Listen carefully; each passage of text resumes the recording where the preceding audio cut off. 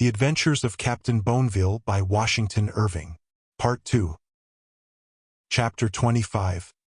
Having forded Wind River a little above its mouth, Captain Bonneville and his 3 companions proceeded across a gravelly plain, until they fell upon the Popo Agi, up the left bank of which they held their course, nearly in a southerly direction. Here they came upon numerous droves of buffalo, and halted for the purpose of procuring a supply of beef. As the hunters were stealing cautiously to get within shot of the game, 2 small white bears suddenly presented themselves in their path, and, rising upon their hind legs, contemplated them for some time with a whimsically solemn gaze. The hunters remained motionless, whereupon the bears, having apparently satisfied their curiosity, lowered themselves upon all fours and began to withdraw. The hunters now advanced, upon which the bears turned, rose again upon their haunches, and repeated their serious-comic examination. This was repeated several times, until the hunters, piqued at their unmannerly staring, rebuked it with a discharge of their rifles. The bears made an awkward bound or two, as if wounded, and then walked off with great gravity, seeming to commune together, and every now and then turning to take another look at the hunters. It was well for the latter that the bears were but half-grown, and had not yet acquired the ferocity of their kind.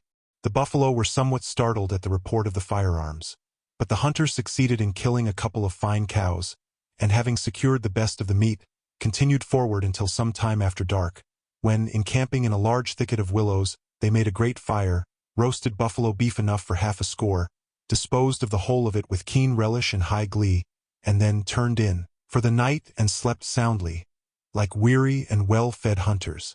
At daylight they were in the saddle again, and skirted along the river, passing through fresh grassy meadows, and a succession of beautiful groves of willows and cottonwood. Toward evening, Captain Bonneville observed a smoke at a distance rising from among hills, directly in the route he was pursuing. Apprehensive of some hostile band, he concealed the horses in a thicket, and, accompanied by one of his men, crawled cautiously up a height, from which he could overlook the scene of danger. Here, with a spyglass, he reconnoitered the surrounding country, but not a lodge nor fire, not a man, horse, nor dog was to be discovered. In short, the smoke which had caused such alarm proved to be the vapor from several warm, or rather hot springs of considerable magnitude, pouring forth streams in every direction over a bottom of white clay. One of the springs was about 25 yards in diameter, and so deep that the water was of a bright green color. They were now advancing diagonally upon the chain of Wind River Mountains, which lay between them and Green River Valley. To coast round their southern points would be a wide circuit, whereas, could they force their way through them, they might proceed in a straight line. The mountains were lofty, with snowy peaks and cragged sides. It was hoped, however, that some practicable defile might be found. They attempted, accordingly, to penetrate the mountains by following up one of the branches of the Popo Agi, but soon found themselves in the midst of stupendous crags and precipices that barred all progress. Retracing their steps, and falling back upon the river, they consulted where to make another attempt.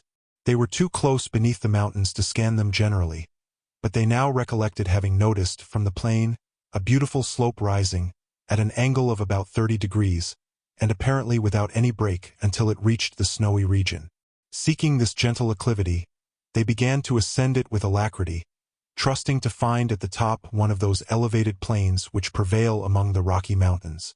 The slope was covered with coarse gravel, interspersed with plates of freestone. They attained the summit with some toil, but found, instead of a level or rather undulating plain, that they were on the brink of a deep and precipitous ravine, from the bottom of which rose a second slope, similar to the one they had just ascended. Down into this profound ravine they made their way by a rugged path, or rather fissure of the rocks, and then labored up the second slope. They gained the summit only to find themselves on another ravine, and now perceived that this vast mountain, which had presented such a sloping and even side to the distant beholder on the plain, was shagged by frightful precipices, and seamed with longitudinal chasms, deep and dangerous. In one of these wild dells they passed the night, and slept soundly and sweetly after their fatigues. 2 days more of arduous climbing and scrambling only served to admit them into the heart of this mountainous and awful solitude, where difficulties increased as they proceeded. Sometimes they scrambled from rock to rock, up the bed of some mountain stream, dashing its bright way down to the plains. Sometimes they availed themselves of the paths made by the deer and the mountain sheep, which, however, often took them to the brinks of fearful precipices, or led to rugged defile impassable for their horses.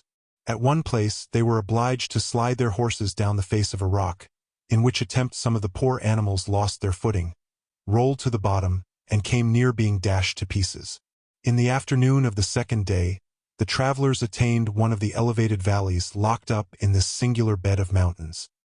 Here were two bright and beautiful little lakes, set like mirrors in the midst of stern and rocky heights, and surrounded by grassy meadows, inexpressibly refreshing to the eye. These probably were among the sources of those mighty streams which take their rise among these mountains, and wander hundreds of miles through the plains. In the green pastures bordering upon these lakes, the travelers halted to repose, and to give their weary horses time to crop the sweet and tender herbage. They had now ascended to a great height above the level of the plains, yet they beheld huge crags of granite piled one upon another, and beetling like battlements far above them. While two of the men remained in the camp with the horses, Captain Bonneville, accompanied by the other men, set out to climb a neighboring height, hoping to gain a commanding prospect, and discern some practicable route through this stupendous labyrinth. After much toil, he reached the summit of a lofty cliff, but it was only to behold gigantic peaks rising all around, and towering far into the snowy regions of the atmosphere. Selecting one which appeared to be the highest, he crossed a narrow intervening valley, and began to scale it. He soon found that he had undertaken a tremendous task, but the pride of man is never more obstinate than when climbing mountains. The ascent was so steep and rugged that he and his companion were frequently obliged to clamber on hands and knees, with their guns slung upon their backs. Frequently, exhausted with fatigue, and dripping with perspiration, they threw themselves upon the snow, and took handfuls of it to allay their parching thirst. At one place, they even stripped off their coats and hung them upon the bushes, and thus lightly clad, proceeded to scramble over these eternal snows. As they ascended still higher, there were cool breezes that refreshed and braced them, and springing with new ardor to their task, they at length attained the summit. Here a scene burst upon the view of Captain Bonneville, that for a time astonished and overwhelmed him with its immensity. He stood, in fact, upon that dividing ridge which Indians regard as the crest of the world, and on each side of which the landscape may be said to decline to the two cardinal oceans of the globe. Whichever way he turned his eye, it was confounded by the vastness and variety of objects. Beneath him, the Rocky Mountains seemed to open all their secret recesses. Deep, solemn valleys, treasured lakes, dreary passes, rugged defile and foaming torrents, while beyond their savage precincts, the eye was lost in an almost immeasurable landscape, stretching on every side into dim and hazy distance, like the expanse of a summer's sea. Whichever way he looked, he beheld vast plains glimmering with reflected sunshine, mighty streams wandering on their shining course toward either ocean, and snowy mountains, chain beyond chain, and peak beyond peak, till they melted like clouds into the horizon. For a time, the Indian fable seemed realized. He had attained that height from which the Blackfoot warrior, after death, first catches a view of the land of souls, and beholds the happy hunting grounds spread out below him, brightening with the abodes of the free and generous spirits. The captain stood for a long while gazing upon this scene, lost in a crowd of vague and indefinite ideas and sensations. A long-drawn inspiration at length relieved him from this enthrallment of the mind, and he began to analyze the parts of this vast panorama. A simple enumeration of a few of its features may give some idea of its collective grandeur and magnificence. The peak on which the captain had taken his stand commanded the whole Wind River chain, which, in fact, may rather be considered one immense mountain, broken into snowy peaks and lateral spurs, and seamed with narrow valleys.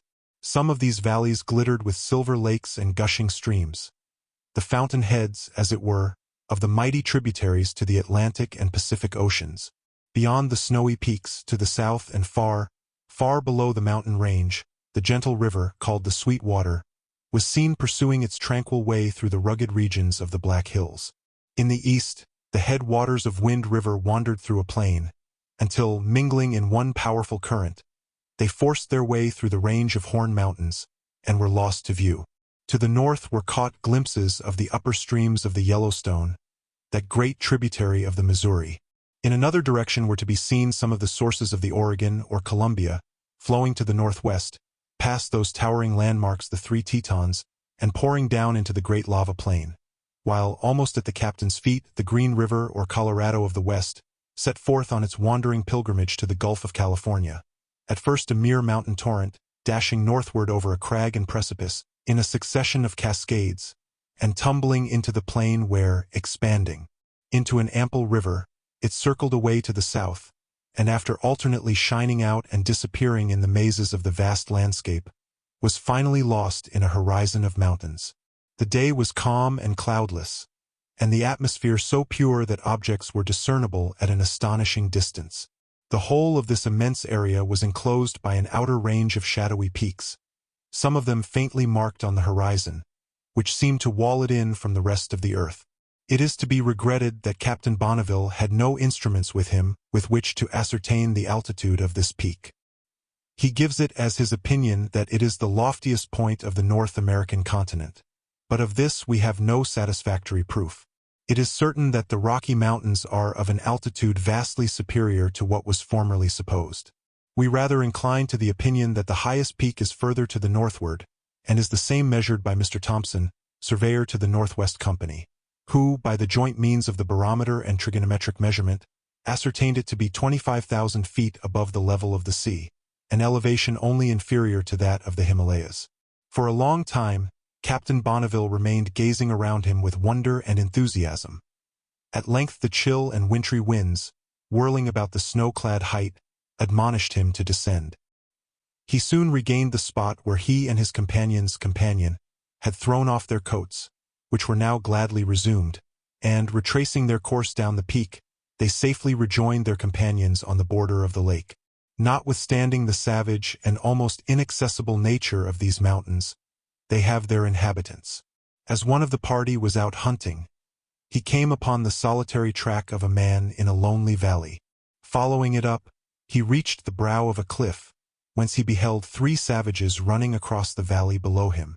He fired his gun to call their attention, hoping to induce them to turn back. They only fled the faster and disappeared among the rocks. The hunter returned and reported what he had seen.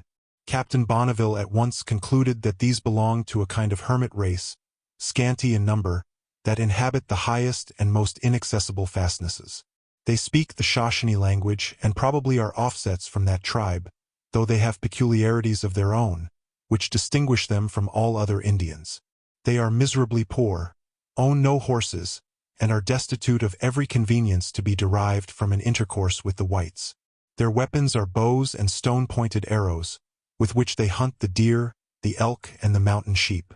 They are to be found scattered about the countries of the Shoshone, Flathead, Crow, and Blackfeet tribes, but their residences are always in lonely places and the clefts of the rocks.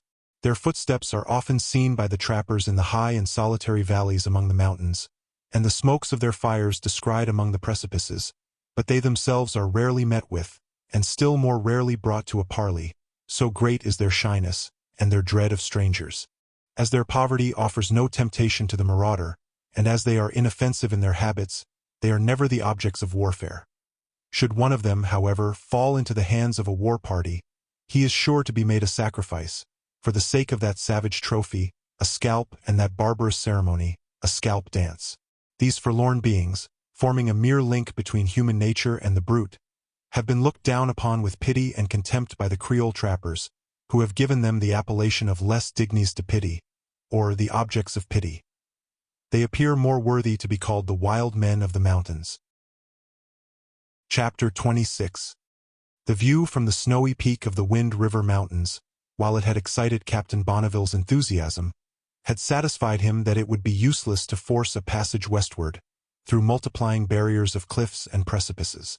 Turning his face eastward, therefore, he endeavored to regain the plains, intending to make the circuit round the southern point of the mountain. To descend, and to extricate himself from the heart of this rock-piled wilderness, was almost as difficult as to penetrate it. Taking his course down the ravine of a tumbling stream, the commencement of some future river, He descended from rock to rock and shelf to shelf, between stupendous cliffs and beetling crags that sprang up to the sky. Often he had to cross and recross the rushing torrent, as it wound foaming and roaring down its broken channel, or was walled by perpendicular precipices, and imminent was the hazard of breaking the legs of the horses in the clefts and fissures of slippery rocks. The whole scenery of this deep ravine was of alpine wildness and sublimity. Sometimes the travelers passed beneath cascades which pitched from such lofty heights that the water fell into the stream like heavy rain. In other places, torrents came tumbling from crag to crag, dashing into foam and spray, and making tremendous din and uproar. On the second day of their descent, the travelers, having got beyond the steepest pitch of the mountains, came to where the deep and rugged ravine began occasionally to expand into small levels or valleys, and the stream to assume for short intervals a more peaceful character. Here, not merely the river itself, but every rivulet flowing into it, was dammed up by communities of industrious beavers, so as to inundate the neighborhood and make continual swamps. During a midday halt in one of these beaver valleys, Captain Bonneville left his companions, and strolled down the course of the stream to reconnoiter. He had not proceeded far when he came to a beaver pond, and caught a glimpse of one of its painstaking inhabitants busily at work upon the dam. The curiosity of the captain was aroused, to behold the mode of operating of this far-famed architect. He moved forward, therefore, with the utmost caution, parting the branches of the water willows without making any noise, until having attained a position commanding a view of the whole pond, he stretched himself flat on the ground and watched the solitary workman. In a little while, 3 others appeared at the head of the dam, bringing sticks and bushes. With these they proceeded directly to the barrier, which Captain Bonneville perceived was in need of repair. Having deposited their loads upon the broken part, they dived into the water and shortly reappeared at the surface. Each now brought a quantity of mud, with which he would plaster the sticks and bushes just deposited. This kind of masonry was continued for some time, repeated supplies of wood and mud being brought, and treated in the same manner.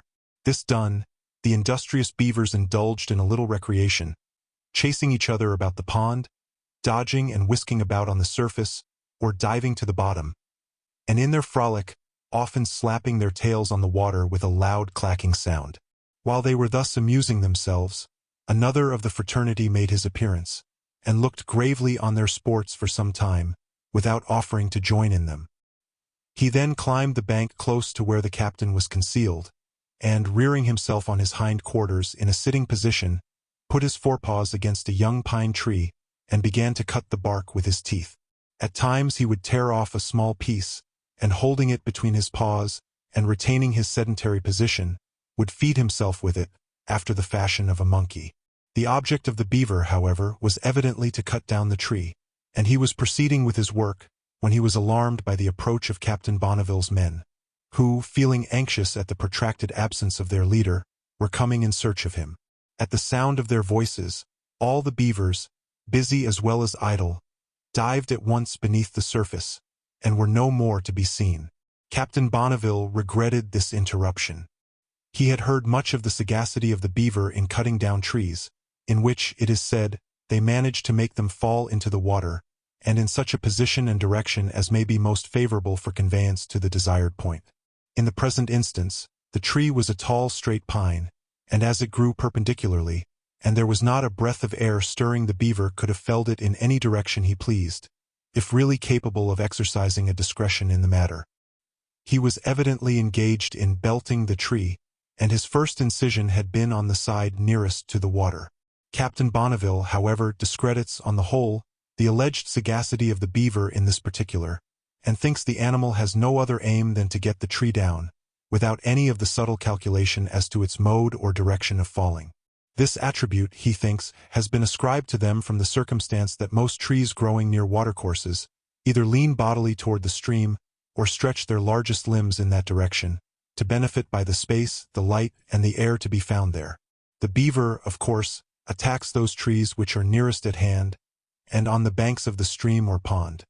He makes incisions round them, or in technical phrase, belts them with his teeth, and when they fall, they naturally take the direction in which their trunks or branches preponderate. I have often, says Captain Bonneville, seen trees measuring 18 inches in diameter, at the places where they had been cut through by the beaver, but they lay in all directions and often very inconveniently for the after purposes of the animal. In fact, so little ingenuity do they at times display in this particular, that at one of our camps on Snake River, a beaver was found with his head wedged into the cut which he had made, the tree having fallen upon him and held him prisoner until he died. Great choice, according to the captain, is certainly displayed by the beaver in selecting the wood which is to furnish bark for winter provision. The whole beaver household, old and young, set out upon this business, and will often make long journeys before they are suited. Sometimes they cut down trees of the largest size and then cull the branches, the bark of which is most to their taste. These they cut into lengths of about 3 feet, convey them to the water, and float them to their lodges, where they are stored away for winter. They are studious of cleanliness and comfort in their lodges, and after their repasts, will carry out the sticks from which they have eaten the bark, and throw them into the current beyond the barrier. They are jealous, too, of their territories, and extremely pugnacious, never permitting a strange beaver to enter their premises, and often fighting with such virulence as almost to tear each other to pieces. In the spring, which is the breeding season, the male leaves the female at home, and sets off on a tour of pleasure, rambling often to a great distance, recreating himself in every clear and quiet expanse of water on his way, and climbing the banks occasionally to feast upon the tender sprouts of the young willows. As summer advances, he gives up his bachelor rambles, and bethinking himself of housekeeping duties, returns home to his mate and his new progeny, and marshals them all for the foraging expedition in quest of winter provisions. After having shown the public spirit of this praiseworthy little animal as a member of a community, and his amiable and exemplary conduct as the father of a family, we grieve to record the perils with which he is environed, and the snares set for him and his painstaking household. Practice, says Captain Bonneville, has given such a quickness of eye to the experienced trapper in all that relates to his pursuit, that he can detect the slightest sign of beaver, however wild, and although the lodge may be concealed by close thickets and overhanging willows, he can generally, at a single glance, make an accurate guess at the number of its inmates.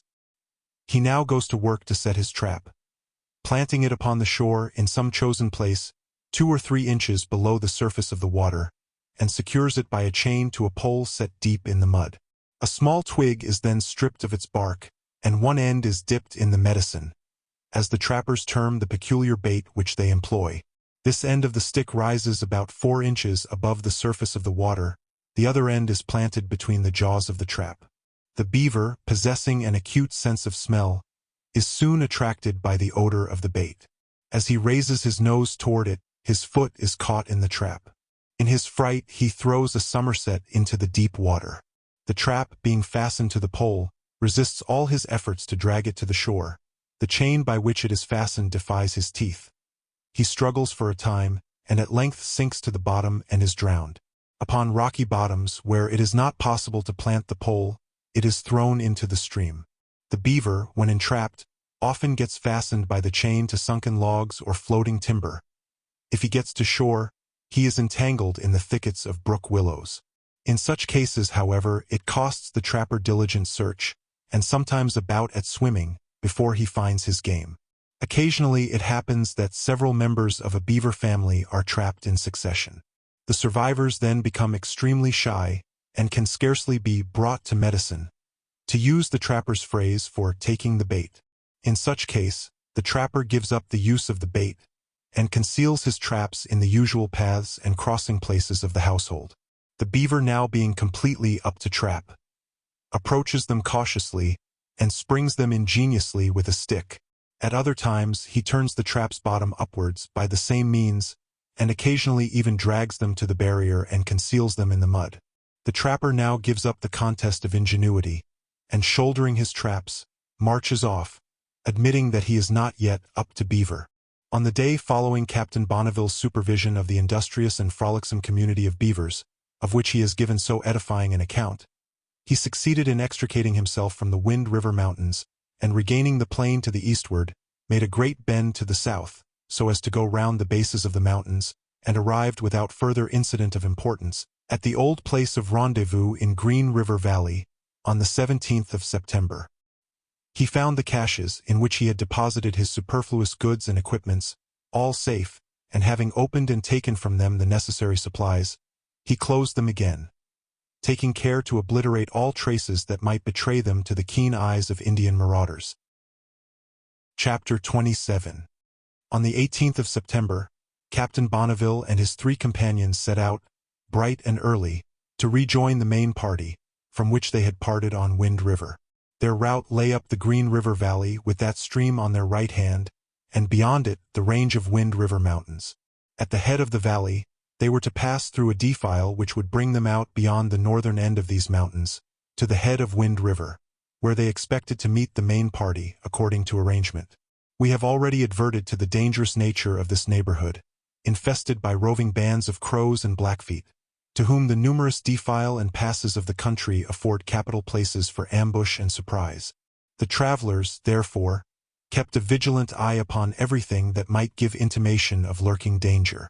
About 2 hours after midday, as they reached the summit of a hill, they discovered buffalo on the plain below, running in every direction. One of the men, too, fancied he heard the report of a gun. It was concluded, therefore, that there was some party of Indians below hunting the buffalo. The horses were immediately concealed in a narrow ravine, and the captain, mounting an eminence, but concealing himself from view, reconnoitered the whole neighborhood with a telescope. Not an Indian was to be seen. So, after halting about an hour, he resumed his journey. Convinced, however, that he was in a dangerous neighborhood, he advanced with the utmost caution, winding his way through hollows and ravines, and avoiding, as much as possible, any open tract or rising ground that might betray his little party to the watchful eye of an Indian scout. Arriving, at length, at the edge of the open meadowland bordering on the river, he again observed the buffalo, as far as he could see, scampering in great alarm. Once more concealing the horses, he and his companions remained for a long time watching the various groups of the animals, as each caught the panic and started off. But they sought in vain to discover the cause. They were now about to enter the mountain defile at the head of Green River Valley, where they might be waylaid and attacked. They, therefore, arranged the packs on their horses, in the manner most secure and convenient for sudden flight, should such be necessary. This done, they again set forward, keeping the most anxious lookout in every direction. It was now drawing toward evening, but they could not think of encamping for the night, in a place so full of danger. Captain Bonneville, therefore, determined to halt about sunset, kindle a fire as if for encampment, cook and eat supper. But, as soon as it was sufficiently dark, to make a rapid move for the summit of the mountain, and seek some secluded spot for their night's lodgings. Accordingly, as the sun went down, the little party came to a halt, made a large fire, spitted their buffalo meat on wooden sticks, and, when sufficiently roasted, planted the savory viands before them, cutting off huge slices with their hunting knives, and supping with a hunter's appetite. The light of their fire would not fail, as they knew, to attract the attention of any Indian horde in the neighborhood, but they trusted to be off and away before any prowlers could reach the place. While they were supping thus hastily, however, one of their party suddenly started up and shouted, "Indians!" All were instantly on their feet, with their rifles in their hands, but could see no enemy. The man, however, declared that he had seen an Indian advancing, cautiously, along the trail which they had made in coming to the encampment, who, the moment he was perceived, had thrown himself on the ground and disappeared. He urged Captain Bonneville instantly to decamp. The captain, however, took the matter more coolly. The single fact that the Indian had endeavored to hide himself convinced him that he was not one of a party on the advance to make an attack. He was probably some scout who had followed up their trail until he came in sight of their fire. He would, in such case, return and report what he had seen to his companions. These, supposing the white men had encamped for the night, would keep aloof until very late, when all should be asleep. They would, then, according to Indian tactics, make their stealthy approaches, and place themselves in ambush around, preparatory to their attack, at the usual hour of daylight. Such was Captain Bonneville's conclusion, in consequence of which, he counseled his men to keep perfectly quiet, and act as if free from all alarm, until the proper time arrived for a move. They, accordingly, continued their repast with pretended appetite and jollity, and then trimmed and replenished their fire, as if for a bivouac. As soon, however, as the night had completely set in, They left their fire blazing, walked quietly among the willows, and then leaping into their saddles, made off as noiselessly as possible. In proportion as they left the point of danger behind them, they relaxed in their rigid and anxious taciturnity, and began to joke at the expense of their enemy, whom they pictured to themselves mousing in the neighborhood of their deserted fire, waiting for the proper time of attack, and preparing for a grand disappointment. About midnight, feeling satisfied that they had gained a secure distance, they posted one of their number to keep watch, in case the enemy should follow on their trail, and then, turning abruptly into a dense and matted thicket of willows, halted for the night at the foot of the mountain, instead of making for the summit as they had originally intended. A trapper in the wilderness, like a sailor on the ocean, snatches morsels of enjoyment in the midst of trouble, and sleeps soundly when surrounded by danger. The little party now made their arrangements for sleep with perfect calmness. They did not venture to make a fire and cook, it is true, though generally done by hunters whenever they come to a halt and have provisions. They comforted themselves, however, by smoking a tranquil pipe, and then calling in the watch and turning loose the horses, stretched themselves on their pallets, agreed that whoever should first awake should rouse the rest, and in a little while were all as sound asleep as though in the midst of a fortress. A little before day, they were all on the alert. It was the hour for Indian maraud. A sentinel was immediately detached, to post himself at a little distance on their trail, and give the alarm, should he see or hear an enemy. With the first blink of dawn, the rest sought the horses, brought them to the camp and tied them up until an hour after sunrise, when, the sentinel having reported that all was well, they sprang once more into their saddles, and pursued the most covert and secret paths up the mountain, avoiding the direct route. At noon, they halted and made a hasty repast, and then bent their course so as to regain the route from which they had diverged. They were now made sensible of the danger from which they had just escaped. There were tracks of Indians who had evidently been in pursuit of them, but had recently returned, baffled in their search. Trusting that they had now got a fair start, and could not be overtaken before night, even in case the Indians should renew the chase, they pushed briskly forward, and did not encamp until late, when they cautiously concealed themselves in a secure nook of the mountains. Without any further alarm, they made their way to the head waters of Wind River, and reached the neighborhood in which they had appointed the rendezvous with their companions. It was within the precincts of the Crow country, the Wind River Valley being one of the favorite haunts of that restless tribe. After much searching, Captain Bonneville came upon a trail which had evidently been made by his main party. It was so old, however, that he feared his people might have left the neighborhood, driven off perhaps by some of those war parties which were on the prowl. He continued his search with great anxiety and no little fatigue, for his horses were jaded and almost crippled by their forced marches and scramblings through rocky defile. On the following day, about noon, Captain Bonneville came upon a deserted camp of his people, from which they had, evidently, turned back, but he could find no signs to indicate why they had done so, whether they had met with misfortune or molestation, or in what direction they had gone. He was now, more than ever, perplexed.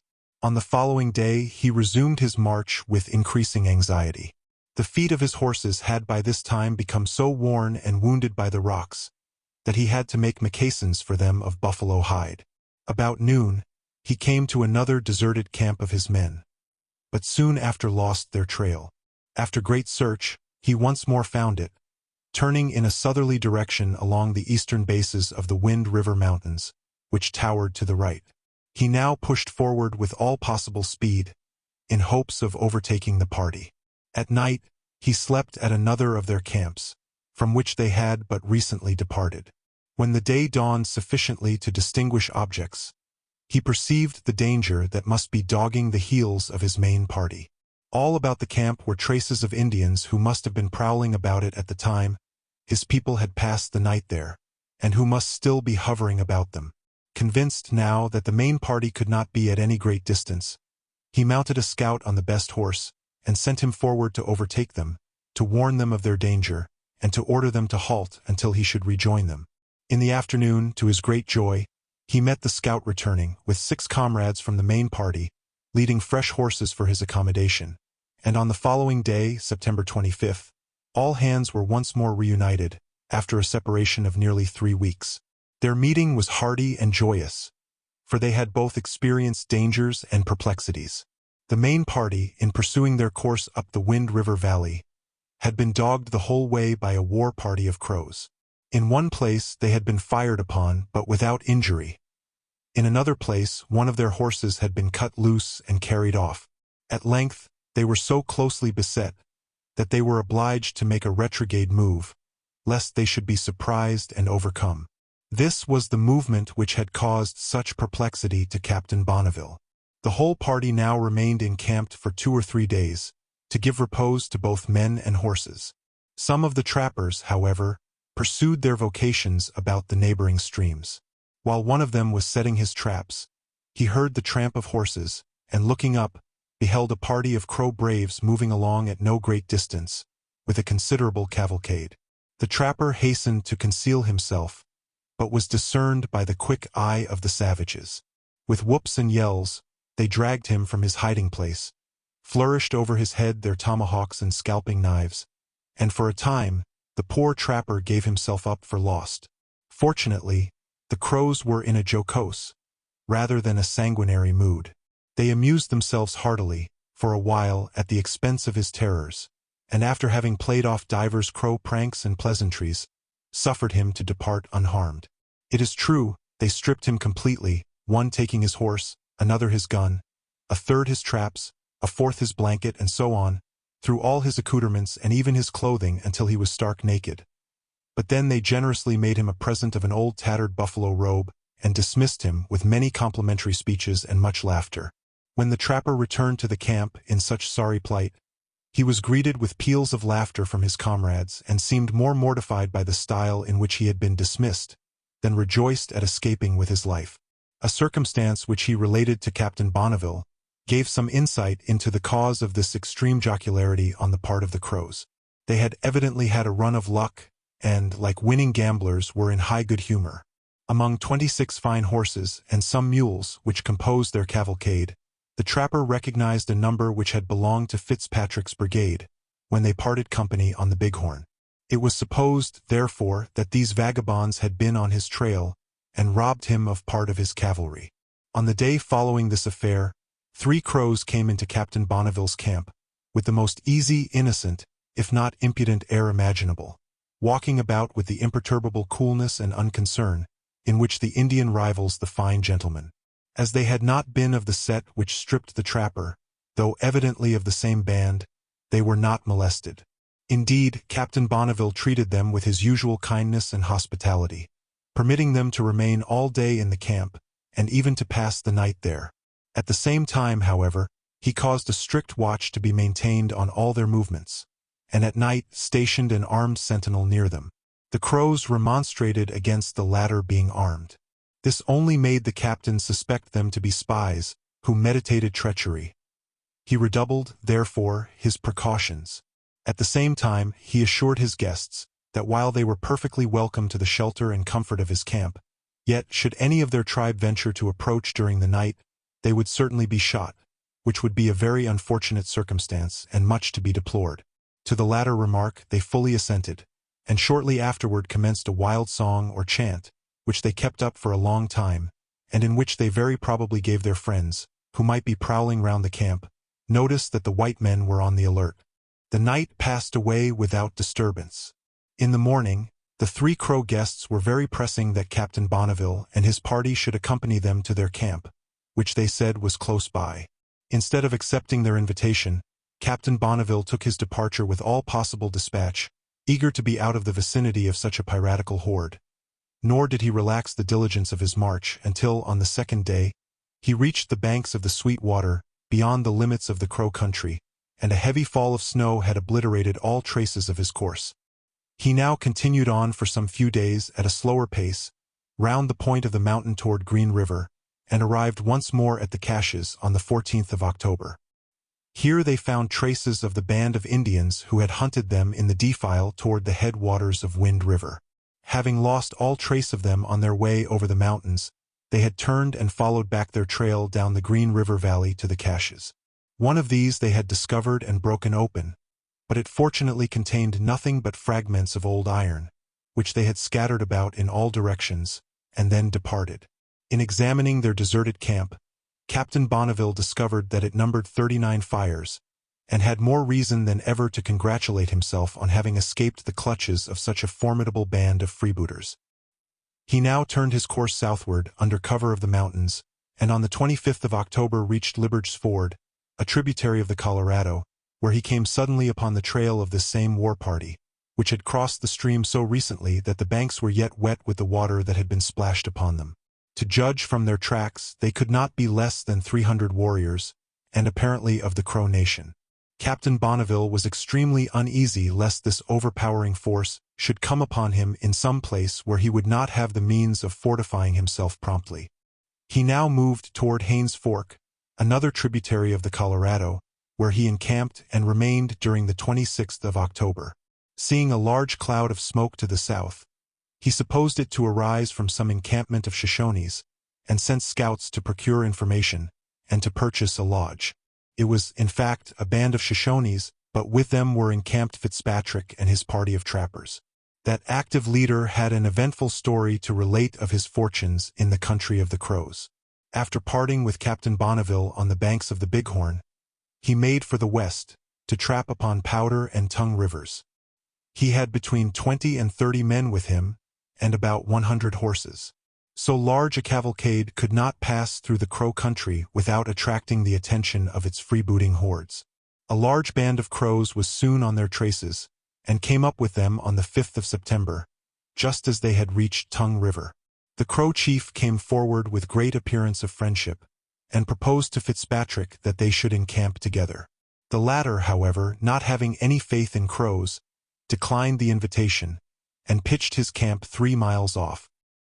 He then rode over with 2 or 3 men, to visit the Crow chief, by whom he was received with great apparent cordiality.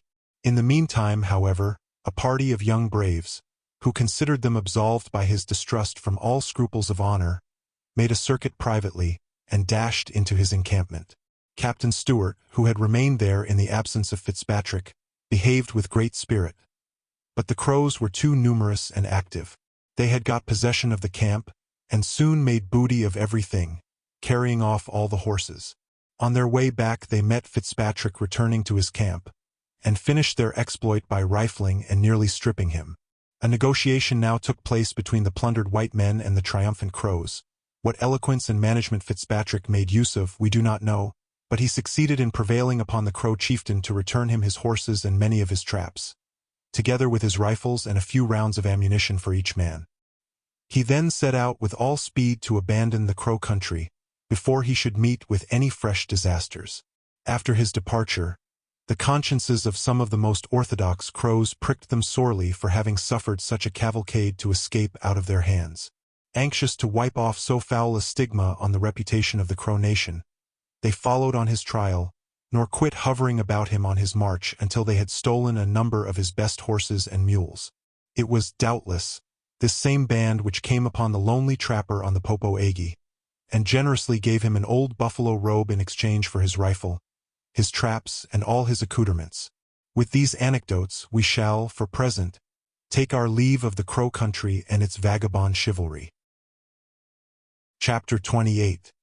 Crossing an elevated ridge, Captain Bonneville now came upon Bear River, which, from its source to its entrance into the Great Salt Lake, describes the figure of a horseshoe.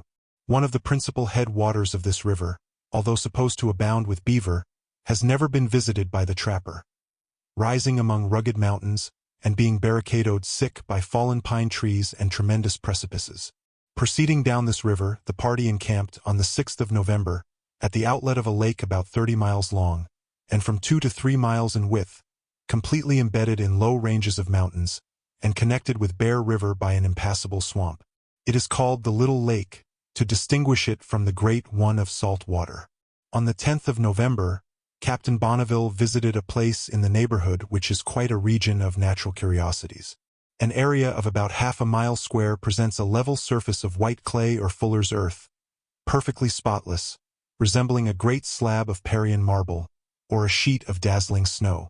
The effect is strikingly beautiful at all times. In summer, when it is surrounded with verdure, or in autumn, when it contrasts its bright, immaculate surface with the withered herbage. Seen from a distant eminence, It then shines like a mirror, set in the brown landscape.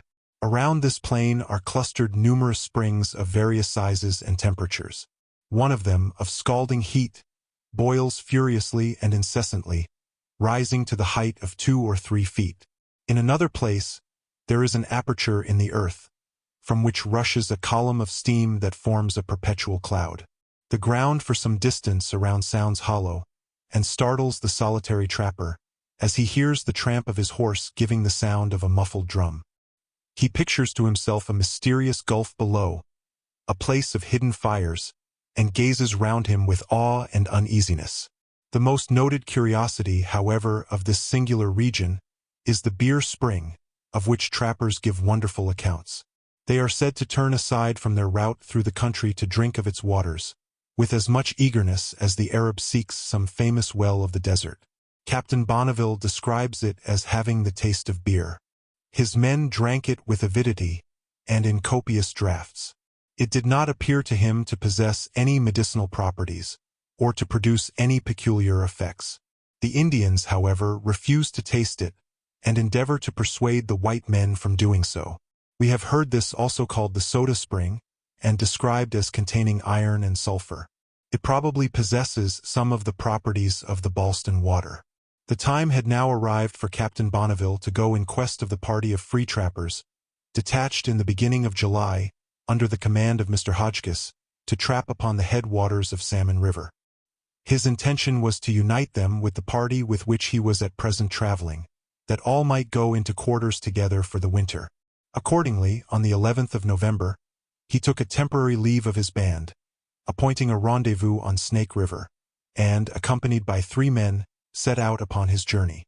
His route lay across the plain of the Portneuf, a tributary stream of Snake River, called after an unfortunate Canadian trapper murdered by the Indians.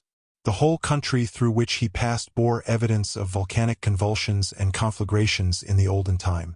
Great masses of lava lay scattered about in every direction. The crags and cliffs had apparently been under the action of fire. The rocks in some places seemed to have been in a state of fusion. The plain was rent and split with deep chasms and gullies, some of which were partly filled with lava. They had not proceeded far, however, before they saw a party of horsemen, galloping full tilt toward them. They instantly turned, and made full speed for the covert of a woody stream, to fortify themselves among the trees. The Indians came to a halt, and one of them came forward alone.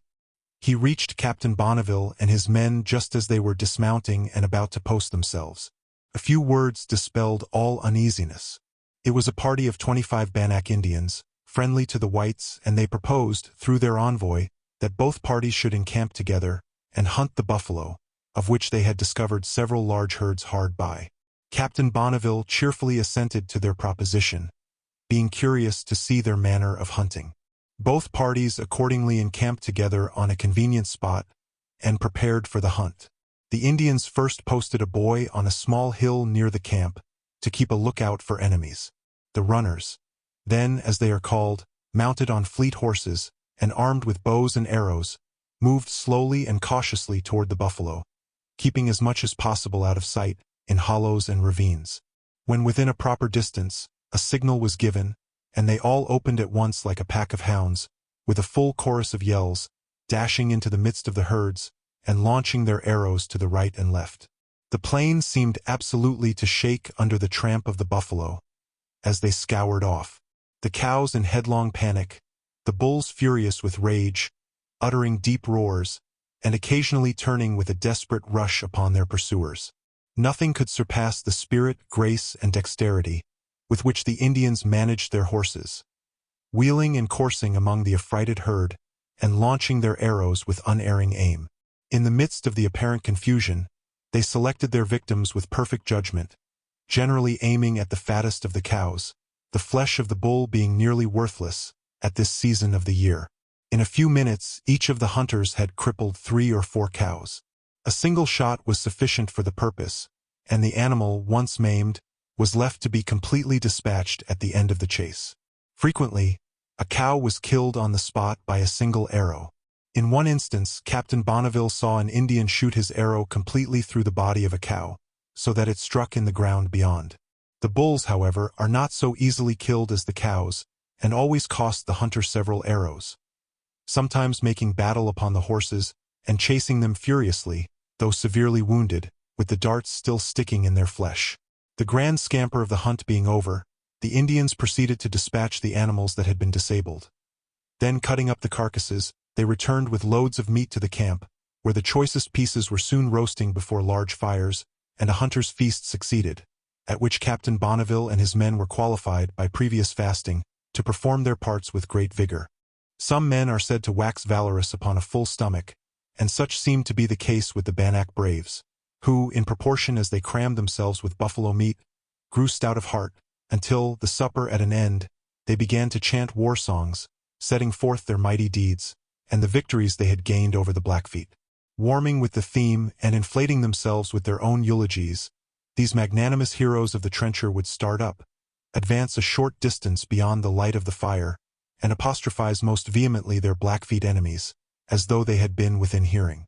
Ruffling and swelling and snorting, and slapping their breasts, and brandishing their arms, they would vociferate all their exploits, reminding the Blackfeet how they had drenched their towns in tears and blood, enumerate the blows they had inflicted, the warriors they had slain, the scalps they had brought off in triumph.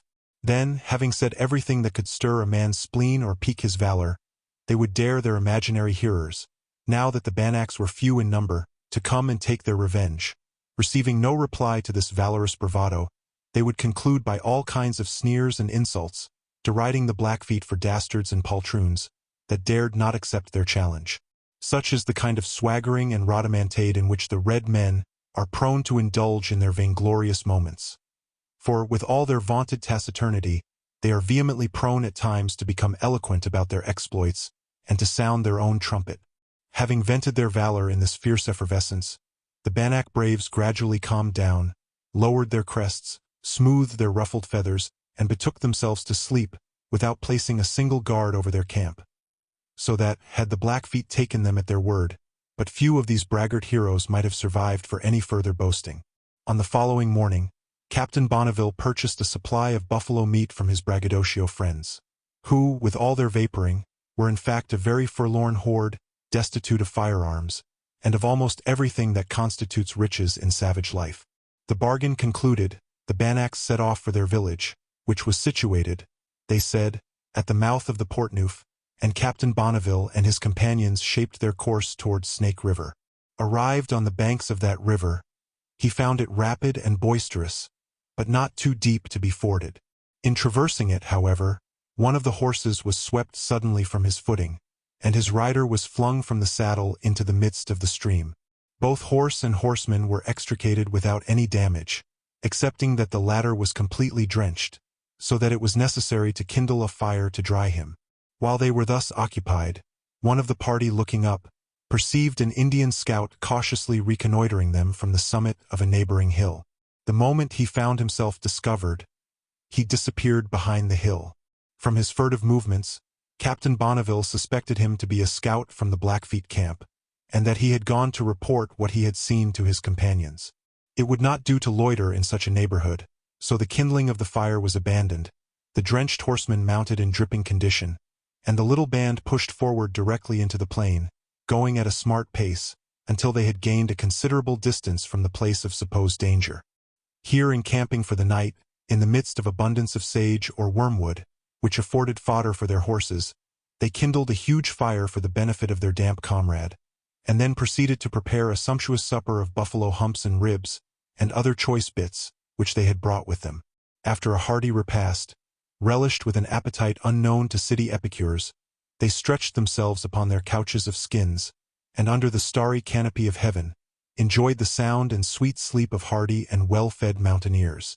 They continued on their journey for several days without any incident worthy of notice, and on the 19th of November, came upon traces of the party of which they were in search, such as burned patches of prairie and deserted camping grounds. All these were carefully examined, to discover by their freshness or antiquity the probable time that the trappers had left them. At length, after much wandering and investigating, they came upon the regular trail of the hunting party, which led into the mountains, and following it up briskly, came about 2 o'clock in the afternoon of the 20th, upon the encampment of Hotchkiss and his band of free trappers, in the bosom of a mountain valley. It will be recollected that these free trappers, who were masters of themselves and their movements, had refused to accompany Captain Bonneville back to Green River in the preceding month of July, preferring to trap about the upper waters of the Salmon River, where they expected to find plenty of beaver and a less dangerous neighborhood. Their hunt had not been very successful. They had penetrated the great range of mountains among which some of the upper branches of Salmon River take their rise, but had become so entangled among immense and almost impassable barricades of fallen pines, and so impeded by tremendous precipices, that a great part of their season had been wasted among these mountains. At one time they had made their way through them and reached the Boise River, but meeting with a band of Bannack Indians, from whom they apprehended hostilities, they had again taken shelter among the mountains, where they were found by Captain Bonneville. In the neighborhood of their encampment, the captain had the good fortune to meet with a family of those wanderers of the mountains, emphatically called les dignes de pity, or poor devil Indians. These, however, appear to have forfeited the title, for they had with them a fine lot of skins of beaver, elk, deer, and mountain sheep. These, Captain Bonneville purchased from them at a fair valuation, and sent them off astonished at their own wealth, and no doubt objects of envy to all their pitiful tribe. Being now reinforced by Hotchkiss and his band of free trappers, Captain Bonneville put himself at the head of the united parties, and set out to rejoin those he had recently left at the Beer Spring, that they might all go into winter quarters on Snake River. On his route, he encountered many heavy falls of snow, which melted almost immediately, so as not to impede his march, and on the 4th of December, he found his other party, encamped at the very place where he had partaken in the buffalo hunt with the Bannacks. That braggart horde was encamped but about 3 miles off, and were just then in high glee and festivity, and more swaggering than ever, celebrating a prodigious victory. It appeared that a party of their braves being out on a hunting excursion, discovered a band of Blackfeet moving, as they thought, to surprise their hunting camp. The Bannacks immediately posted themselves on each side of a dark ravine, through which the enemy must pass, and, just as they were entangled in the midst of it, attacked them with great fury. The Blackfeet, struck with sudden panic, threw off their buffalo robes and fled, leaving one of their warriors dead on the spot. The victors eagerly gathered up the spoils, but their greatest prize was the scalp of the Blackfoot brave. This they bore off in triumph to their village, where it had ever since been an object of the greatest exultation and rejoicing. It had been elevated upon a pole in the center of the village, where the warriors had celebrated the scalp dance round it, with war feasts, war songs, and warlike harangues. It had then been given up to the women and boys, who had paraded it up and down the village with shouts and chants and antic dances, occasionally saluting it with all kinds of taunts, invectives, and revilings. The Blackfeet, in this affair, do not appear to have acted up to the character which has rendered them objects of such terror. Indeed, their conduct in war, to the inexperienced observer, is full of inconsistencies. At one time they are headlong in courage and heedless of danger. At another time cautious almost to cowardice. To understand these apparent incongruities, one must know their principles of warfare. A war party, however triumphant, if they lose a warrior in the fight, bring back a cause of mourning to their people, which casts a shade over the glory of their achievement. Hence, the Indian is often less fierce and reckless in general battle than he is in a private brawl, and the chiefs are checked in their boldest undertakings by the fear of sacrificing their warriors. This peculiarity is not confined to the Blackfeet. Among the Osages, says Captain Bonneville, when a warrior falls in battle, his comrades, though they may have fought with consummate valor and won a glorious victory, will leave their arms upon the field of battle, and returning home with dejected countenances, will halt without the encampment, and wait until the relatives of the slain come forth and invite them to mingle again with their people. Chapter 29. In establishing his winter camp near the Portneuf, Captain Bonneville had drawn off to some little distance from his Bannack friends, to avoid all annoyance from their intimacy or intrusions. In so doing, however, he had been obliged to take up his quarters on the extreme edge of the flat land, where he was encompassed with ice and snow, and had nothing better for his horses to subsist on than wormwood. The Bannacks, on the contrary, were encamped among fine springs of water, where there was grass in abundance. Some of these springs gush out of the earth in sufficient quantity to turn a mill, and furnish beautiful streams, clear as crystal, and full of trout of a large size, which may be seen darting about the transparent water. Winter now set in regularly. The snow had fallen frequently, and in large quantities, and covered the ground to a depth of a foot, and the continued coldness of the weather prevented any thaw. By degrees, a distrust which at first subsisted between the Indians and the trappers subsided, and gave way to mutual confidence and goodwill. A few presents convinced the chiefs that the white men were their friends. Nor were the white men wanting in proofs of the honesty and good faith of their savage neighbors. Occasionally, the deep snow and the want of fodder obliged them to turn their weakest horses out to roam in quest of sustenance. If they at any time strayed to the camp of the Bannacks, they were immediately brought back. It must be confessed, however, that if the stray horse happened, by any chance, to be in vigorous plight and good condition, though he was equally sure to be returned by the honest Bannacks, yet it was always after the lapse of several days, and in a very gaunt and jaded state, and always with the remark that they had found him a long way off. The uncharitable were apt to surmise that he had, in the interim, been well used up in a buffalo hunt. But those accustomed to Indian morality in the matter of horseflesh considered it a singular evidence of honesty that he should be brought back at all. Being convinced, therefore, from these and other circumstances, that his people were encamped in the neighborhood of a tribe as honest as they were valiant, and satisfied that they would pass their winter unmolested, Captain Bonneville prepared for a reconnoitering expedition of great extent and peril. This was, to penetrate to the Hudson's Bay establishments on the banks of the Columbia, and to make himself acquainted with the country and the Indian tribes, it being one part of his scheme to establish a trading post somewhere on the lower part of the river, so as to participate in the trade lost to the United States by the capture of Astoria. This expedition would, of course, take him through the Snake River country, and across the Blue Mountains, the scenes of so much hardship and disaster to Hunt and Crooks, and their Astorian bands who first explored it, and he would have to pass through it in the same frightful season, the depth of winter. The idea of risk and hardship, however, only served to stimulate the adventurous spirit of the captain. He chose 3 companions for his journey, put up a small stock of necessaries in the most portable form, and selected 5 horses and mules for themselves and their baggage. He proposed to rejoin his band in the early part of March, at the winter encampment near the Portneuf. All these arrangements being completed, he mounted his horse on Christmas morning, and set off with his 3 comrades. They halted a little beyond the Bannack camp, and made their Christmas dinner, which, if not a very merry, was a very hearty one, after which they resumed their journey. They were obliged to travel slowly, to spare their horses, for the snow had increased in depth to 18 inches, and though somewhat packed and frozen, was not sufficiently so to yield firm footing. Their route lay to the west, down along the left side of Snake River, and they were several days in reaching the first or American Falls. The banks of the river, for a considerable distance, both above and below the falls, have a volcanic character.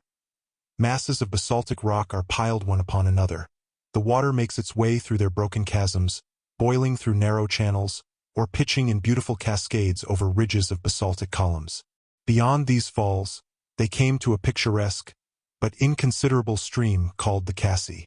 It runs through a level valley, about 4 miles wide, where the soil is good, but the prevalent coldness and dryness of the climate is unfavorable to vegetation. Near to this stream there is a small mountain of mica slate, including garnets. Granite, in small blocks, is likewise seen in this neighborhood, and white sandstone. From this river, the travelers had a prospect of the snowy heights of the Salmon River Mountains to the north, the nearest at least 50 miles distant. In pursuing his course westward, Captain Bonneville generally kept several miles from Snake River, crossing the heads of its tributary streams, though he often found the open country so encumbered by volcanic rocks as to render traveling extremely difficult. Whenever he approached Snake River, he found it running through a broad chasm, with steep, perpendicular sides of basaltic rock. After several days' travel across a level plain, he came to a part of the river which filled him with astonishment and admiration. As far as the eye could reach, the river was walled in by perpendicular cliffs 250 feet high, beetling like dark and gloomy battlements, while blocks and fragments lay in masses at their feet, in the midst of the boiling and whirling current. Just above, the whole stream pitched in one cascade above 40 feet in height, with a thundering sound, casting up a volume of spray that hung in the air like a silver mist. These are called by some the fishing falls, as the salmon are taken here in immense quantities. They cannot get by these falls. After encamping at this place all night, Captain Bonneville, at sunrise, descended with his party through a narrow ravine, or rather crevice, in the vast wall of basaltic rock which bordered the river, this being the only mode for many miles of getting to the margin of the stream. The snow lay in a thin crust along the banks of the river, so that their traveling was much more easy than it had been hitherto. There were foot tracks, also, made by the natives, which greatly facilitated their progress. Occasionally, they met the inhabitants of this wild region, a timid race, and but scantily provided with the necessaries of life. Their dress consisted of a mantle about 4 feet square, formed of strips of rabbit skin sewed together. This they hung over their shoulders, in the ordinary Indian mode of wearing the blanket. Their weapons were bows and arrows, the latter tipped with obsidian, which abounds in the neighborhood. Their huts were shaped like haystacks, and constructed of branches of willow covered with long grass, so as to be warm and comfortable. Occasionally, they were surrounded by small enclosures of wormwood, about 3 feet high, which gave them a cottage-like appearance. 3 or 4 of these tenements were occasionally grouped together in some wild and striking situation, and had a picturesque effect. Sometimes they were in sufficient number to form a small hamlet. From these people, Captain Bonneville's party frequently purchased salmon, dried in an admirable manner, as were likewise the roes. This seemed to be their prime article of food, but they were extremely anxious to get buffalo meat in exchange. The high walls and rocks, within which the travelers had been so long enclosed, now occasionally presented openings, through which they were enabled to ascend to the plain, and to cut off considerable bends of the river. Throughout the whole extent of this vast and singular chasm, the scenery of the river is said to be of the most wild and romantic character. The rocks present every variety of masses and grouping. Numerous small streams come rushing and boiling through narrow clefts and ravines. One of a considerable size issued from the face of a precipice, within 25 feet of its summit, and after running in nearly a horizontal line for about 100 feet, fell, by numerous small cascades, to the rocky bank of the river. In its career through this vast and singular defile, Snake River is upward of 300 yards wide, and as clear as spring water. Sometimes it steals along with a tranquil and noiseless course. At other times, for miles and miles, it dashes on in 1,000 rapids, wild and beautiful to the eye, and lulling the ear with the soft tumult of plashing waters. Many of the tributary streams of Snake River rival it in the wildness and picturesqueness of their scenery. That called the Bruneau is particularly cited. It runs through a tremendous chasm, rather than a valley, extending upwards of 150 miles. You come upon it on a sudden in traversing a level plain. It seems as if you could throw a stone across from cliff to cliff.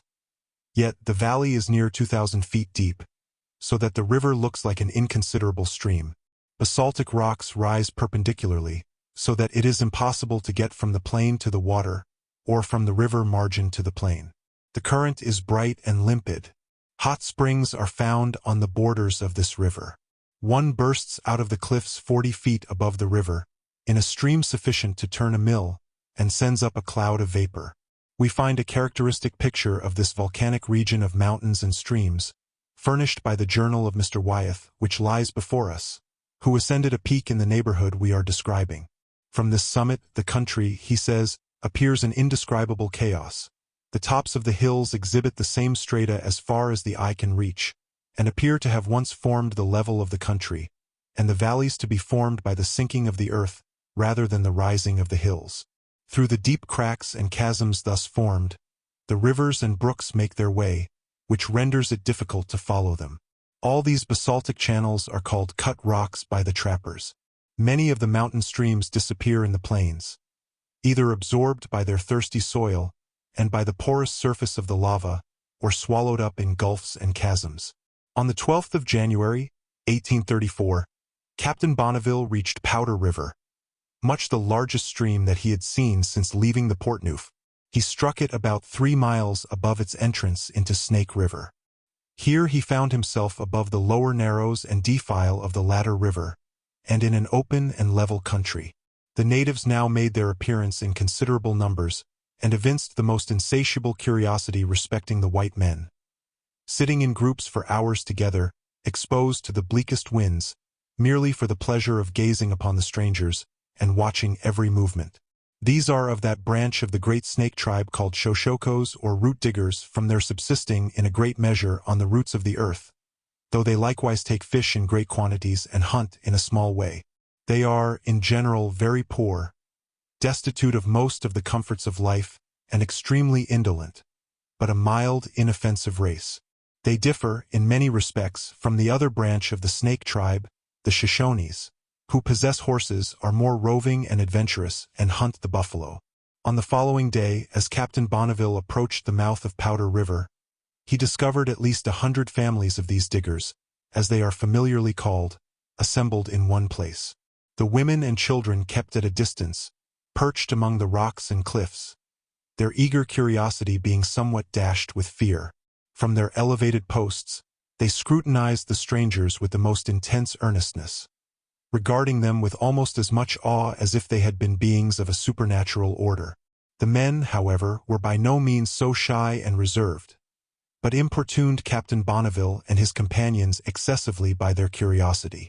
Nothing escaped their notice, and anything they could lay their hands on underwent the most minute examination. To get rid of such inquisitive neighbors, the travelers kept on for a considerable distance before they encamped for the night. The country hereabout was generally level and sandy, producing very little grass, but a considerable quantity of sage or wormwood. The plains were diversified by isolated hills, all cut off, as it were, about the same height so as to have tabular summits. In this they resembled the isolated hills of the Great Prairies, east of the Rocky Mountains, especially those found on the plains of the Arkansas. The high precipices which had hitherto walled in the channel of Snake River had now disappeared, and the banks were of the ordinary height. It should be observed that the great valleys or plains, through which the Snake River wound its course, were generally of great breadth, extending on each side from 30 to 40 miles, where the view was bounded by unbroken ridges of mountains. The travelers found but little snow in the neighborhood of Powder River, though the weather continued intensely cold. They learned a lesson, however, from their forlorn friends, the root diggers, which they subsequently found of great service in their wintry wanderings. They frequently observed them to be furnished with long ropes, twisted from the bark of the wormwood. This they used as a slow match, carrying it always lighted. Whenever they wished to warm themselves, they would gather together a little dry wormwood, apply the match, and in an instant produce a cheering blaze. Captain Bonneville gives a cheerless account of a village of these diggers, which he saw in crossing the plain below Powder River. They live, says he, without any further protection from the inclemency of the season than a sort of breakweather about 3 feet high, composed of sage or wormwood, and erected around them in the shape of a half-moon. Whenever he met with them, however, they had always a large suite of half-starved dogs. For these animals, in savage as well as in civilized life, seemed to be the concomitants of beggary. These dogs, it must be allowed, were of more use than the beggary curs of cities. The Indian children used them in hunting the small game of the neighborhood, such as rabbits and prairie dogs, in which mongrel kind of chase they acquitted themselves with some credit. Sometimes the diggers aspire to nobler game, and succeed in entrapping the antelope, the fleetest animal of the prairies. The process by which this is effected is somewhat singular. When the snow has disappeared, says Captain Bonneville, and the ground becomes soft, the women go into the thickest fields of wormwood, and pulling it up in great quantities, construct with it a hedge about 3 feet high, enclosing about 100 acres. A single opening is left for the admission of the game. This done, the women conceal themselves behind the wormwood, and wait patiently for the coming of the antelopes, which sometimes enter this spacious trap in considerable numbers. As soon as they are in, the women give the signal, and the men hasten to play their part. But one of them enters the pen at a time, and, after chasing the terrified animals round the enclosure, is relieved by one of his companions. In this way the hunters take their turns, relieving each other, and keeping up a continued pursuit by relays, without fatigue to themselves. The poor antelopes, in the end, are so wearied down, that the whole party of men enter and dispatch them with clubs, not one escaping that has entered the enclosure. The most curious circumstance in this chase is, that an animal so fleet and agile as the antelope, and straining for its life, should range round and round this fated enclosure, without attempting to overleap the low barrier which surrounds it. Such, however, is said to be the fact, and such their only mode of hunting the antelope.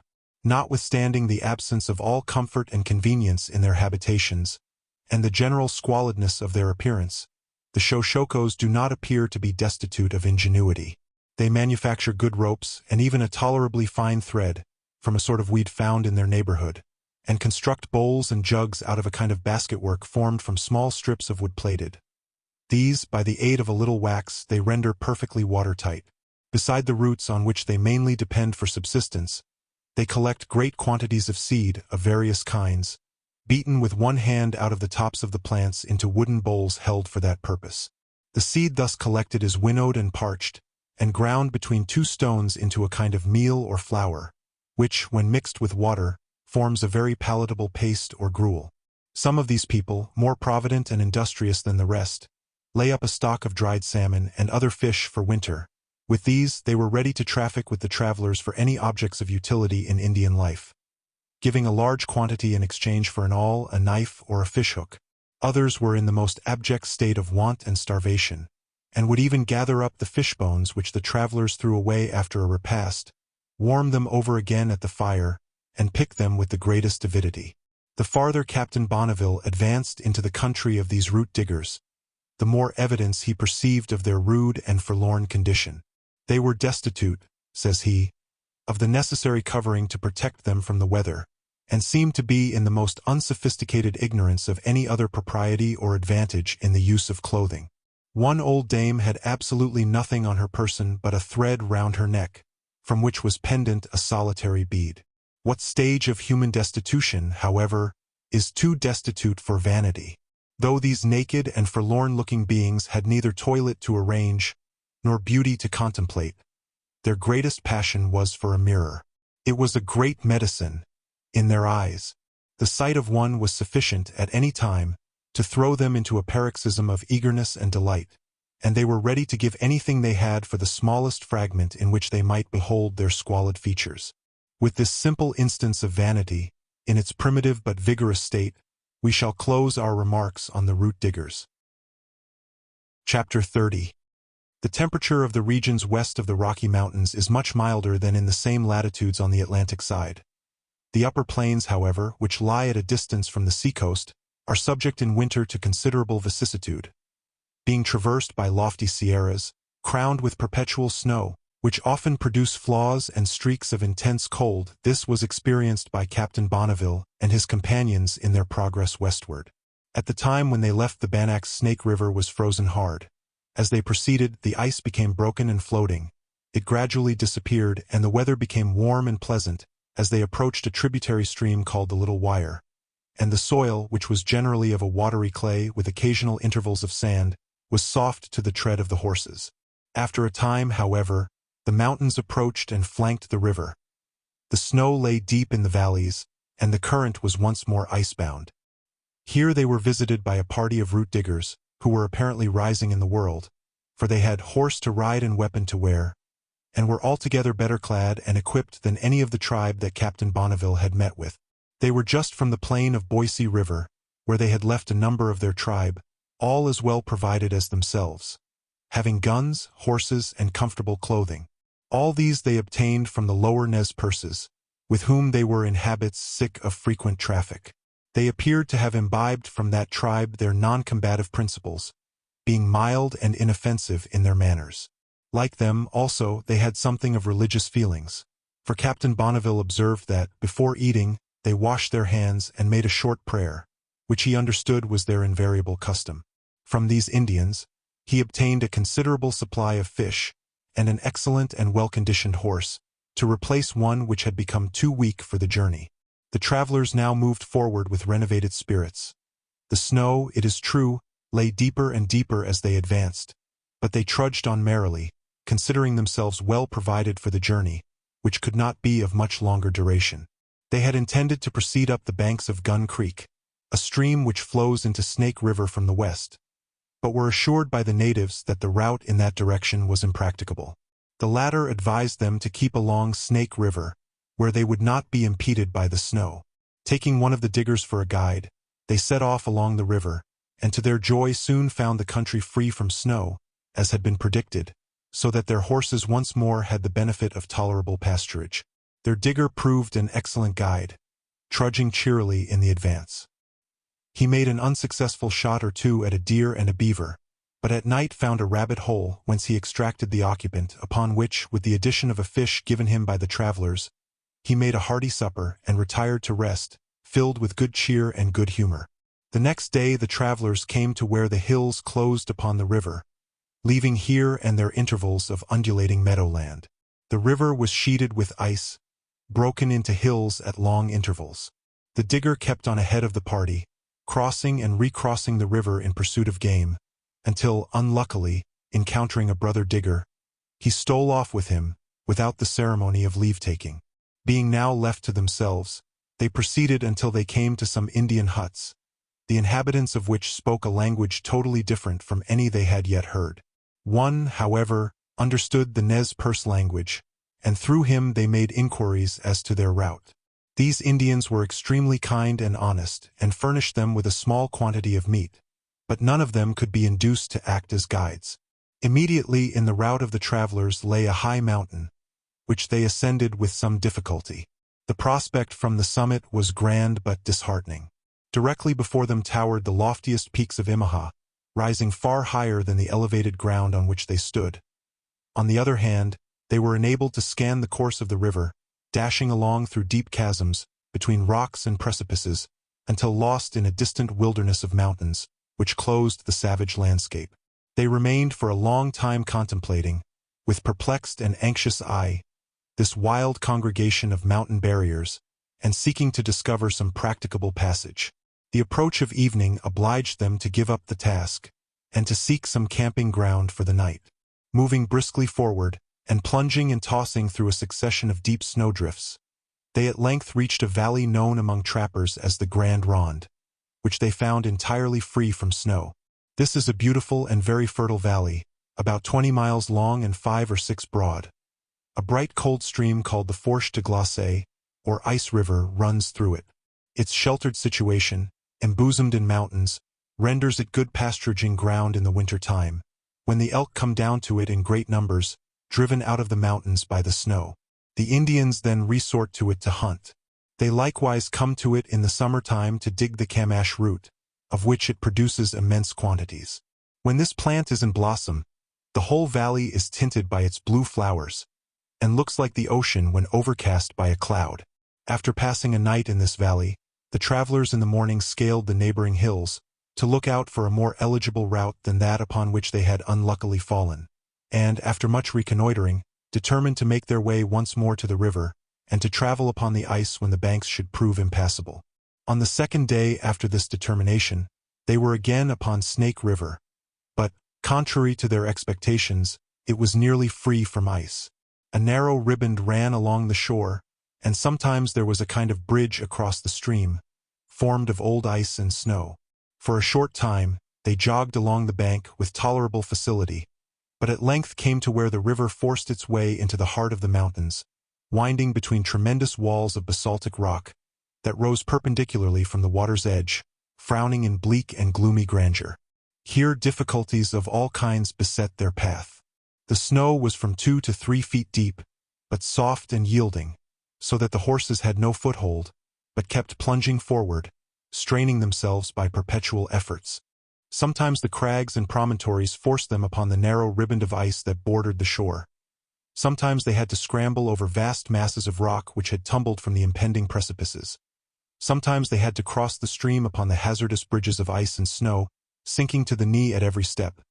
Sometimes they had to scale slippery acclivities, and to pass along narrow cornices, glazed with ice and sleet, a shouldering wall of rock on one side, a yawning precipice on the other, where a single false step would have been fatal. In a lower and less dangerous pass, 2 of their horses actually fell into the river. One was saved with much difficulty, but the boldness of the shore prevented their rescuing the other, and he was swept away by the rapid current. In this way they struggled forward, manfully braving difficulties and dangers, until they came to where the bed of the river was narrowed to a mere chasm, with perpendicular walls of rock that defied all further progress. Turning their faces now to the mountain, they endeavored to cross directly over it, but after clambering nearly to the summit, found their path closed by insurmountable barriers.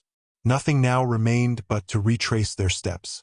To descend a cragged mountain, however, was more difficult and dangerous than to ascend it.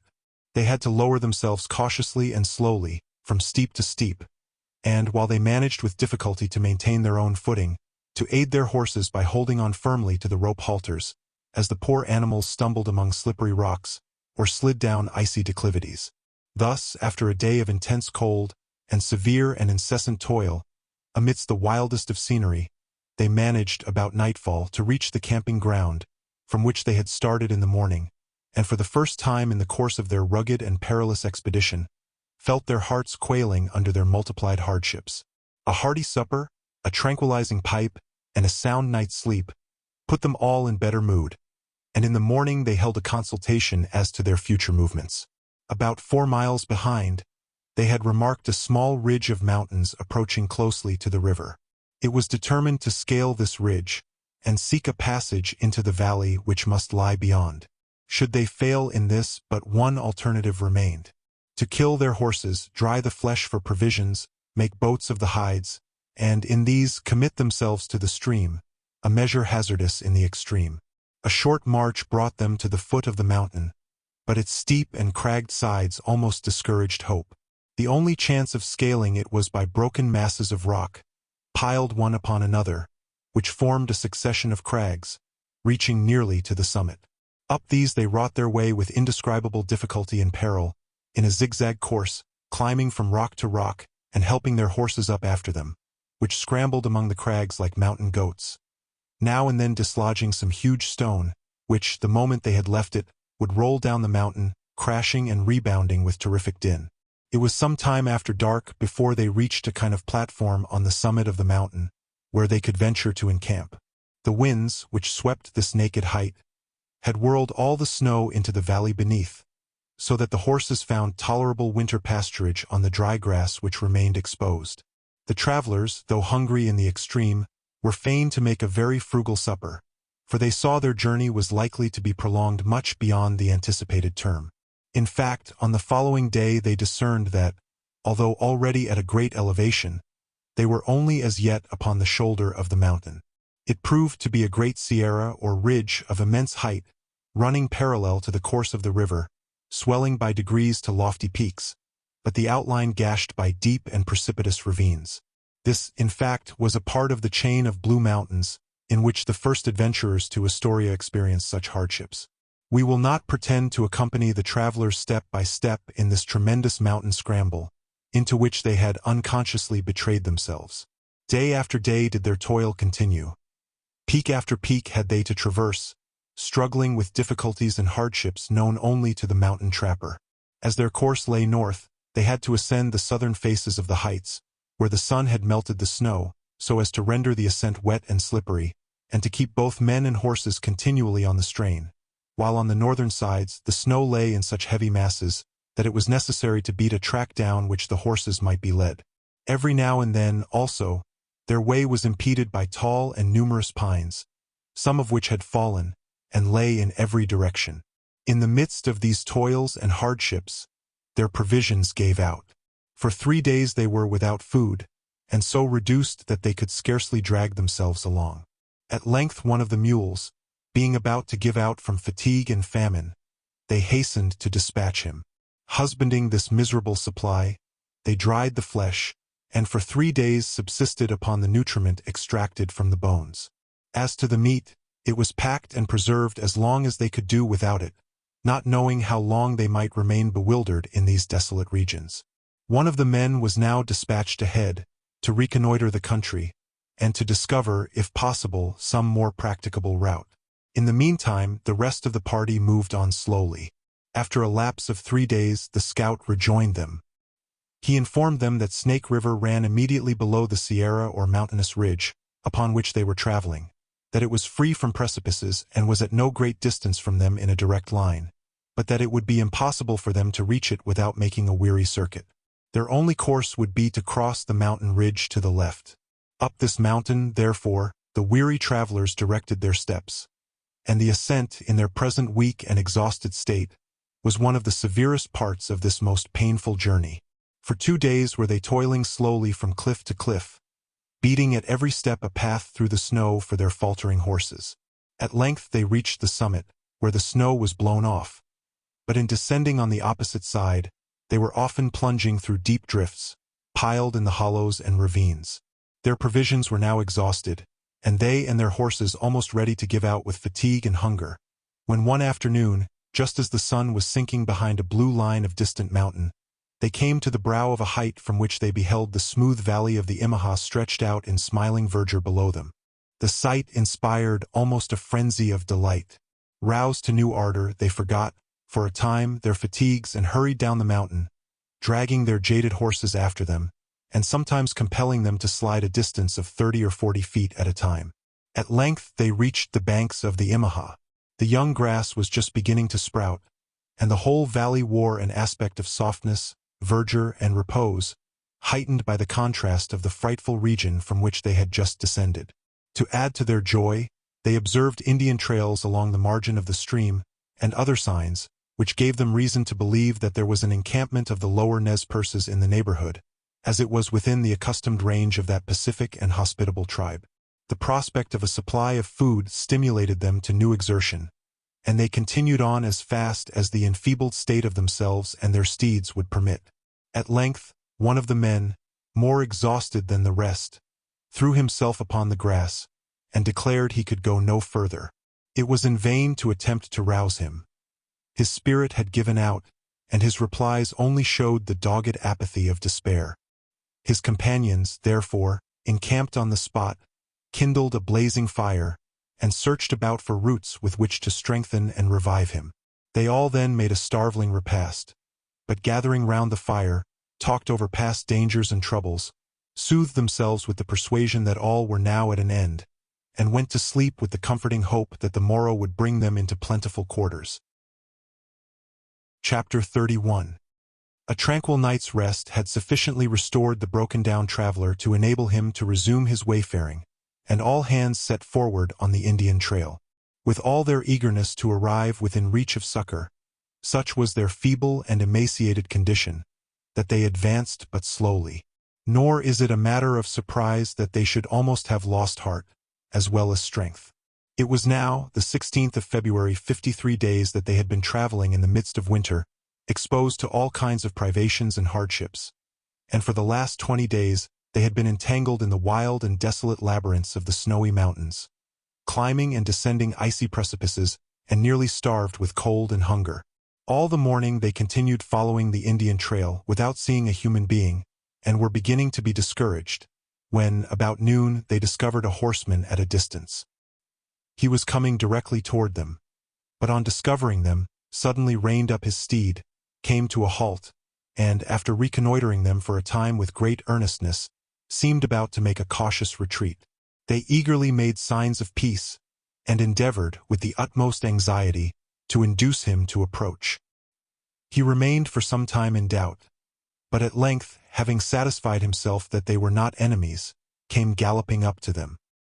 He was a fine, haughty-looking savage, fancifully decorated, and mounted on a high-mettled steed, with gaudy trappings and equipments. It was evident that he was a warrior of some consequence among his tribe. His whole deportment had something in it of barbaric dignity. He felt, perhaps, his temporary superiority in personal array, and in the spirit of his steed, to the poor, ragged, travel-worn trappers and their half-starved horses. Approaching them with an air of protection, he gave them his hand, and in the Nez Perce language invited them to his camp, which was only a few miles distant, where he had plenty to eat and plenty of horses, and would cheerfully share his good things with them. His hospitable invitation was joyfully accepted. He lingered but a moment, to give directions by which they might find his camp, and then, wheeling round and giving the reins to his mettlesome steed, was soon out of sight. The travelers followed with gladdened hearts, but at a snail's pace, for their poor horses could scarcely drag one leg after the other. Captain Bonneville, however, experienced a sudden and singular change of feeling. Hitherto, the necessity of conducting his party, and of providing against every emergency, had kept his mind upon the stretch, and his whole system braced and excited.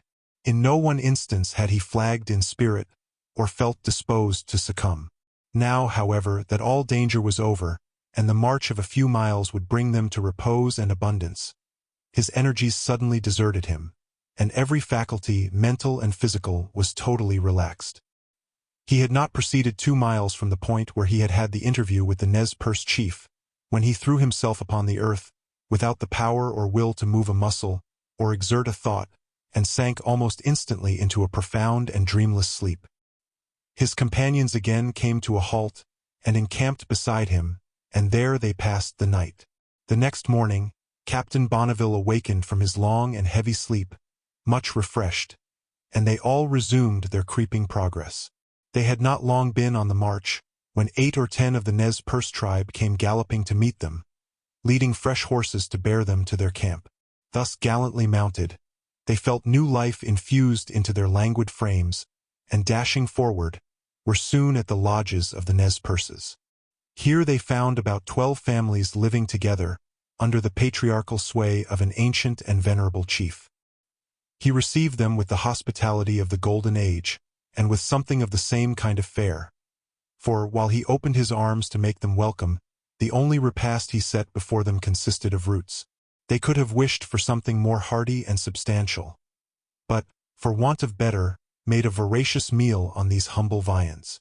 The repast being over, the best pipe was lighted and sent round, and this was a most welcome luxury, having lost their smoking apparatus 12 days before, among the mountains. While they were thus enjoying themselves, their poor horses were led to the best pastures in the neighborhood, where they were turned loose to revel on the fresh sprouting grass, so that they had better fare than their masters. Captain Bonneville soon felt himself quite at home among these quiet, inoffensive people. His long residence among their cousins, the Upper Nez Perces, had made him conversant with their language, modes of expression, and all their habitudes. He soon found, too, that he was well known among them, by report, at least, from the constant interchange of visits and messages between the 2 branches of the tribe. They at first addressed him by his name, giving him his title of captain with a French accent, but they soon gave him a title of their own, which, as usual with Indian titles, had a peculiar signification. In the case of the captain, it had somewhat of a whimsical origin. As he sat chatting and smoking in the midst of them, he would occasionally take off his cap. Whenever he did so, there was a sensation in the surrounding circle. The Indians would half rise from their recumbent posture, and gaze upon his uncovered head, with their usual exclamation of astonishment. The worthy captain was completely bald, a phenomenon very surprising in their eyes. They were at a loss to know whether he had been scalped in battle, or enjoyed a natural immunity from that belligerent infliction. In a little while, he became known among them by an Indian name, signifying the bald chief. A sobriquet, observes the captain, for which I can find no parallel in history since the days of Charles the Bald. Although the travelers had banqueted on roots, and been regaled with tobacco smoke, yet their stomachs craved more generous fare. In approaching the lodges of the Nez Perces, they had indulged in fond anticipations of venison and dried salmon, and dreams of the kind still haunted their imaginations, and could not be conjured down. The keen appetites of mountain trappers, quickened by a fortnight's fasting, at length got the better of all scruples of pride, and they fairly begged some fish or flesh from the hospitable savages. The latter, however, were slow to break in upon their winter store, which was very limited, but were ready to furnish roots in abundance, which they pronounced excellent food. At length, Captain Bonneville thought of a means of attaining the much-coveted gratification. He had about him, he says, a trusty plaid, an old and valued traveling companion and comforter, upon which the rains had descended, and the snows and winds beaten, without further effect than somewhat to tarnish its primitive luster. This coat of many colors had excited the admiration, and inflamed the covetousness of both warriors and squaws, to an extravagant degree. An idea now occurred to Captain Bonneville, to convert this rainbow garment into the savory viands so much desired. There was a momentary struggle in his mind, between old associations and projected indulgence. and his decision in favor of the latter was made, he says, with a greater promptness, perhaps, than true taste and sentiment might have required. In a few moments, his plaid cloak was cut into numerous strips. Of these, continues he, with the newly developed talent of a man-milliner, I speedily constructed turbans à la Turque and fanciful headgears of divers conformations. These, judiciously distributed among such of the womenkind as seemed of most consequence and interest in the eyes of the patres conscripti, brought us, in a little while, abundance of dried salmon and deer's hearts, on which we made a sumptuous supper.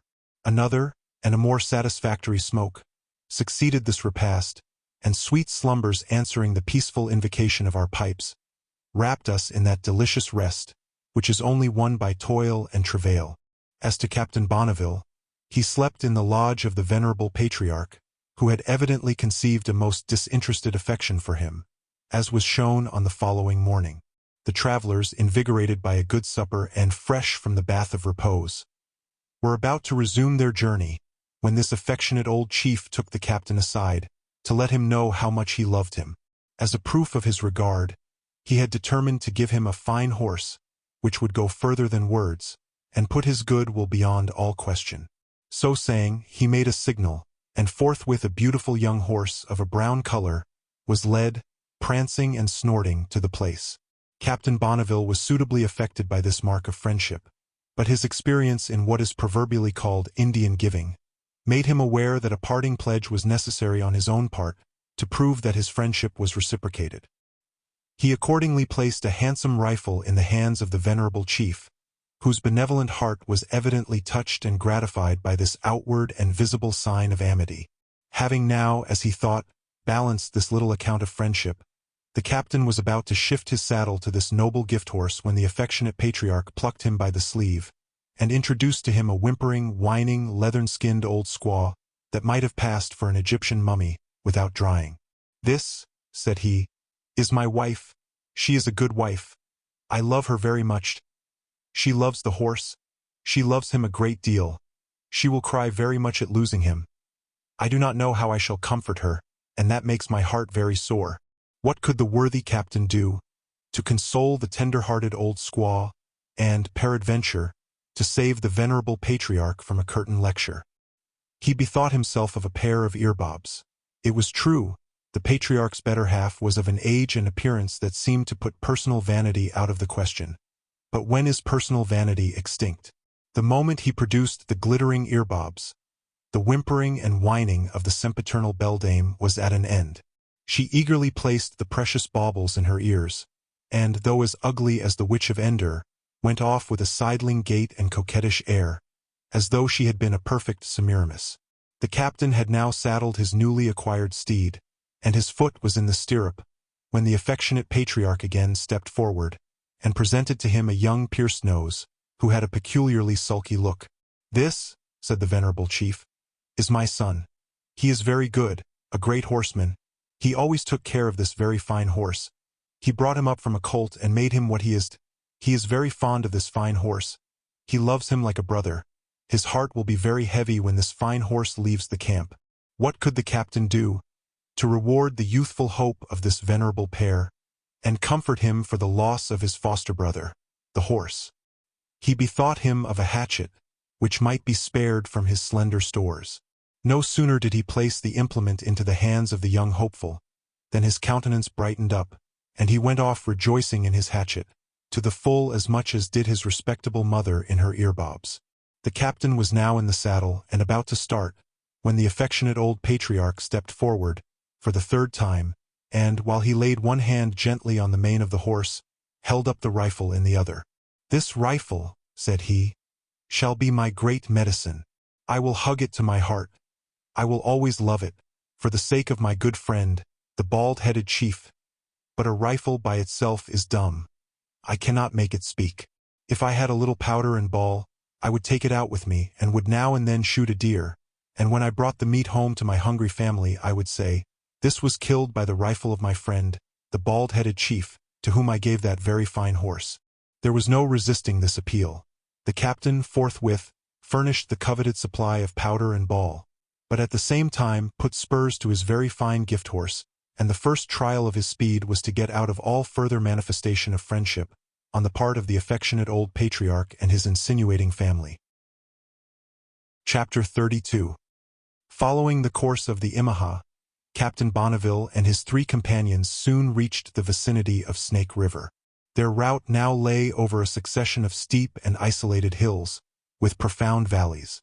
On the second day, after taking leave of the affectionate old patriarch, as they were descending into one of those deep and abrupt intervals, they descried a smoke, and shortly afterward came in sight of a small encampment of Nez Perces. The Indians, when they ascertained that it was a party of white men approaching, greeted them with a salute of firearms, and invited them to encamp. This band was likewise under the sway of a venerable chief named Yomuzarawaikat, a name which we shall be careful not to inflict oftener than is necessary upon the reader. This ancient and hard-named chieftain welcomed Captain Bonneville to his camp with the same hospitality and loving kindness that he had experienced from his predecessor.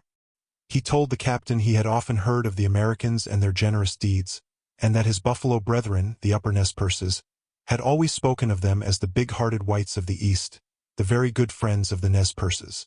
Captain Bonneville felt somewhat uneasy under the responsibility of this magnanimous but costly appellation, and began to fear he might be involved in a second interchange of pledges of friendship.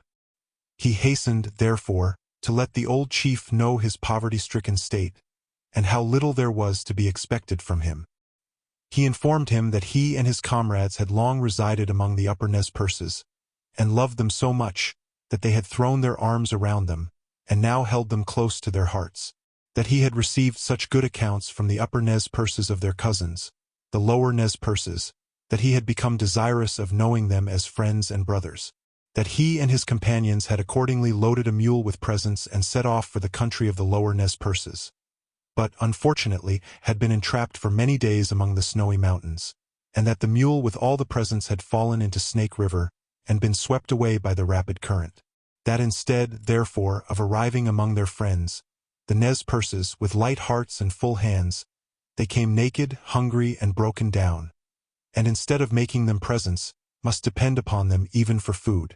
But, concluded he, we are going to the white men's fort on the Walla Walla and will soon return, and then we will meet our Nez Perce friends like the true big hearts of the East. Whether the hint thrown out in the latter part of the speech had any effect, or whether the old chief acted from the hospitable feelings which, according to the captain, are really inherent in the Nez Perce tribe, he certainly showed no disposition to relax his friendship on learning the destitute circumstances of his guests. On the contrary, he urged the captain to remain with them until the following day, when he would accompany him on his journey, and make him acquainted with all his people. In the meantime he would have a colt killed, and cut up for traveling provisions. This, he carefully explained, was intended not as an article of traffic, but as a gift, for he saw that his guests were hungry and in need of food. Captain Bonneville gladly assented to this hospitable arrangement.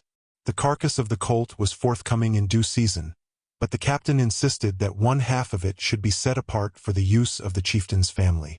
At an early hour of the following morning, the little party resumed their journey, accompanied by the old chief and an Indian guide. Their route was over a rugged and broken country, where the hills were slippery with ice and snow. Their horses, too, were so weak and jaded that they could scarcely climb the steep ascents or maintain their foothold on the frozen declivities.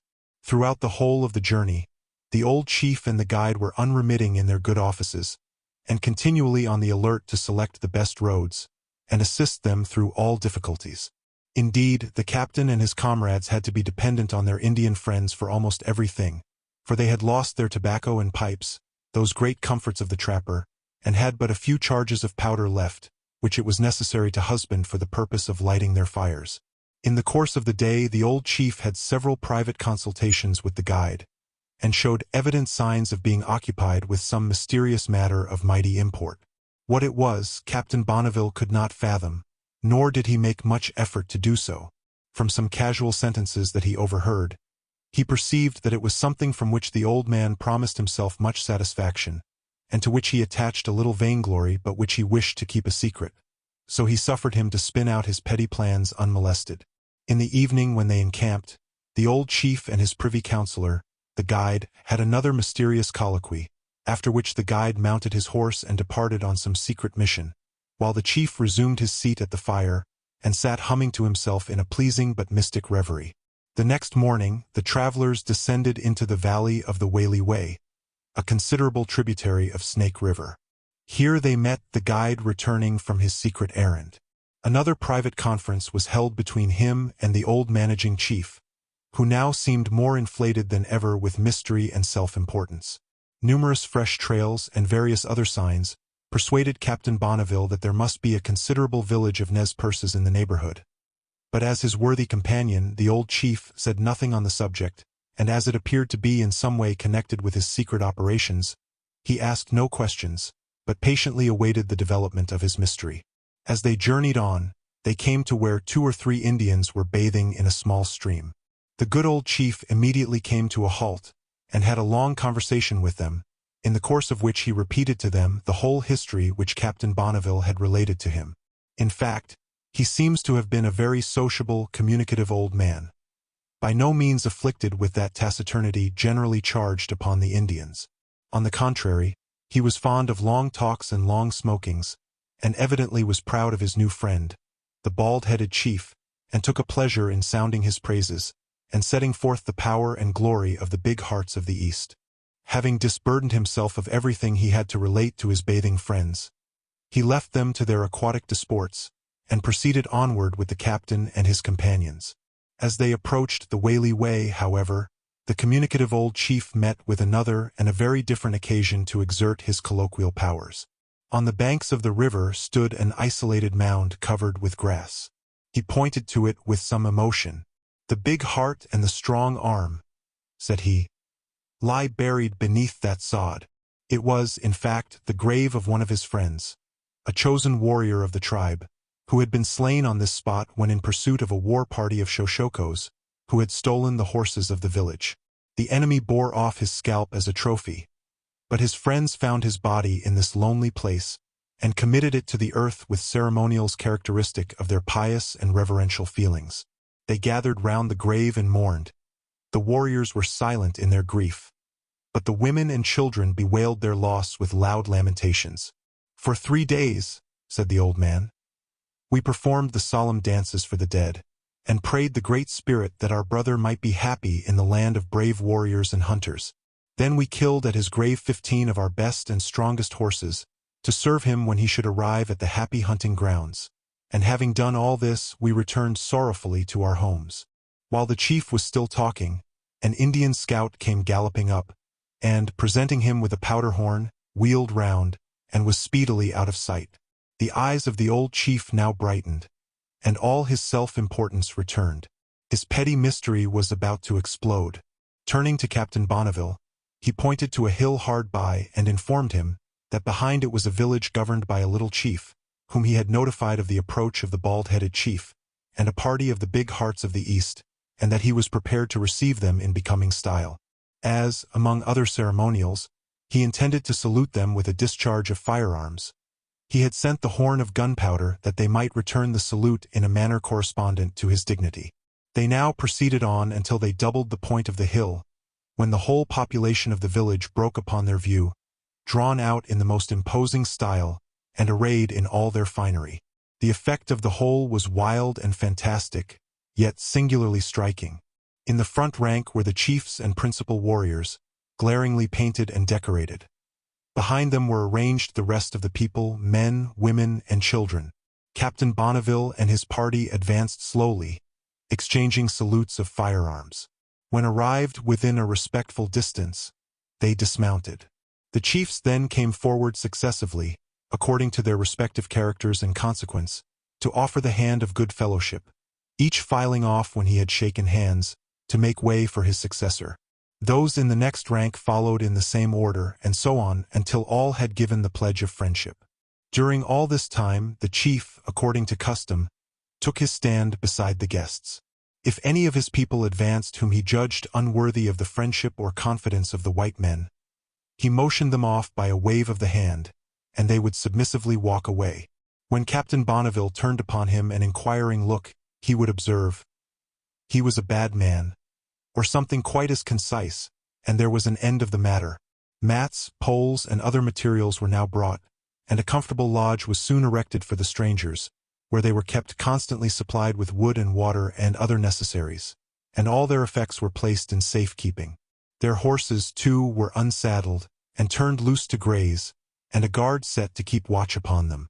All this being adjusted, they were conducted to the main building or council house of the village, where an ample repast, or rather banquet, was spread, which seemed to realize all the gastronomical dreams that had tantalized them during their long starvation. For here they beheld not merely fish and roots in abundance, but the flesh of deer and elk and the choicest pieces of buffalo meat. It is needless to say how vigorously they acquitted themselves on this occasion, and how unnecessary it was for their hosts to practice the usual cramming principle of Indian hospitality. When the repast was over, a long talk ensued. The chief showed the same curiosity evinced by his tribe generally, to obtain information concerning the United States, of which they knew little but what they derived through their cousins, the Upper Nez Perces, as their traffic is almost exclusively with the British traders of the Hudson's Bay Company. Captain Bonneville did his best to set forth the merits of his nation, and the importance of their friendship to the red men, in which he was ably seconded by his worthy friend, the old chief with the hard name, who did all that he could to glorify the big hearts of the East. The chief, and all present, listened with profound attention, and evidently with great interest. Nor were the important facts thus set forth confined to the audience in the lodge, for sentence after sentence was loudly repeated by a crier for the benefit of the whole village. This custom of promulgating everything by criers is not confined to the Nez Perces, but prevails among many other tribes. It has its advantage where there are no gazettes to publish the news of the day, or to report the proceedings of important meetings. And in fact, reports of this kind, viva voce, made in the hearing of all parties, and liable to be contradicted or corrected on the spot, are more likely to convey accurate information to the public mind than those circulated through the press. The office of crier is generally filled by some old man, who is good for little else. A village has generally several of these walking newspapers, as they are termed by the whites, who go about proclaiming the news of the day, giving notice of public councils, expeditions, dances, feasts, and other ceremonials, and advertising anything lost. While Captain Bonneville remained among the Nez Perces, if a glove, handkerchief, or anything of similar value was lost or mislaid, it was carried by the finder to the lodge of the chief, and proclamation was made by one of their criers, for the owner to come and claim his property. How difficult it is to get at the true character of these wandering tribes of the wilderness. In a recent work, we have had to speak of this tribe of Indians from the experience of other traders who had casually been among them, and who represented them as selfish, inhospitable, exorbitant in their dealings, and much addicted to thieving. Captain Bonneville, on the contrary, who resided much among them, and had repeated opportunities of ascertaining their real character, invariably speaks of them as kind and hospitable, scrupulously honest and remarkable, above all other Indians that he had met with for a strong feeling of religion. In fact, so enthusiastic is he in their praise, that he pronounces them, all ignorant and barbarous as they are by their condition, one of the purest-hearted people on the face of the earth. Some cures which Captain Bonneville had effected in simple cases, among the Upper Nez Perces, had reached the ears of their cousins here, and gained for him the reputation of a great medicine man. He had not been long in the village, therefore, before his lodge began to be the resort of the sick and the infirm. The captain felt the value of the reputation thus accidentally and cheaply acquired, and endeavored to sustain it.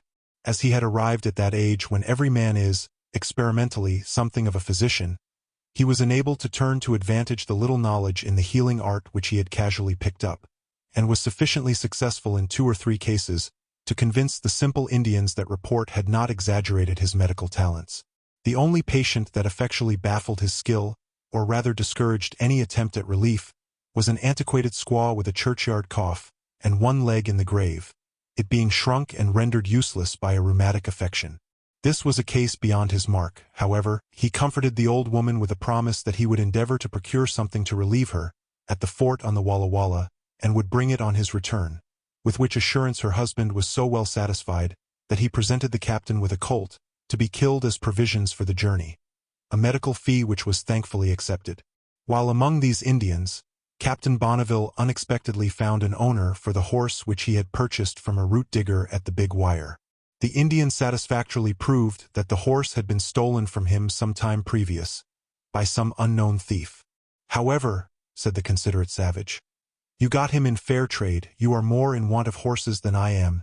Keep him. He is yours, he is a good horse, use him well." Thus, in the continued experience of acts of kindness and generosity, which his destitute condition did not allow him to reciprocate, Captain Bonneville passed some short time among these good people, more and more impressed with the general excellence of their character. Chapter 33. In resuming his journey, Captain Bonneville was conducted by the same Nez Perce guide, whose knowledge of the country was important in choosing the routes and resting places. He also continued to be accompanied by the worthy old chief with the hard name, who seemed bent upon doing the honors of the country, and introducing him to every branch of his tribe. The Whaley Way, down the banks of which Captain Bonneville and his companions were now traveling, is a considerable stream winding through a succession of bold and beautiful scenes. Sometimes the landscape towered into bold and mountainous heights that partook of sublimity. At other times, it stretched along the waterside in fresh, smiling meadows and graceful, undulating valleys. Frequently in their route they encountered small parties of the Nez Perces, with whom they invariably stopped to shake hands, and who, generally, evinced great curiosity concerning them and their adventures, a curiosity which never failed to be thoroughly satisfied by the replies of the worthy Yomuzarawaicut, who kindly took upon himself to be spokesman of the party. The incessant smoking of pipes incident to the long talks of this excellent, but somewhat garrulous old chief, at length exhausted all his stock of tobacco, so that he had no longer a whiff with which to regale his white companions. In this emergency, he cut up the stem of his pipe into fine shavings, which he mixed with certain herbs, and thus manufactured a temporary succedaneum to enable him to accompany his long colloquies and harangues with the customary fragrant cloud. If the scenery of the Whaley Way had charmed the travelers with its mingled amenity and grandeur, that which broke upon them on once more reaching Snake River filled them with admiration and astonishment. At times, the river was overhung by dark and stupendous rocks, rising like gigantic walls and battlements. These would be rent by wide and yawning chasms that seemed to speak of past convulsions of nature. Sometimes the river was of a glassy smoothness and placidity, at other times it roared along in impetuous rapids and foaming cascades. Here, the rocks were piled in the most fantastic crags and precipices, and in another place, they were succeeded by delightful valleys carpeted with green award. The whole of this wild and varied scenery was dominated by immense mountains rearing their distant peaks into the clouds. The grandeur and originality of the views, presented on every side, says Captain Bonneville, beggar both the pencil and the pen. Nothing we had ever gazed upon in any other region could for a moment compare in wild majesty and impressive sternness with the series of scenes which here at every turn astonished our senses and filled us with awe and delight. Indeed, from all that we can gather from the journal before us, and the accounts of other travelers who passed through these regions in the memorable enterprise of Astoria, we are inclined to think that Snake River must be one of the most remarkable for varied and striking scenery of all the rivers of this continent. From its headwaters in the Rocky Mountains to its junction with the Columbia, its windings are upward of 600 miles through every variety of landscape. Rising in a volcanic region, amid extinguished craters and mountains awful with the traces of ancient fires, it makes its way through great plains of lava and sandy deserts, penetrates vast sierras or mountainous chains, broken into romantic and often frightful precipices, and crowned with eternal snows, and at other times, careers through green and smiling meadows and wide landscapes of Italian grace and beauty.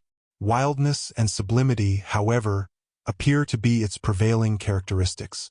Captain Bonneville and his companions had pursued their journey a considerable distance down the course of Snake River, when the old chief halted on the bank and, dismounting, recommended that they should turn their horses loose to graze, while he summoned a cousin of his from a group of lodges on the opposite side of the stream. His summons was quickly answered. An Indian of an active elastic form leaped into a light canoe of cottonwood, and vigorously plying the paddle, soon shot across the river. Bounding on shore, he advanced with a buoyant air and frank demeanor, and gave his right hand to each of the party in turn. The old chief, whose hard name we forbear to repeat, now presented Captain Bonneville in form to his cousin, whose name, we regret to say, was no less hard, being nothing less than Haitian Cow. The latter evinced the usual curiosity to know all about the strangers, whence they came, whither they were going, the object of their journey, and the adventures they had experienced. All these, of course, were ample and eloquently set forth by the communicative old chief. To all his grandiloquent account of the bald-headed chief and his countrymen, the big hearts of the East, his cousin listened with great attention, and replied in the customary style of Indian welcome.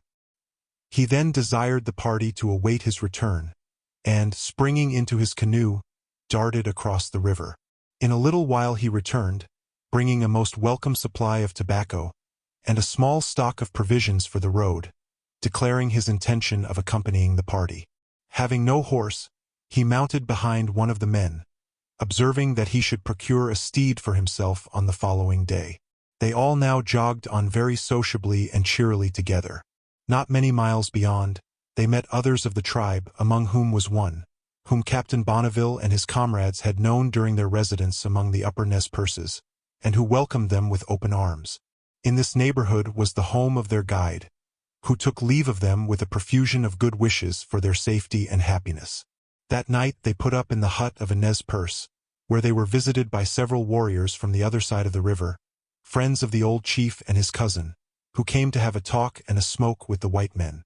The heart of the good old chief was overflowing with goodwill at thus being surrounded by his new and old friends, and he talked with more spirit and vivacity than ever.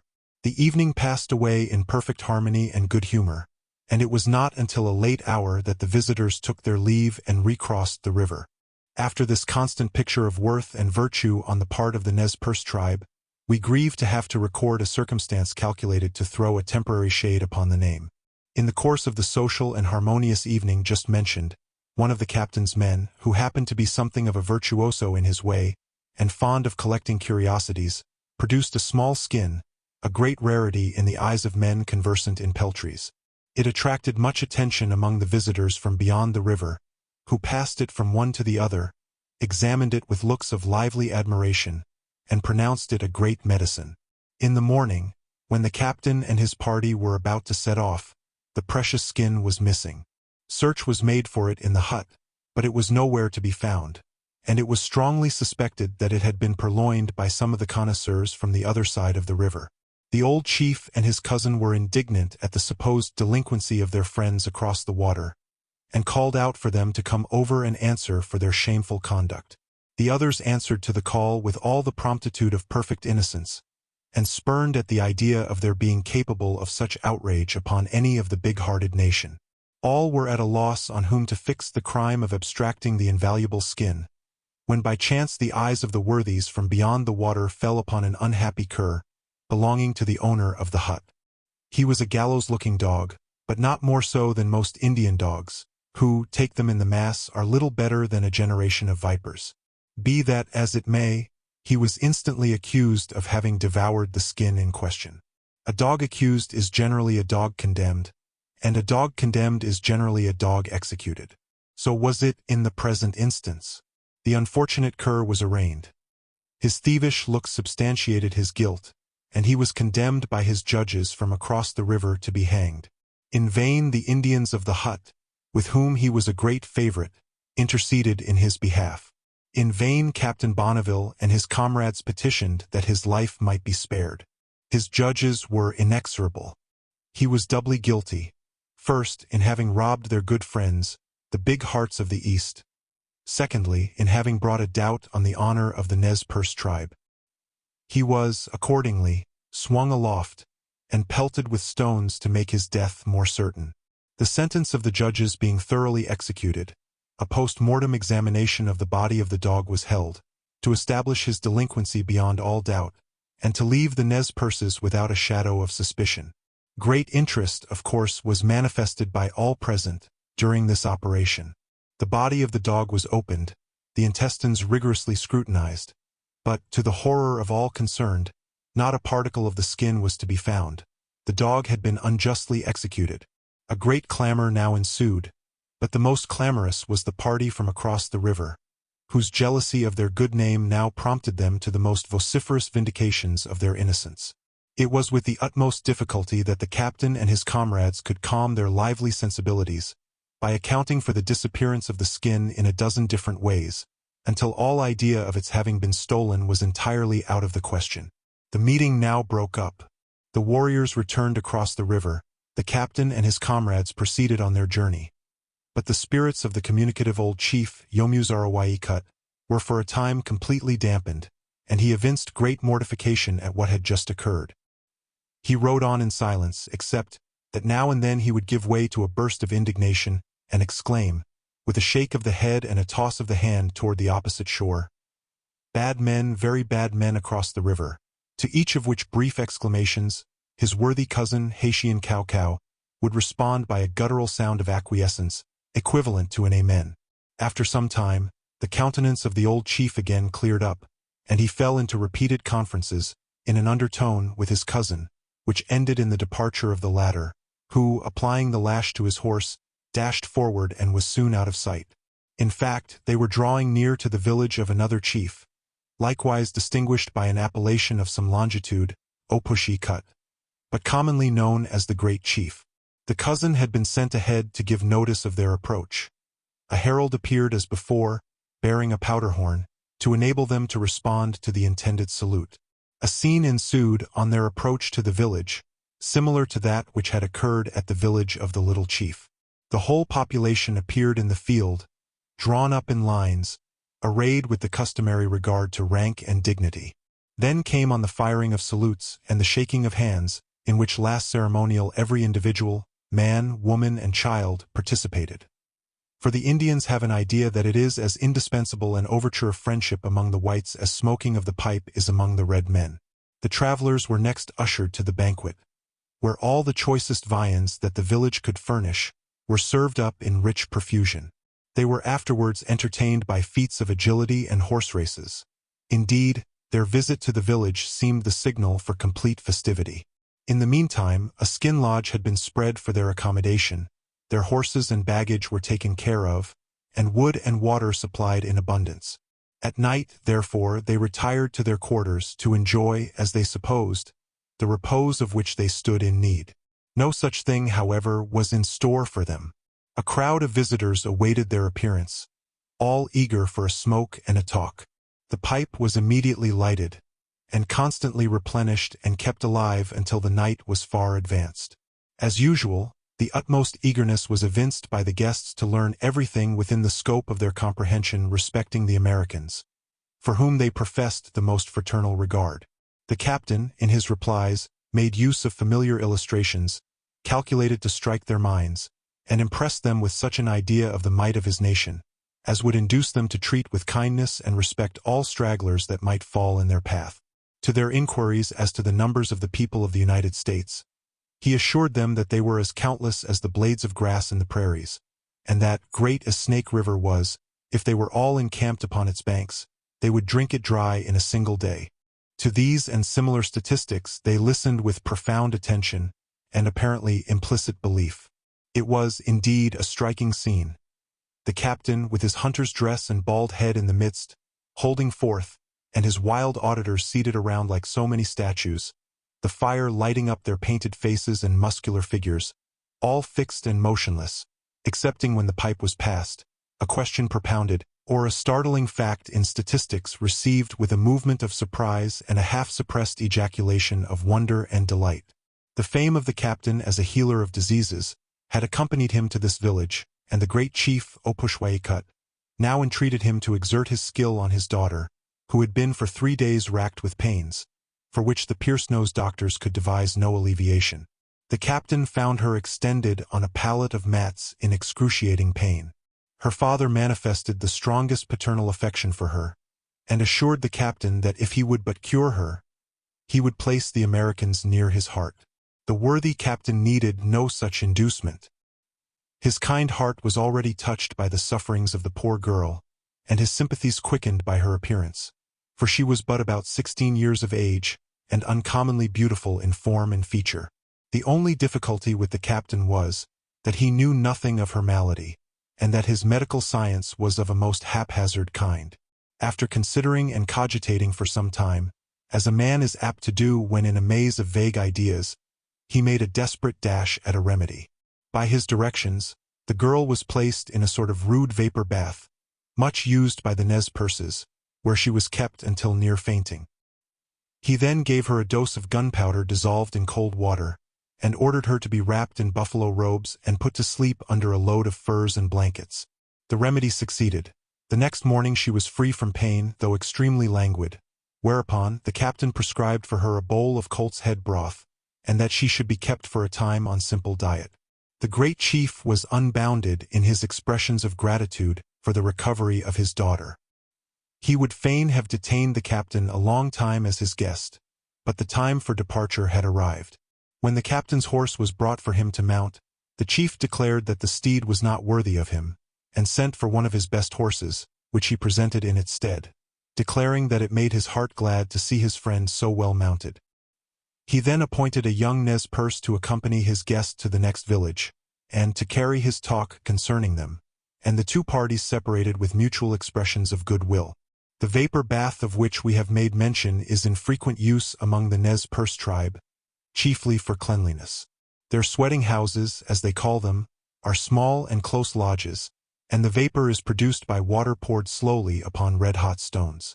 On passing the limits of Opushwai-Ikut's domains, the travelers left the elevated tablelands, and all the wild and romantic scenery which has just been described. They now traversed a gently undulating country, of such fertility that it excited the rapturous admiration of two of the captain's followers, a Kentuckian and a native of Ohio. They declared that it surpassed any land that they had ever seen, and often exclaimed what a delight it would be just to run a plow through such a rich and teeming soil, and see it open its bountiful promise before the share. Another halt and sojourn of a night was made at the village of a chief named Himimel-Pilp, where similar ceremonies were observed and hospitality experienced, as at the preceding villages. They now pursued a west-southwest course through a beautiful and fertile region, better wooded than most of the tracks through which they had passed. In their progress, they met with several bands of Nez Perces, by whom they were invariably treated with the utmost kindness. Within 7 days after leaving the domain of Himimel-Pilp, they struck the Columbia River at Fort Walla Walla, where they arrived on the 4th of March, 1834. Chapter 34. Fort Walla Walla is a trading post of the Hudson's Bay Company, situated just above the mouth of the river by the same name, and on the left bank of the Columbia. It is built of driftwood, and calculated merely for defense against any attack of the natives. At the time of Captain Bonneville's arrival, the whole garrison mustered but 6 or 8 men, and the post was under the superintendence of Mr. Pambrun, an agent of the Hudson's Bay Company. The great post and fort of the company, forming the emporium of its trade on the Pacific, is Fort Vancouver, situated on the right bank of the Columbia, about 60 miles from the sea, and just above the mouth of the Willamette. To this point, the company removed its establishment from Astoria in 1821, after its coalition with the Northwest Company. Captain Bonneville and his comrades experienced a polite reception from Mr. Pambrun, the superintendent. For, however hostile the members of the British Company may be to the enterprises of American traders, they have always manifested great courtesy and hospitality to the traders themselves. Fort Walla Walla is surrounded by the tribe of the same name, as well as by the Skinses and the Nez Perces, who bring to it the furs and peltries collected in their hunting expeditions. The Walla Wallas are a degenerate, worn-out tribe. The Nez Perces are the most numerous and tractable of the 3 tribes just mentioned. Mr. Pambrun informed Captain Bonneville that he had been at some pains to introduce the Christian religion, in the Roman Catholic form, among them, where it had evidently taken root, but had become altered and modified to suit their peculiar habits of thought and motives of action, retaining, however, the principal points of faith and its entire precepts of morality. The same gentleman had given them a code of laws, to which they conformed with scrupulous fidelity. Polygamy, which once prevailed among them to a great extent, was now rarely indulged. All the crimes denounced by the Christian faith met with severe punishment among them. Even theft, so venial a crime among the Indians, had recently been punished with hanging, by sentence of a chief. There certainly appears to be a peculiar susceptibility of moral and religious improvement among this tribe, and they would seem to be one of the very, very few that have benefited in morals and manners by an intercourse with white men. The parties which visited them about 20 years previously, in the expedition fitted out by Mr. Astor, complained of their selfishness, their extortion, and their thievish propensities. The very reverse of those qualities prevailed among them during the prolonged sojourns of Captain Bonneville. The lower Nez Perces range upon the Whaley Way, Imaha, Yengeese, and other of the streams west of the mountains. They hunt the beaver, elk, deer, white bear, and mountain sheep. Besides the flesh of these animals, they use a number of roots for food, some of which would be well worth transplanting and cultivating in the Atlantic states. Among these is the camash, a sweet root about the form and size of an onion, and said to be really delicious. The cowish, also, or biscuit root, about the size of a walnut, which they reduce to a very palatable flour, together with the jackap, asish, quaco, and others, which they cook by steaming them in the ground. In August and September, these Indians keep along the rivers, where they catch and dry great quantities of salmon, which, while they last, are their principal food. In the winter, they congregate in villages formed of comfortable huts, or lodges, covered with mats. They are generally clad in deer skins, or woolens, and extremely well armed. Above all, they are celebrated for owning great numbers of horses, which they mark and then suffer to range in droves in their most fertile plains. These horses are principally of the pony breed, but remarkably stout and long-winded. They are brought in great numbers to the establishments of the Hudson's Bay Company, and sold for a mere trifle. Such is the account given by Captain Bonneville of the Nez Perces, who, if not viewed by him with too partial an eye, are certainly among the gentlest and least barbarous people of these remote wildernesses. They invariably signified to him their earnest wish that an American post might be established among them, and repeatedly declared that they would trade with Americans, in preference to any other people. Captain Bonneville had intended to remain some time in this neighborhood, to form an acquaintance with the natives, and to collect information, and establish connections that might be advantageous in the way of trade. The delays, however, which he had experienced on his journey, obliged him to shorten his sojourn, and to set off as soon as possible, so as to reach the rendezvous at the Portneuf at the appointed time. He had seen enough to convince him that an American trade might be carried on with advantage in this quarter, and he determined soon to return with a stronger party, more completely fitted for the purpose. As he stood in need of some supplies for his journey, he applied to purchase them of Mr. Pambrun, but soon found the difference between being treated as a guest, or as a rival trader. The worthy superintendent, who had extended to him all the genial rights of hospitality, now suddenly assumed a withered-up aspect and demeanor, and observed that, however he might feel disposed to serve him personally, he felt bound by his duty to the Hudson's Bay Company, to do nothing which should facilitate or encourage the visits of other traders among the Indians in that part of the country. He endeavored to dissuade Captain Bonneville from returning through the Blue Mountains, assuring him it would be extremely difficult and dangerous, if not impracticable, at this season of the year, and advised him to accompany Mr. Payette, a leader of the Hudson's Bay Company, who was about to depart with a number of men, by a more circuitous but safe route to carry supplies to the company's agent, resident among the upper Nez Perces. Captain Bonneville, however, piqued at his having refused to furnish him with supplies, and doubting the sincerity of his advice, determined to return by the more direct route through the mountains, though varying his course in some respects from that by which he had come, in consequence of information gathered among the neighboring Indians. Accordingly, on the 6th of March, he and his 3 companions, accompanied by their Nez Perce guides, set out on their return. In the early part of their course, they touched again at several of the Nez Perce villages, where they had experienced such kind treatment on their way down. They were always welcomed with cordiality, and everything was done to cheer them on their journey. On leaving the Whaley Way village, they were joined by a Nez Perce, whose society was welcomed on account of the general gratitude and good will they felt for his tribe. He soon proved a heavy clog upon the little party, being doltish and taciturn, lazy in the extreme, and a huge feeder. His only proof of intellect was in shrewdly avoiding all labor, and availing himself of the toil of others. When on the march, he always lagged behind the rest, leaving to them the task of breaking a way through all difficulties and impediments, and leisurely and lazily jogging along the track, which they had beaten through the snow.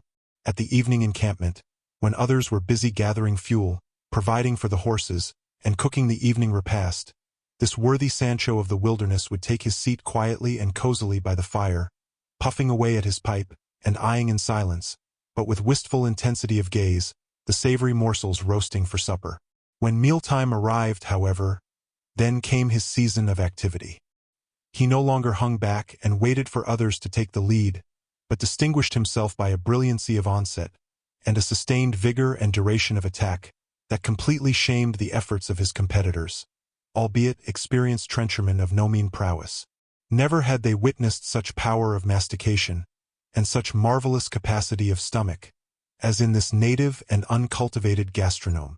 Having, by repeated and prolonged assaults, at length completely gorged himself, he would wrap himself up and lie with the torpor of an anaconda, slowly digesting his way on to the next repast. The gormandizing powers of this worthy were, at first, matters of surprise and merriment to the travelers, but they soon became too serious for a joke, threatening devastation to the flesh-pots, and he was regarded askance at his meals as a regular kill crop, destined to waste the substance of the party. Nothing but a sense of the obligations they were under to his nation induced them to bear with such a guest, but he proceeded speedily to relieve them from the weight of these obligations by eating a receipt in full. Chapter 35. As Captain Bonneville and his men were encamped one evening among the hills near Snake River, seated before their fire, enjoying a hearty supper, they were suddenly surprised by the visit of an uninvited guest. He was a ragged, half-naked Indian hunter, armed with bow and arrows, and had the carcass of a fine buck thrown across his shoulder. Advancing with an alert step and free and easy air, he threw the buck on the ground, and, without waiting for an invitation, seated himself at their mess, helped himself without ceremony, and chatted to the right and left in the liveliest and most unembarrassed manner. No adroit and veteran dinner hunter of a metropolis could have acquitted himself more knowingly. The travelers were at first completely taken by surprise, and could not but admire the facility with which this ragged cosmopolite made himself at home among them. While they stared, he went on, making the most of the good cheer upon which he had so fortunately alighted, and was soon elbow-deep in pot luck, and greased from the tip of his nose to the back of his ears. As the company recovered from their surprise, they began to feel annoyed at this intrusion. Their uninvited guest, unlike the generality of his tribe, was somewhat dirty as well as ragged, and they had no relish for such a messmate. Heaping up, therefore, an abundant portion of the provant upon a piece of bark, which served for a dish, they invited him to confine himself thereto, instead of foraging in the general mess. He complied with the most accommodating spirit imaginable, and went on eating and chatting, and laughing and smearing himself, until his whole countenance shone with grease and good humor. In the course of his repast, his attention was caught by the figure of the gastronome, who, as usual, was gorging himself in dogged silence. A droll cut of the eye showed either that he knew him of old, or perceived at once his characteristics.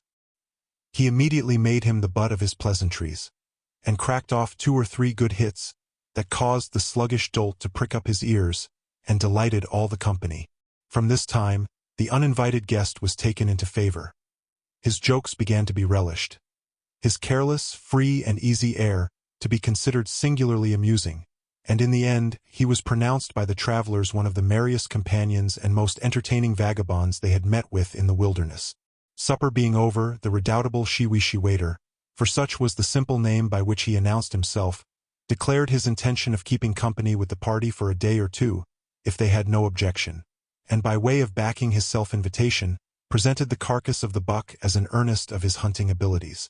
By this time, he had so completely effaced the unfavorable impression made by his first appearance, that he was made welcome to the camp, and the Nez Perce guide undertook to give him lodging for the night.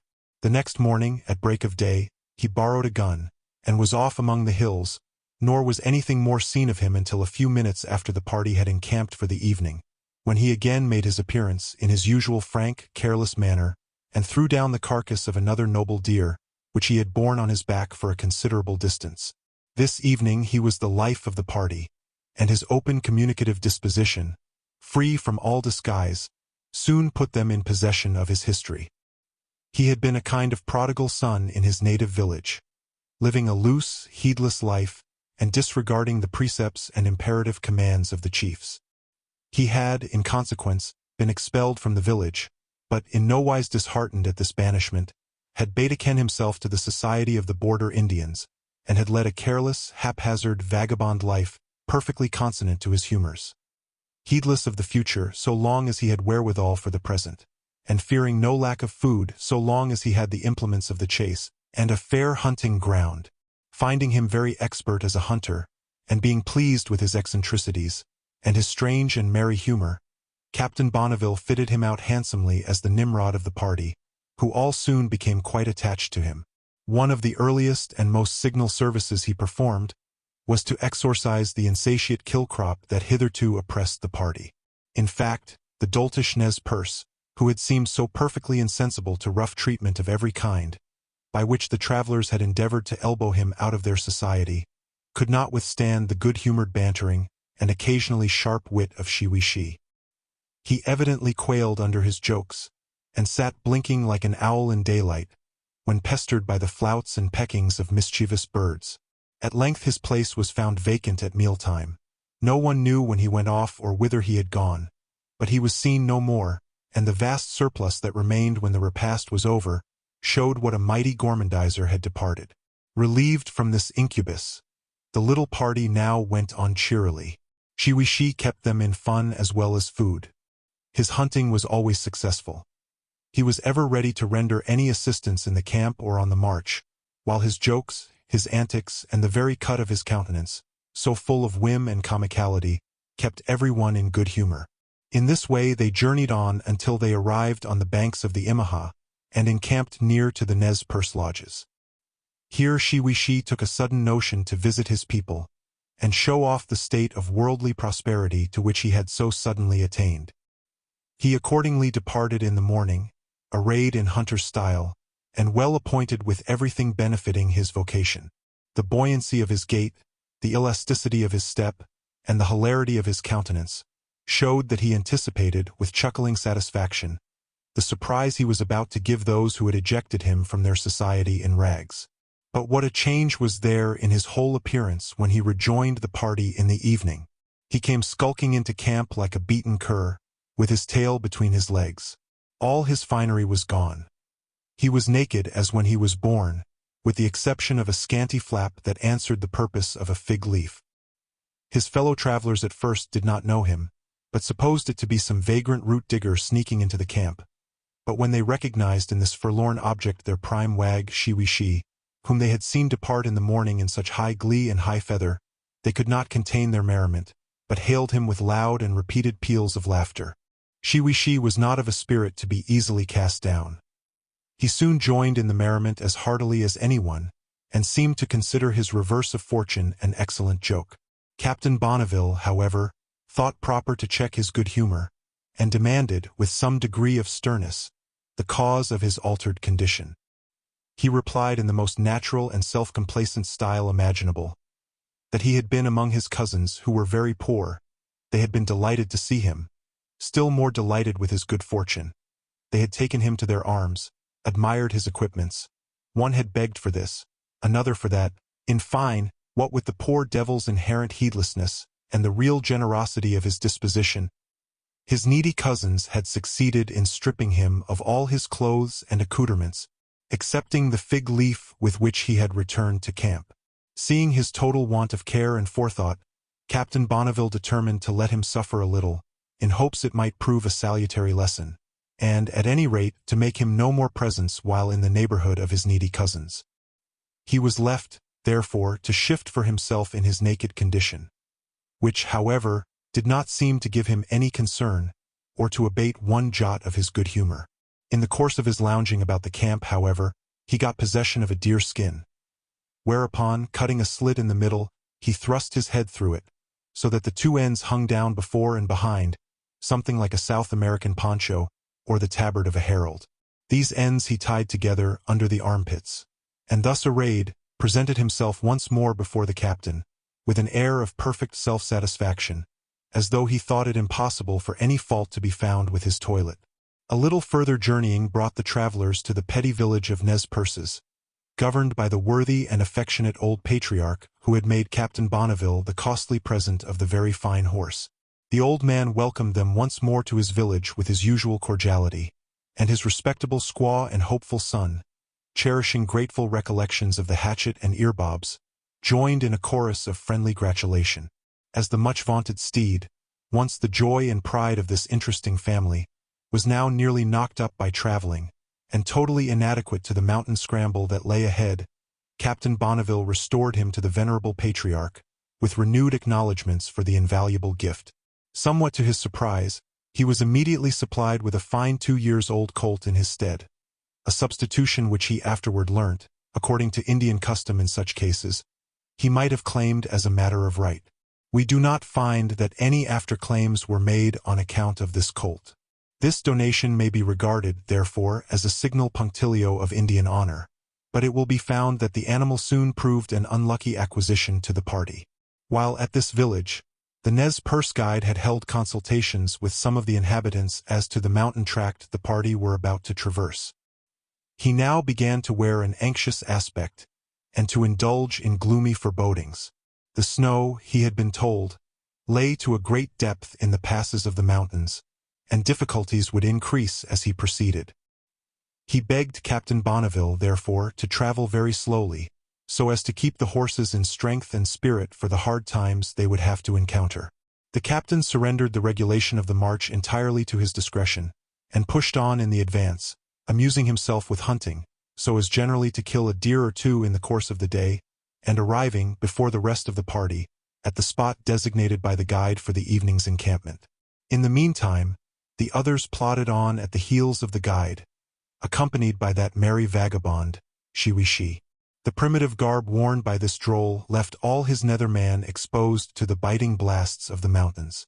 Still his wit was never frozen, nor his sunshiny temper beclouded, and his innumerable antics and practical jokes, while they quickened the circulation of his own blood, kept his companions in high good humor. So passed the first day after the departure from the patriarchs.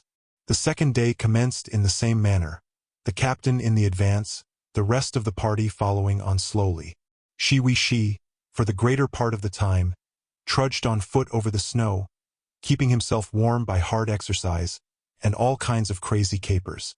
In the height of his foolery, the patriarchal colt, which, unbroken to the saddle, was suffered to follow on at large, happened to come within his reach. In a moment, he was on his back, snapping his fingers and yelping with delight.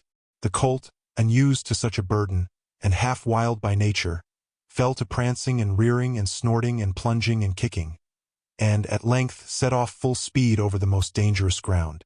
As the route led generally along the steep and craggy sides of the hills, both horse and horseman were constantly in danger, and more than once had a hairbreadth escape from deadly peril. Nothing, however, could daunt this madcap savage. He stuck to the colt like a plaister sick, up ridges, down gullies, whooping and yelling with the wildest glee. Never did beggar on horseback display more headlong horsemanship. His companions followed him with their eyes, sometimes laughing, sometimes holding in their breath at his vagaries, until they saw the colt make a sudden plunge or start, and pitch his unlucky rider headlong over a precipice. There was a general cry of horror, and all hastened to the spot. They found the poor fellow lying among the rocks below, sadly bruised and mangled. It was almost a miracle that he had escaped with life. Even in this condition, his merry spirit was not entirely quelled, and he summoned up a feeble laugh at the alarm and anxiety of those who came to his relief. He was extricated from his rocky bed, and a messenger dispatched to inform Captain Bonneville of the accident. The latter returned with all speed, and encamped the party at the first convenient spot. Here the wounded man was stretched upon buffalo skins, and the captain, who officiated on all occasions as doctor and surgeon to the party, proceeded to examine his wounds. The principal one was a long and deep gash in the thigh, which reached to the bone. Calling for a needle and thread, the captain now prepared to sew up the wound, admonishing the patient to submit to the operation with becoming fortitude. His gaiety was at an end. He could no longer summon up even a forced smile, and, at the first puncture of the needle, flinched so piteously that the captain was obliged to pause and to order him a powerful dose of alcohol. This somewhat rallied up his spirit and warmed his heart. All the time of the operation, however, he kept his eyes riveted on the wound, with his teeth set, and a whimsical wincing of the countenance, that occasionally gave his nose something of its usual comic curl. When the wound was fairly closed, the captain washed it with rum, and administered a second dose of the same to the patient, who was tucked in for the night, and advised to compose himself to sleep. He was restless and uneasy, however, repeatedly expressing his fears that his leg would be so much swollen the next day as to prevent his proceeding with the party, nor could he be quieted until the captain gave a decided opinion favorable to his wishes. Early the next morning, a gleam of his merry humor returned, on finding that his wounded limb retained its natural proportions. On attempting to use it, however, he found himself unable to stand. He made several efforts to coax himself into a belief that he might still continue forward, but at length shook his head despondingly and said that, as he had but one leg, it was all in vain to attempt a passage of the mountain.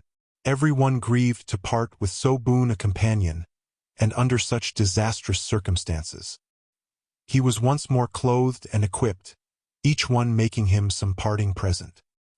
He was then helped on a horse, which Captain Bonneville presented to him, and after many parting expressions of goodwill on both sides, set off on his return to his old haunts, doubtless to be once more plucked by his affectionate but needy cousins. Chapter 36. Continuing their journey up the course of the Imaha, the travelers found, as they approached the headwaters, the snow increased in quantity, so as to lie 2 feet deep. They were again obliged, therefore, to beat down a path for their horses, sometimes traveling on the icy surface of the stream.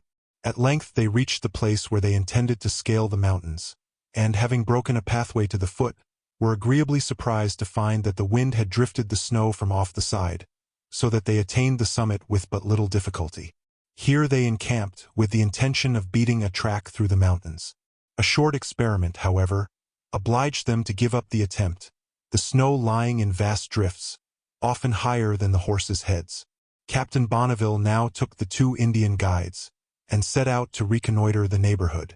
Observing a high peak which overtopped the rest, he climbed it, and discovered from the summit a pass about 9 miles long, but so heavily piled with snow that it seemed impracticable. He now lit a pipe, and, sitting down with the 2 guides, proceeded to hold a consultation after the Indian mode. For a long while they all smoked vigorously and in silence, pondering over the subject matter before them. At length a discussion commenced, and the opinion in which the 2 guides concurred was that the horses could not possibly cross the snows. They advised, therefore, that the party should proceed on foot, and they should take the horses back to the village, where they would be well taken care of until Captain Bonneville should send for them. They urged this advice with great earnestness, declaring that their chief would be extremely angry and treat them severely should any of the horses of his good friends, the white men, be lost in crossing under their guidance, and that, therefore, it was good they should not attempt it. Captain Bonneville sat smoking his pipe and listening to them with Indian silence and gravity. When they had finished, he replied to them in their own style of language. "My friends," said he, "I have seen the pass and have listened to your words. You have little hearts. When troubles and dangers lie in your way, you turn your backs. That is not the way with my nation. When great obstacles present and threaten to keep them back, their hearts swell and they push forward. They love to conquer difficulties. But enough for the present. Night is coming on. Let us return to our camp." He moved on, and they followed in silence. On reaching the camp, he found the men extremely discouraged. One of their number had been surveying the neighborhood, and seriously assured them that the snow was at least 100 feet deep. The captain cheered them up, and diffused fresh spirit in them by his example. Still he was much perplexed how to proceed.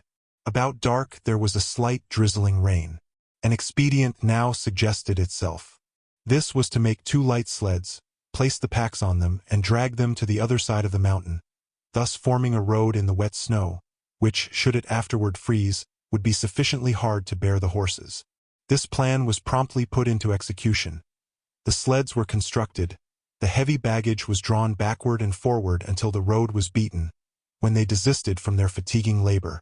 The night turned out clear and cold, and by morning, their road was encrusted with ice sufficiently strong for their purpose. They now set out on their icy turnpike and got on well enough, excepting that now and then a horse would sidle out of the track and immediately sink up to the neck. Then came on toil and difficulty, and they would be obliged to haul up the floundering animal with ropes. One, more unlucky than the rest, after repeated falls, had to be abandoned in the snow. Notwithstanding these repeated delays, they succeeded, before the sun had acquired sufficient power to thaw the snow, in getting all the rest of their horses safely to the other side of the mountain. Their difficulties and dangers, however, were not yet at an end. They had now to descend, and the whole surface of the snow was glazed with ice. It was necessary, therefore, to wait until the warmth of the sun should melt the glassy crust of sleet, and give them a foothold in the yielding snow. They had a frightful warning of the danger of any movement while the sleet remained. A wild young mare, in her restlessness, strayed to the edge of a declivity. One slip was fatal to her. She lost her balance, careered with headlong velocity down the slippery side of the mountain for more than 2,000 feet, and was dashed to pieces at the bottom. When the travelers afterwards sought the carcass to cut it up for food, they found it torn and mangled in the most horrible manner. It was quite late in the evening before the party descended to the ultimate skirts of the snow. Here they planted large logs below them to prevent their sliding down, and encamped for the night. The next day they succeeded in bringing down their baggage to the encampment. Then packing all up regularly and loading their horses, they once more set out briskly and cheerfully, and in the course of the following day succeeded in getting to a grassy region. Here their Nez Perce guides declared that all the difficulties of the mountains were at an end, and their course was plain and simple, and needed no further guidance. They asked leave, therefore, to return home. This was readily granted, with many thanks and presents for their faithful services. They took a long farewell smoke with their white friends, after which they mounted their horses and set off, exchanging many farewells and kind wishes. On the following day, Captain Bonneville completed his journey down the mountain, and encamped on the borders of Snake River, where he found the grass in great abundance and 8 inches in height. In this neighborhood, he saw on the rocky banks of the river several prismoids of basalts, rising to the height of 50 or 60 feet. Nothing particularly worthy of note occurred during several days as the party proceeded up along Snake River and across its tributary streams. After crossing Gun Creek, they met with various signs that white people were in the neighborhood, and Captain Bonneville made earnest exertions to discover whether they were any of his own people, that he might join them. He soon ascertained that they had been starved out of this tract of country, and had betaken themselves to the Buffalo region, whither he now shaped his course. In proceeding along Snake River, he found small hordes of Shoshones lingering upon the minor streams, and living upon trout and other fish, which they catch in great numbers at this season in fish traps.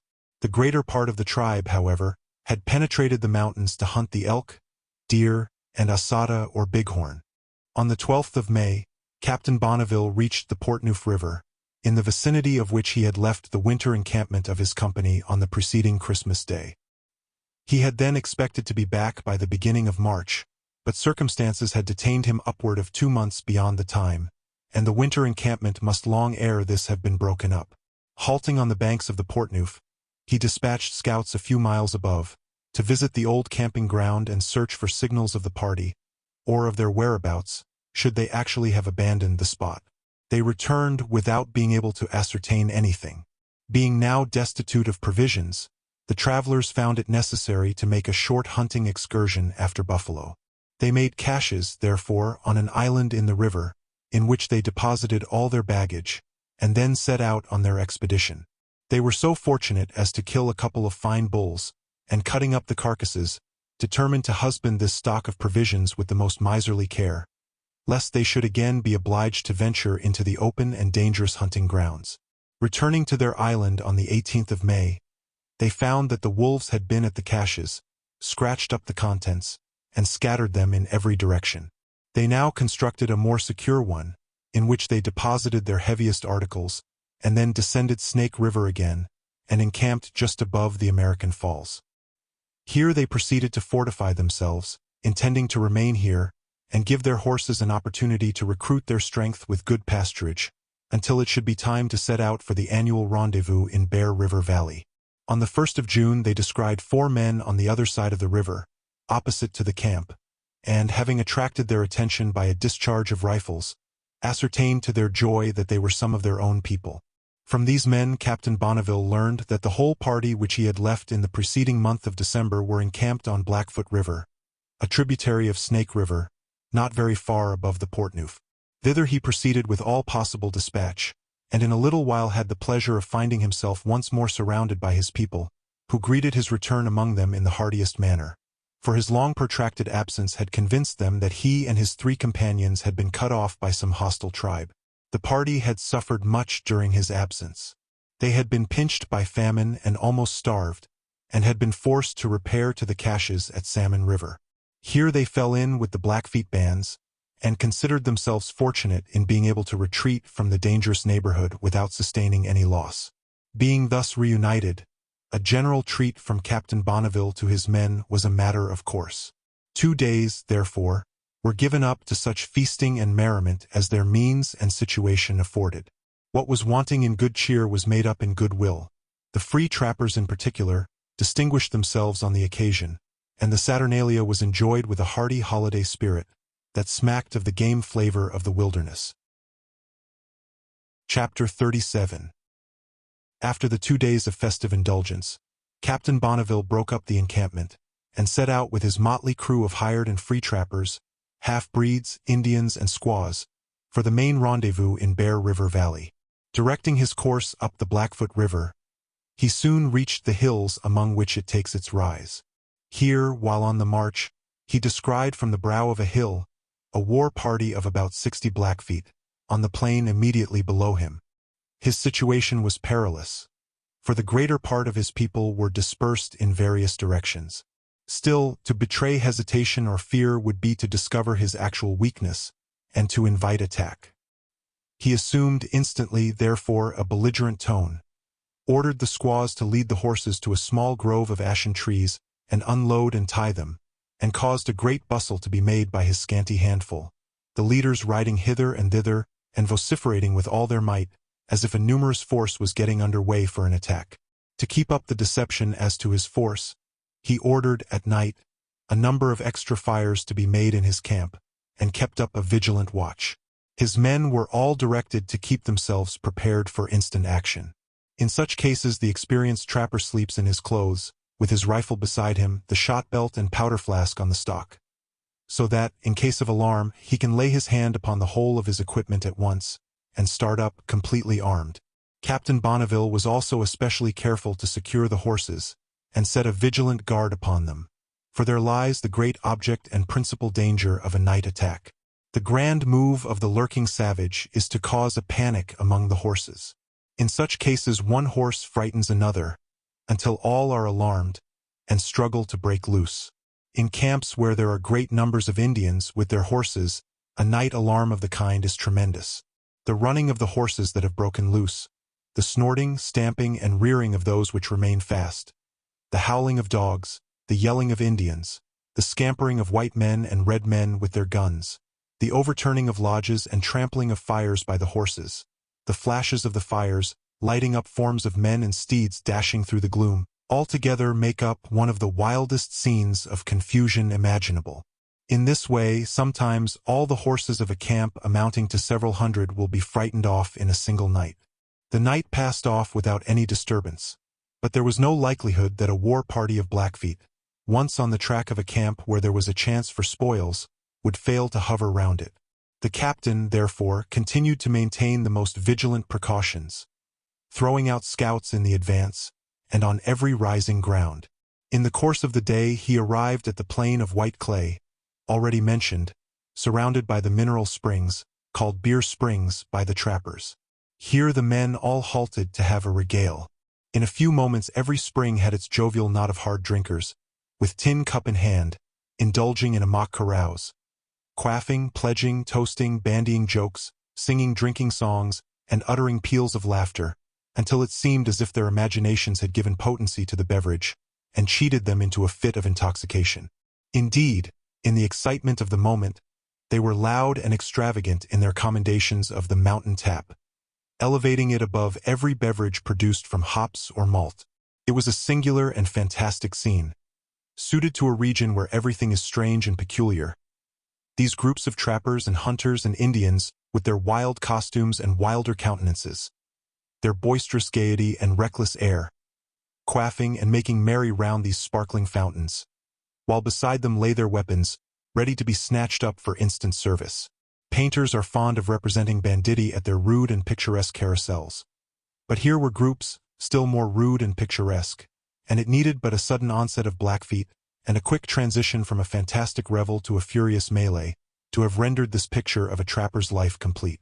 The beer frolic, however, passed off without any untoward circumstance, and, unlike most drinking bouts, left neither headache nor heartache behind. Captain Bonneville now directed his course up along Bear River, amusing himself occasionally with hunting the buffalo, with which the country was covered. Sometimes, when he saw a huge bull taking his repose in a prairie, he would steal along a ravine until close upon him, then rouse him from his meditations with a pebble, and take a shot at him as he started up. Such is the quickness with which this animal springs upon his legs, that it is not easy to discover the muscular process by which it is effected.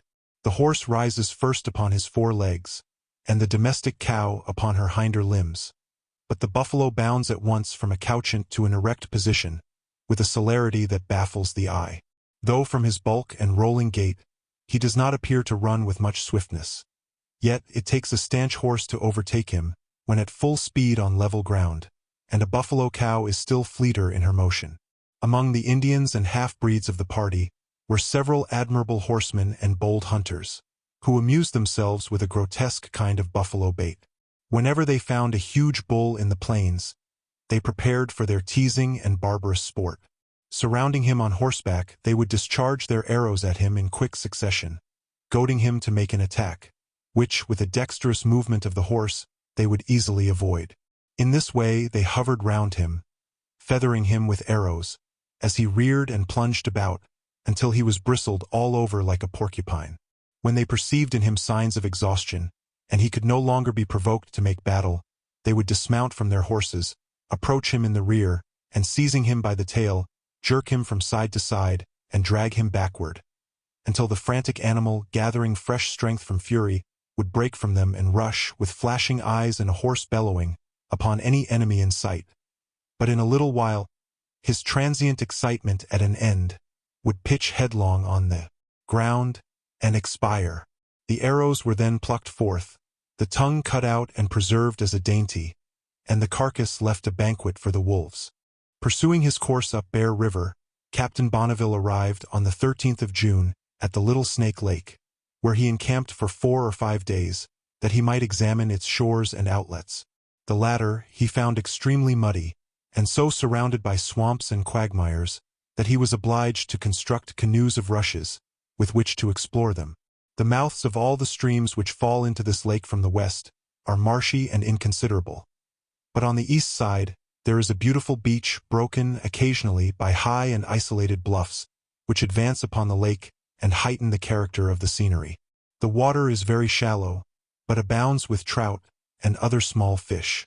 Having finished his survey of the lake, Captain Bonneville proceeded on his journey, until on the banks of the Bear River, some distance higher up, he came upon the party which he had detached a year before to circumambulate the Great Salt Lake and ascertain its extent and the nature of its shores.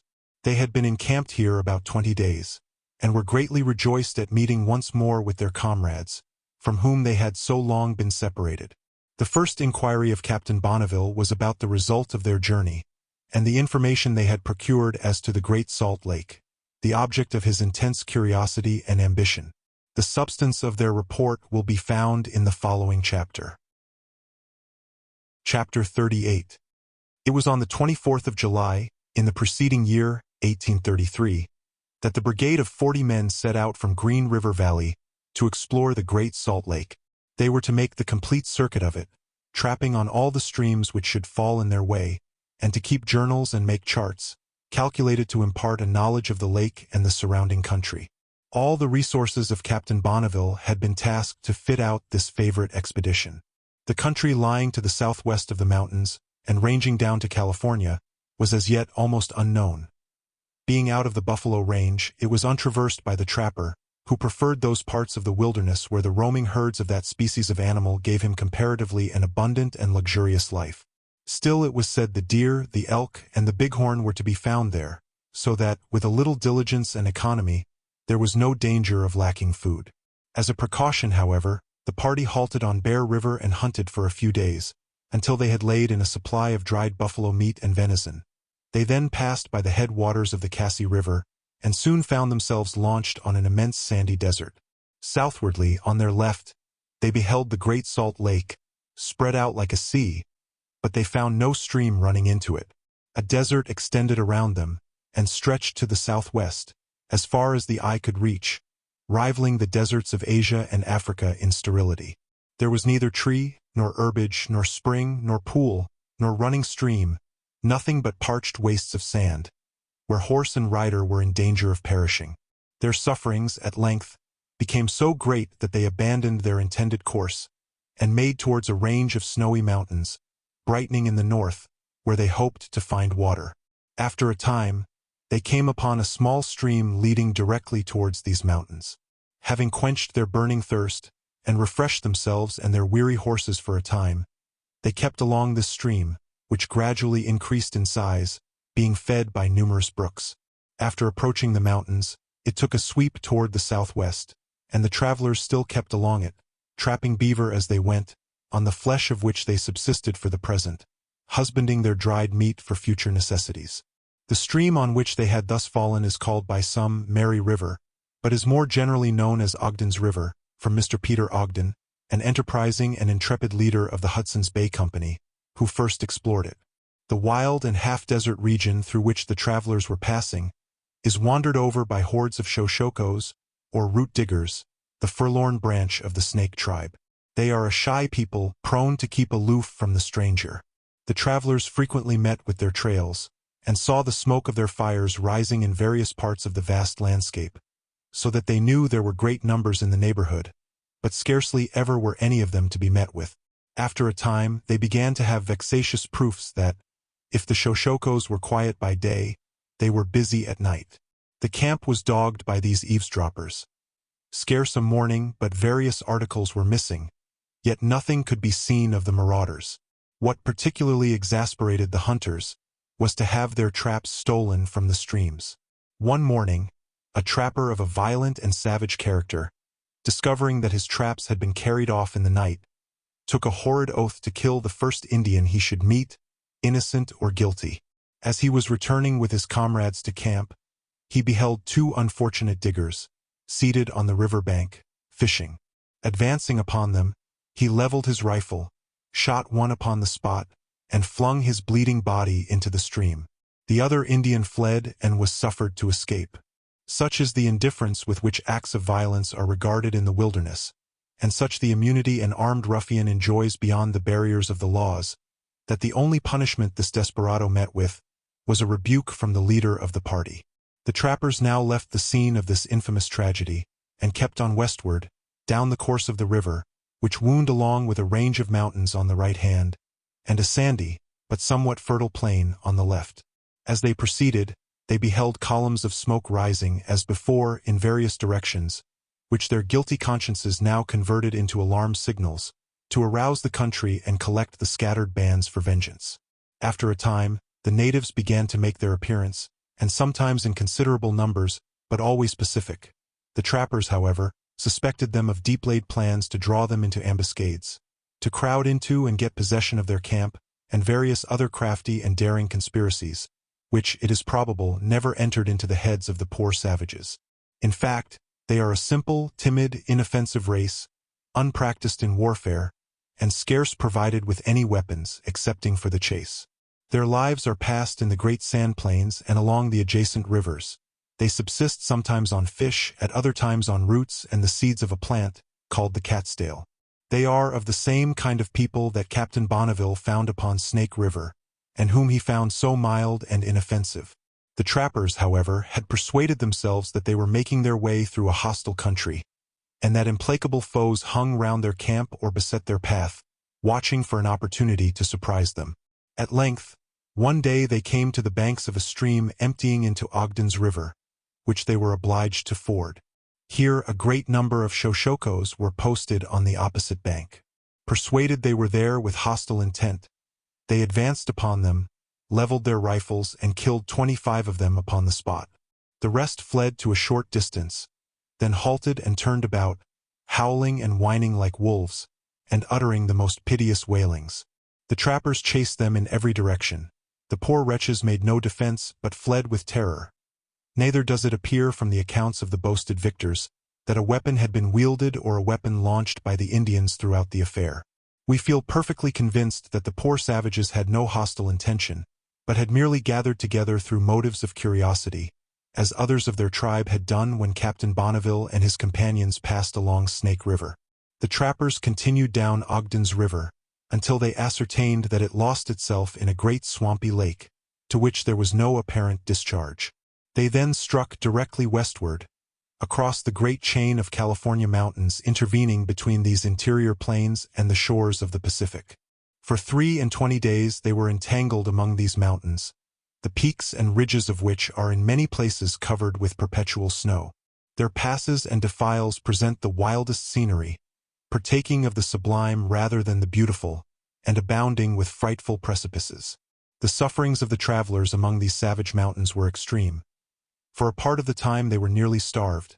At length they made their way through them and came down upon the plains of New California, a fertile region extending along the coast, with magnificent forests, verdant savannas, and prairies that looked like stately parks.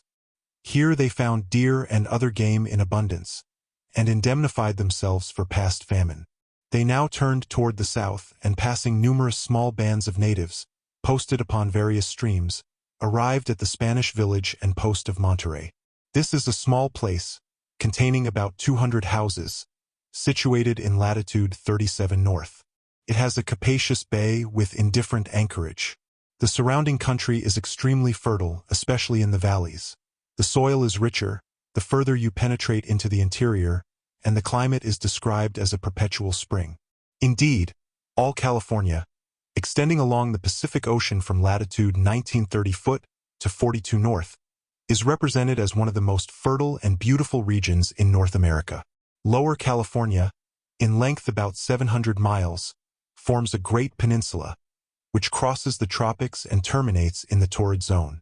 It is separated from the mainland by the Gulf of California, sometimes called the Vermilion Sea. Into this gulf empties the Colorado of the West, the Seets Kudee or Green River, as it is also sometimes called. The peninsula is traversed by stern and barren mountains, and has many sandy plains, where the only sign of vegetation is the cylindrical cactus growing among the clefts of the rocks. Wherever there is water, however, and vegetable mold, the ardent nature of the climate quickens everything into astonishing fertility. There are valleys luxuriant with the rich and beautiful productions of the tropics. There the sugarcane and indigo plant attain a perfection unequaled in any other part of North America. There flourish the olive, the fig, the date, the orange, the citron, the pomegranate, and other fruits belonging to the voluptuous climates of the south, with grapes in abundance that yield a generous wine. In the interior are salt plains. Silver mines and scanty veins of gold are said, likewise, to exist, and pearls of a beautiful water are to be fished upon the coast. The peninsula of California was settled in 1698 by the Jesuits, who, certainly, as far as the natives were concerned, have generally proved the most beneficent of colonists. In the present instance, they gained and maintained a footing in the country without the aid of military force, but solely by religious influence. They formed a treaty and entered into the most amicable relations with the natives, then numbering from 25 to 30,000 souls, and gained a hold upon their affections and a control over their minds that effected a complete change in their condition.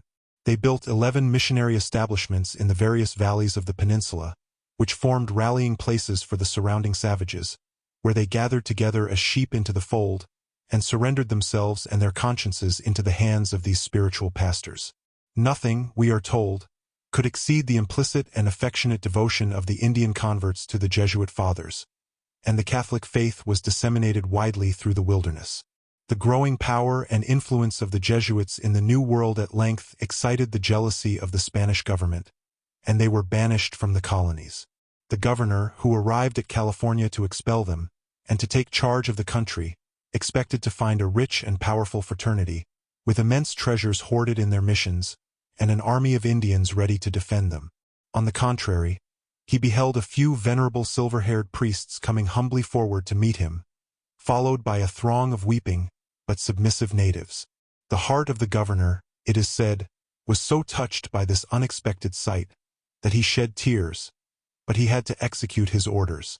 The Jesuits were accompanied to the place of their embarkation by their simple and affectionate parishioners, who took leave of them with tears and sobs. Many of the latter abandoned their hereditary abodes, and wandered off to join their southern brethren, so that but a remnant remained in the peninsula. The Franciscans immediately succeeded the Jesuits, and subsequently the Dominicans, but the latter managed their affairs ill. But 2 of the missionary establishments are at present occupied by priests. The rest are all in ruins, excepting one, which remains a monument of the former power and prosperity of the order. This is a noble edifice, once the seat of the chief of the resident Jesuits. It is situated in a beautiful valley, about halfway between the Gulf of California and the broad ocean, the peninsula being here about 60 miles wide. The edifice is of hewn stone, 1 story high, 210 feet in front, and about 55 feet deep. The walls are 6 feet thick and 16 feet high with a vaulted roof of stone, about 2.5 feet in thickness. It is now abandoned and desolate. The beautiful valley is without an inhabitant. Not a human being resides within 30 miles of the place. In approaching this deserted mission house from the south, the traveler passes over the mountain of San Juan, supposed to be the highest peak in the Californias. From this lofty eminence, a vast and magnificent prospect unfolds itself. The great Gulf of California, with the dark blue sea beyond, studded with islands, and in another direction, the immense lava plain of San Gabriel. The splendor of the climate gives an Italian effect to the immense prospect. The sky is of a deep blue color, and the sunsets are often magnificent beyond description. Such is a slight and imperfect sketch of this remarkable peninsula. Upper California extends from latitude 31·10" to 42 on the Pacific and inland to the great chain of snow-capped mountains which divide it from the sand plains of the interior. There are about 21 missions in this province, most of which were established about 50 years since, and are generally under the care of the Franciscans. These exert a protecting sway over about 35,000 Indian converts, who reside on the lands around the mission houses. Each of these houses has 15 miles square of land allotted to it, subdivided into small lots, proportioned to the number of Indian converts attached to the mission. Some are enclosed with high walls, but in general they are open hamlets, composed of rows of huts, built of sunburnt bricks, in some instances whitewashed and roofed with tiles. Many of them are far in the interior, beyond the reach of all military protection, and dependent entirely on the goodwill of the natives, which never fails them. They have made considerable progress in teaching the Indians the useful arts. There are native tanners, shoemakers, weavers, blacksmiths, stonecutters, and other artificers attached to each establishment. Others are taught husbandry, and the rearing of cattle and horses, while the females card and spin wool, weave, and perform the other duties allotted to their sex in civilized life. No social intercourse is allowed between the unmarried of the opposite sexes after working hours, and at night they are locked up in separate apartments, and the keys delivered to the priests. The produce of the lands and all the profits arising from sales are entirely at the disposal of the priests. Whatever is not required for the support of the missions goes to augment a fund which is under their control. Hides and tallow constitute the principal riches of the missions, and, indeed, the main commerce of the country. Grain might be produced to an unlimited extent at the establishments, were there a sufficient market for it. Olives and grapes are also reared at the missions. Horses and horned cattle abound throughout all this region. The former may be purchased at from $3 to $5, but they are of an inferior breed. Mules, which are here of a large size and of valuable qualities, cost from $7 to $10. There are several excellent ports along this coast. San Diego, Santa Barbara, Monterey, the Bay of San Francisco, and the northern port of Bondigo. All afford anchorage for ships of the largest class. The port of San Francisco is too well known to require much notice in this place. The entrance from the sea is 67 fathoms deep, and within, whole navies might ride with perfect safety. Two large rivers, which take their rise in mountains 200 or 300 miles to the east, and run through a country unsurpassed for soil and climate, empty themselves into the harbor. The country around affords admirable timber for shipbuilding. In a word, this favored port combines advantages which not only fit it for a grand naval depot, but almost render it capable of being made the dominant military post of these seas. Such is a feeble outline of the Californian coast and country, the value of which is more and more attracting the attention of naval powers. The Russians have always a ship of war upon this station, and have already encroached upon the Californian boundaries by taking possession of the port of Bondigo and fortifying it with several guns. Recent surveys have likewise been made, both by the Russians and the English, and we have little doubt that, at no very distant day, this neglected, and until recently almost unknown region, will be found to possess sources of wealth sufficient to sustain a powerful and prosperous empire.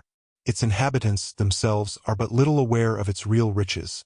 They have not enterprise sufficient to acquaint themselves with a vast interior that lies almost a terra incognita, nor have they the skill and industry to cultivate properly the fertile tracts along the coast, nor to prosecute that foreign commerce which brings all the resources of a country into profitable action. Chapter 39. The wandering band of trappers was well received at Monterey. The inhabitants were desirous of retaining them among them, and offered extravagant wages to such as were acquainted with any mechanic art. When they went into the country, too, they were kindly treated by the priests at the missions, who are always hospitable to strangers, whatever may be their rank or religion. They had no lack of provisions, being permitted to kill as many as they pleased of the vast herds of cattle that graze the country, on condition merely of rendering the hides to the owners. They attended bullfights and horse races, forgot all the purposes of their expedition, squandered away freely the property that did not belong to them, and, in a word, reveled in a perfect fool's paradise. What especially delighted them was the equestrian skill of the Californians. The vast number and the cheapness of the horses in this country makes everyone a cavalier. The Mexicans and half-breeds of California spend the greater part of their time in the saddle. They are fearless riders, and their daring feats upon unbroken colts and wild horses astonished our trappers, though accustomed to the bold riders of the prairies. A Mexican horseman has much resemblance, in many points, to the equestrians of old Spain, and especially to the vainglorious caballero of Andalusia. A Mexican dragoon, for instance, is represented as arrayed in a round blue jacket, with red cuffs and collar, blue velvet breeches unbuttoned at the knees to show his white stockings, patinas of deer skin, a round-crowned Andalusian hat, and his hair queued. On the pommel of his saddle, he carries balanced a long musket, with fox skin round the lock. He is cased in a cuirass of double-fold deer skin, and carries a bull's hide shield. He is forked in a Moorish saddle, high before and behind. His feet are thrust into wooden box stirrups, of Moorish fashion, and a tremendous pair of iron spurs, fastened by chains, jingle at his heels. Thus equipped and suitably mounted, he considers himself the glory of California, and the terror of the universe. The Californian horsemen seldom ride out without the lasso sick, that is to say, a long coil of cord with a slip noose, with which they are expert, almost to a miracle. The lasso, now almost entirely confined to Spanish America, is said to be of great antiquity, and to have come, originally, from the East. It was used, we are told, by a pastoral people of Persian descent, of whom 8,000 accompanied the army of Xerxes. By the Spanish Americans it is used for a variety of purposes, and among others for hauling wood. Without dismounting, they cast the noose around a log, and thus drag it to their houses. The vaqueros, or Indian cattle drivers, have also learned the use of the lasso from the Spaniards, and employ it to catch the half-wild cattle by throwing it round their horns. The lasso is also of great use in furnishing the public with a favorite, though barbarous sport, the combat between a bear and a wild bull. For this purpose, 3 or 4 horsemen sally forth to some wood, frequented by bears, and, depositing the carcass of a bullock, hide themselves in the vicinity. The bears are soon attracted by the bait. As soon as one, fit for their purpose, makes his appearance, they run out, and with the lasso, dexterously noose him by either leg. After dragging him at full speed until he is fatigued, they secure him more effectually, and tying him on the carcass of the bullock, draw him in triumph to the scene of action. By this time he is exasperated to such frenzy, that they are sometimes obliged to throw cold water on him, to moderate his fury, and dangerous would it be, for horse and rider were he, while in this paroxysm to break his bonds. A wild bull of the fiercest kind, which has been caught and exasperated in the same manner, is now produced, and both animals are turned loose in the arena of a small amphitheater. The mortal fight begins instantly, and always at first to the disadvantage of Bruin. Fatigued as he is by his previous rough riding, roused, at length, by the repeated goring of the bull, he seizes his muzzle with his sharp claws, and clinging to this most sensitive part, causes him to bellow with rage and agony. In his heat and fury, the bull lolls out his tongue. This is instantly clutched by the bear. With a desperate effort he overturns his huge antagonist, and then dispatches him without difficulty. Beside this diversion, the travelers were likewise regaled with bullfights, in the genuine style of old Spain, the Californians being considered the best bullfighters in the Mexican dominions. After a considerable sojourn at Monterey, spent in these very edifying, but not very profitable amusements, the leader of this vagabond party set out with his comrades, on his return journey. Instead of retracing their steps through the mountains, they passed round their southern extremity, and, crossing a range of low hills, found themselves in the sandy plains south of Ogden's River, in traversing which they again suffered grievously for want of water. In the course of their journey, they encountered a party of Mexicans in pursuit of a gang of natives, who had been stealing horses. The savages of this part of California are represented as extremely poor, and armed only with stone-pointed arrows, it being the wise policy of the Spaniards not to furnish them with firearms, as they find it difficult, with their blunt shafts, to kill the wild game of the mountains. They occasionally supply themselves with food by entrapping the Spanish horses. Driving them stealthily into fastnesses and ravines, they slaughter them without difficulty, and dry their flesh for provisions. Some they carry off to trade with distant tribes, and in this way the Spanish horses pass from hand to hand among the Indians, until they even find their way across the Rocky Mountains. The Mexicans are continually on the alert to intercept these marauders, but the Indians are apt to outwit them, and force them to make long and wild expeditions in pursuit of their stolen horses. 2 of the Mexican party just mentioned joined the band of trappers, and proved themselves worthy companions. In the course of their journey through the country frequented by the poor root diggers, there seems to have been an emulation between them, which could inflict the greatest outrages upon the natives. The trappers still considered them in the light of dangerous foes, and the Mexicans very probably charged them with the sin of horse-stealing. We have no other mode of accounting for the infamous barbarities of which, according to their own story, they were guilty, hunting the poor Indians like wild beasts and killing them without mercy. The Mexicans excelled at this savage sport, chasing their unfortunate victims at full speed, noosing them round the neck with their lassos, and then dragging them to death. Such are the scanty details of this most disgraceful expedition. At least such are all that Captain Bonneville had the patience to collect, for he was so deeply grieved by the failure of his plans, and so indignant at the atrocities related to him, that he turned with disgust and horror from the narrators. Had he exerted a little of the lynch law of the wilderness, and hanged those dexterous horsemen in their own lassos, it would but have been a well-merited and salutary act of retributive justice. The failure of this expedition was a blow to his pride, and a still greater blow to his purse.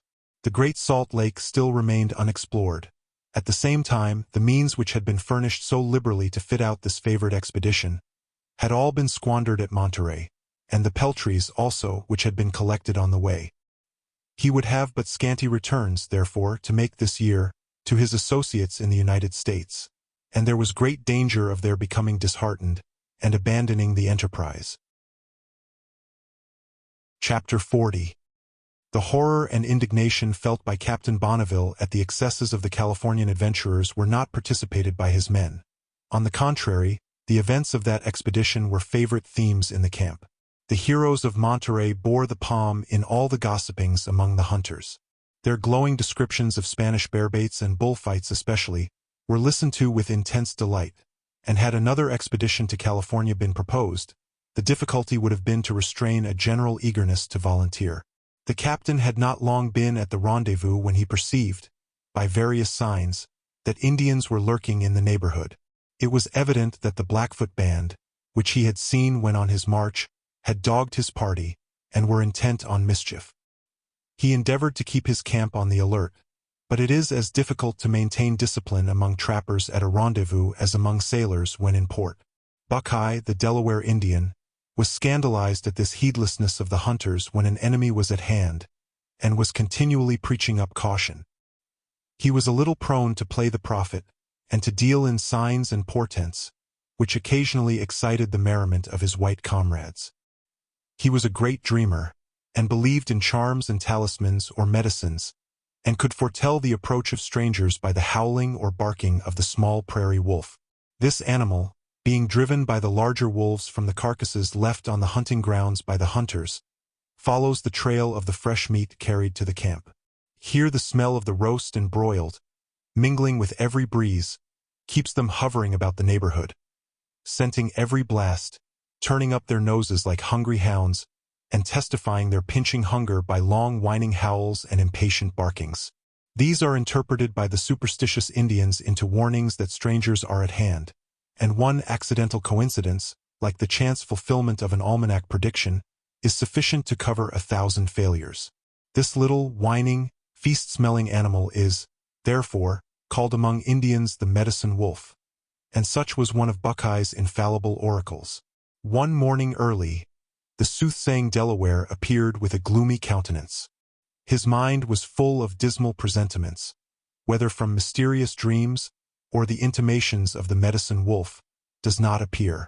Danger, he said, was lurking in their path, and there would be some fighting before sunset. He was bantered for his prophecy, which was attributed to his having supped too heartily, and been visited by bad dreams.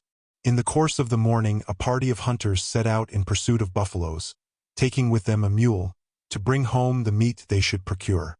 They had been some few hours absent, when they came clattering at full speed into camp, giving the war cry of Blackfeet. Blackfeet! Everyone seized his weapon and ran to learn the cause of the alarm. It appeared that the hunters, as they were returning leisurely, leading their mule well laden with prime pieces of buffalo meat, passed close by a small stream overhung with trees, about 2 miles from the camp. Suddenly a party of Blackfeet, who lay in ambush along the thickets, sprang up with a fearful yell, and discharged a volley at the hunters. The latter immediately threw themselves flat on their horses, put them to their speed, and never paused to look behind, until they found themselves in camp. Fortunately they had escaped without a wound, but the mule, with all the provant, had fallen into the hands of the enemy. This was a loss, as well as an insult not to be borne. Every man sprang to horse, and with rifle in hand, galloped off to punish the Blackfeet, and rescue the buffalo beef. They came too late. The marauders were off, and all that they found of their mule was the dents of his hoofs, as he had been conveyed off at a round trot, bearing his savory cargo to the hills, to furnish the scampering savages with a banquet of roast meat at the expense of the white men. The party returned to camp, balked of their revenge, but still more grievously balked of their supper. Buckeye, the Delaware, sat smoking by his fire, perfectly composed. As the hunters related the particulars of the attack, he listened in silence with unruffled countenance, then pointing to the west, "The sun has not yet set," said he. Buckeye did not dream like a fool. All present now recollected the prediction of the Indian at daybreak, and were struck with what appeared to be its fulfillment. They called to mind, also, a long catalogue of foregone presentiments and predictions made at various times by the Delaware, and, in their superstitious credulity, began to consider him a veritable seer, without thinking how natural it was to predict danger, and how likely to have the prediction verified in the present instance, when various signs gave evidence of a lurking foe. The various bands of Captain Bonneville's company had now been assembled for some time at the rendezvous. They had had their fill of feasting and frolicking, and all the species of wild and often uncouth merrymaking, which invariably take place on these occasions. Their horses, as well as themselves, had recovered from past famine and fatigue, and were again fit for active service, and an impatience began to manifest itself among the men once more to take the field, and set off on some wandering expedition. At this juncture Sare arrived at the rendezvous at the head of a supply party, bringing goods and equipments from the States. This active leader, it will be recollected, had embarked the year previously in skinboats on the Bighorn, freighted with the year's collection of peltries. He had met with misfortune in the course of his voyage, one of his frail barks being upset, and part of the furs lost or damaged. The arrival of the supplies gave the regular finish to the annual revel. A grand outbreak of wild debauch ensued among the mountaineers. Drinking, dancing, swaggering, gambling, quarreling, and fighting. Alcohol, which, from its portable qualities, containing the greatest quantity of fiery spirit in the smallest compass, is the only liquor carried across the mountains, is the inflammatory beverage at these carousals, and is dealt out to the trappers at $4 a pint. When inflamed by this fiery beverage, they cut all kinds of mad pranks and gambles, and sometimes burn all their clothes in their drunken bravados. A camp, recovering from one of these riotous revels, presents a serio-comic spectacle. Black eyes, broken heads, lackluster visages. Many of the trappers have squandered in one drunken frolic the hard-earned wages of a year. Some have run in debt, and must toil on to pay for past pleasure. All are sated with this deep draught of pleasure, and eager to commence another trapping campaign. For hardship and hard work, spiced with the stimulants of wild adventures, and topped off with an annual frantic carousal, is the lot of the restless trapper. The captain now made his arrangements for the current year. Sare and Walker, with a number of men who had been to California, were to proceed to St. Louis with the packages of furs collected during the past year. Another party, headed by a leader named Montero, was to proceed to the Crow country, trap upon its various streams, and among the Black Hills, and thence to proceed to the Arkansas, where he was to go into winter quarters. The captain marked out for himself a widely different course. He intended to make another expedition with 23 men to the lower part of the Columbia River, and to proceed to the valley of the Multnomah.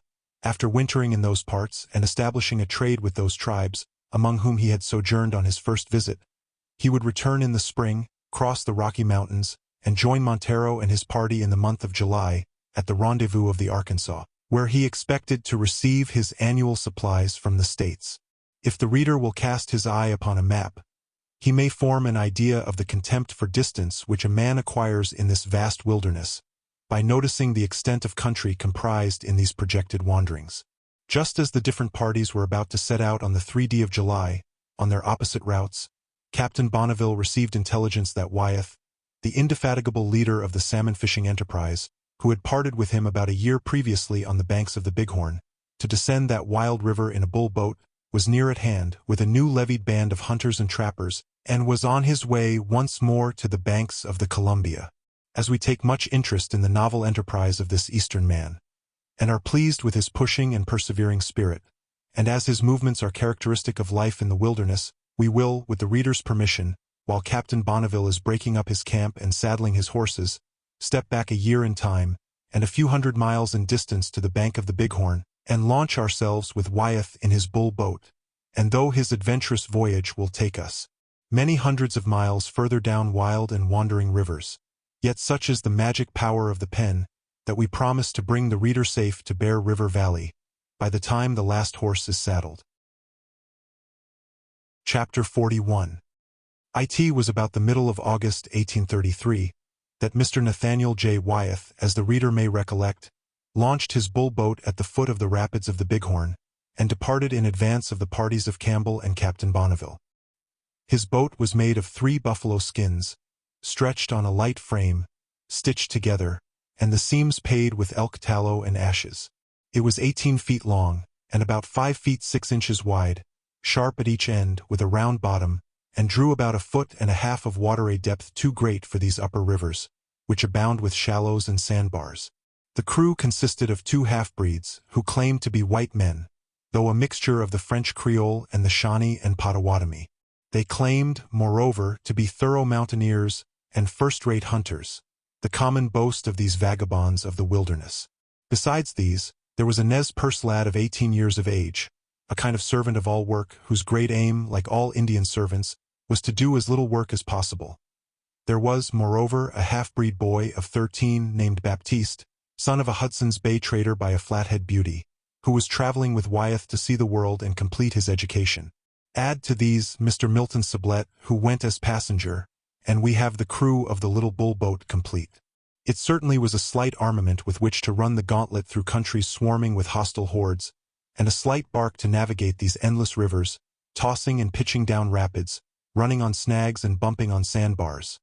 Such, however, are the cockleshells with which these hardy rovers of the wilderness will attempt the wildest streams, and it is surprising what rough shocks and thumps these boats will endure, and what vicissitudes they will live through. Their duration, however, is but limited. They require frequently to be hauled out of the water and dried, to prevent the hides from becoming water-soaked, and they eventually rot and go to pieces. The course of the river was a little to the north of east. It ran about 5 miles an hour over a gravelly bottom. The banks were generally alluvial, and thickly grown with cottonwood trees, intermingled occasionally with ash and plum trees. Now and then limestone cliffs and promontories advanced upon the river, making picturesque headlands. Beyond the woody borders rose ranges of naked hills. Milton Sublette was the Pelorus of this adventurous bark, being somewhat experienced in this wild kind of navigation.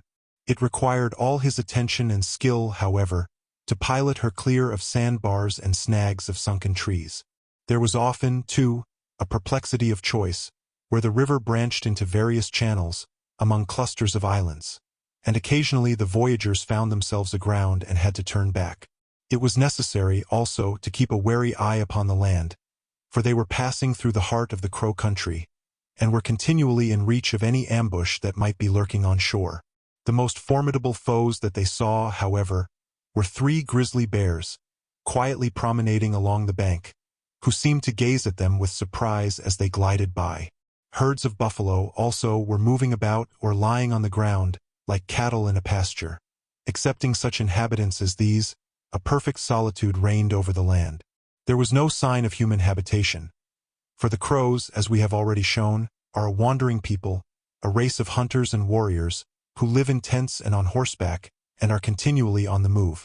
At night they landed, hauled up their boat to dry, pitched their tent, and made a rousing fire. Then, as it was the first evening of their voyage, they indulged in a regale, relishing their buffalo beef with inspiring alcohol, after which they slept soundly, without dreaming of crows or Blackfeet. Early in the morning, they again launched the boat and committed themselves to the stream. In this way they voyaged for 2 days without any material occurrence, excepting a severe thunderstorm, which compelled them to put to shore and wait until it was past. On the 3rd morning they descried some persons at a distance on the river bank. As they were now, by calculation, at no great distance from Fort Cass, a trading post of the American Fur Company, they supposed these might be some of its people. A nearer approach showed them to be Indians. Descrying a woman apart from the rest, they landed and accosted her. She informed them that the main force of the Crow Nation, consisting of 5 bands under their several chiefs, were but about 2 or 3 miles below, on their way up along the river. This was unpleasant tidings, but to retreat was impossible, and the river afforded no hiding place.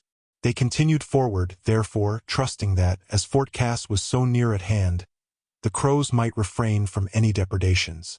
Floating down about 2 miles further, they came in sight of the first band, scattered along the river bank, all well mounted.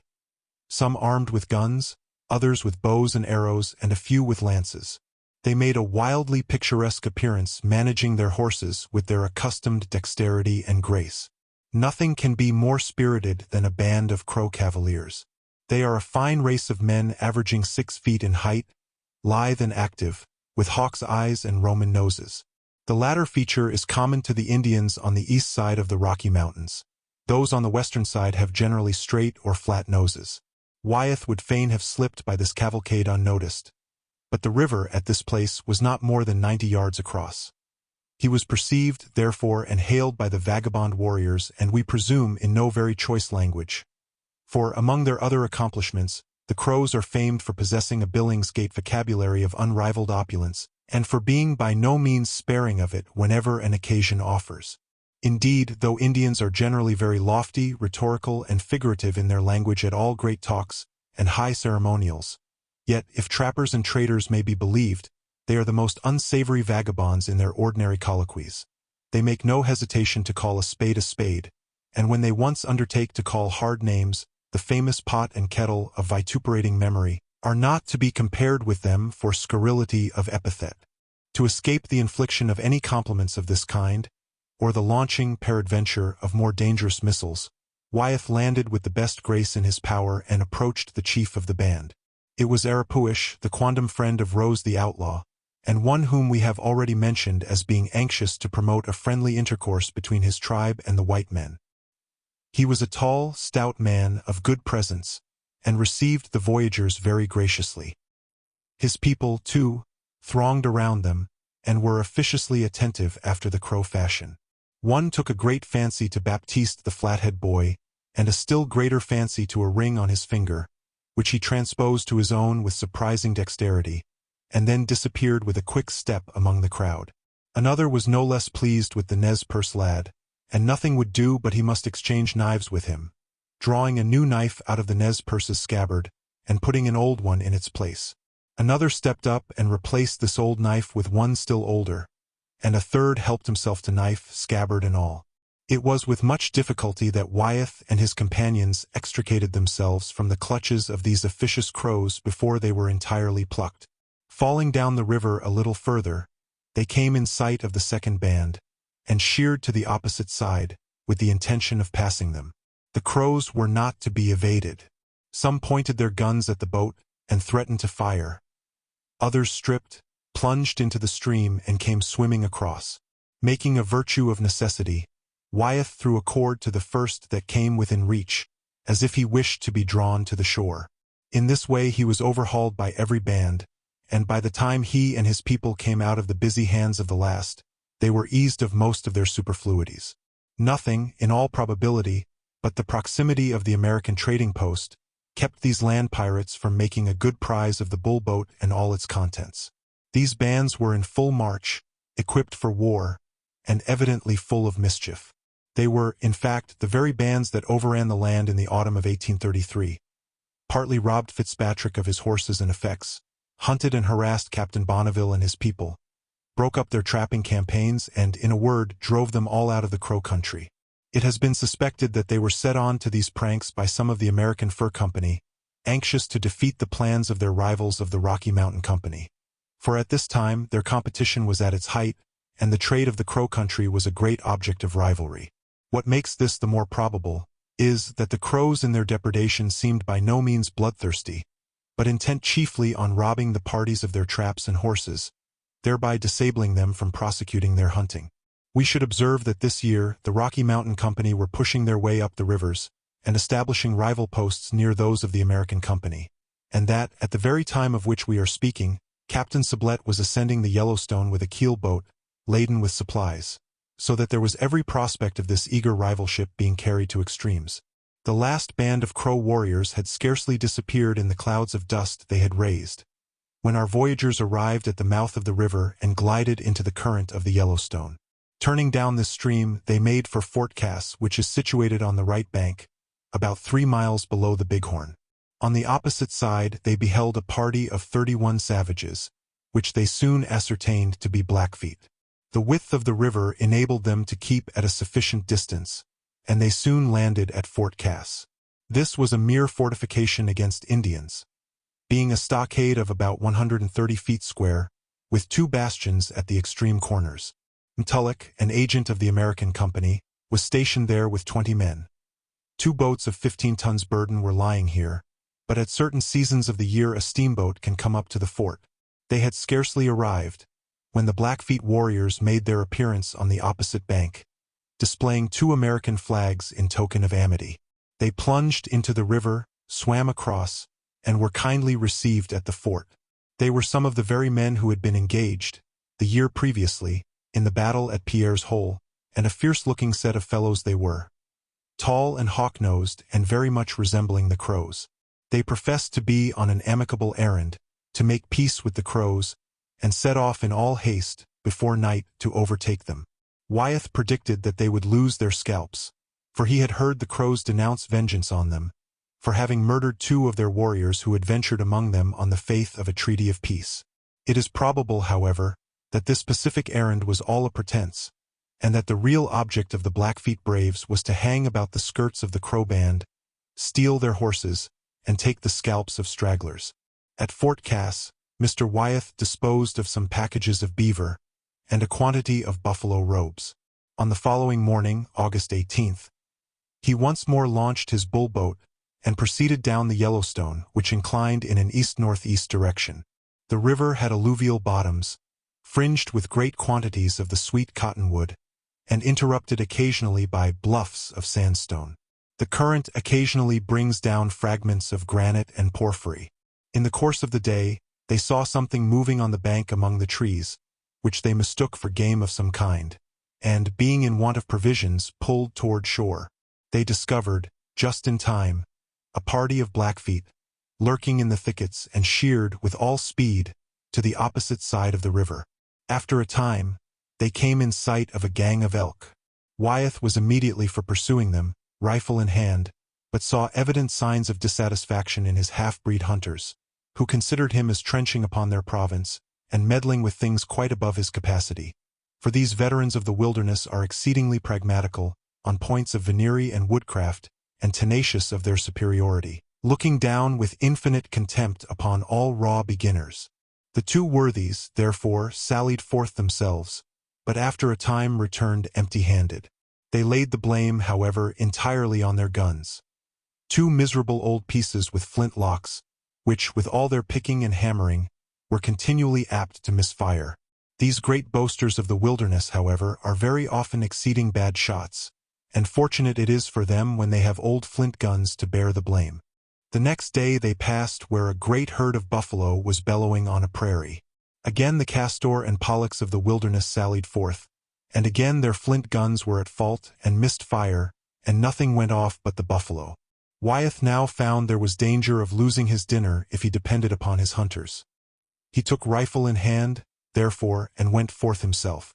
In the course of an hour he returned laden with buffalo meat, to the great mortification of the 2 regular hunters, who were annoyed at being eclipsed by a greenhorn. All hands now set to work to prepare the midday repast. A fire was made under an immense cottonwood tree that overshadowed a beautiful piece of meadowland. Rich morsels of buffalo hump were soon roasting before it. In a hearty and prolonged repast, the 2 unsuccessful hunters gradually recovered from their mortification, threatened to discard their old flint guns as soon as they should reach the settlements, and boasted more than ever of the wonderful shots they had made, when they had guns that never missed fire. Having hauled up their boat to dry in the sun, previous to making their repast, the voyagers now set it once more afloat, and proceeded on their way. They had constructed a sail out of their old tent, which they hoisted whenever the wind was favorable, and thus skimmed along down the stream. Their voyage was pleasant, notwithstanding the perils by sea and land with which they were environed. Whenever they could they encamped on islands for the greater security. If on the mainland and in a dangerous neighborhood, they would shift their camp after dark, leaving their fire burning, dropping down the river some distance, and making no fire at their second encampment. Sometimes they would float all night with the current, one keeping watch and steering while the rest slept. In such case, they would haul their boat on shore at noon of the following day to dry, for notwithstanding every precaution, she was gradually getting water-soaked and rotten. There was something pleasingly solemn and mysterious in thus floating down these wild rivers at night. The purity of the atmosphere in these elevated regions gave additional splendor to the stars, and heightened the magnificence of the firmament. The occasional rush and laving of the waters, the vague sounds from the surrounding wilderness, the dreary howl or rather whine of wolves from the plains, the low grunting and bellowing of the buffalo, and the shrill neighing of the elk, struck the ear with an effect unknown in the daytime. The 2 knowing hunters had scarcely recovered from one mortification when they were fated to experience another. As the boat was gliding swiftly round a low promontory, thinly covered with trees, one of them gave the alarm of Indians. The boat was instantly shoved from shore and everyone caught up his rifle. "Where are they?" cried Wyeth. "There, there. "Riding on horseback," cried one of the hunters. "Yes, with white scarfs on," cried the other. Wyeth looked in the direction they pointed, but descried nothing but two bald eagles, perched on a low dry branch beyond the thickets, and seeming, from the rapid motion of the boat, to be moving swiftly in an opposite direction.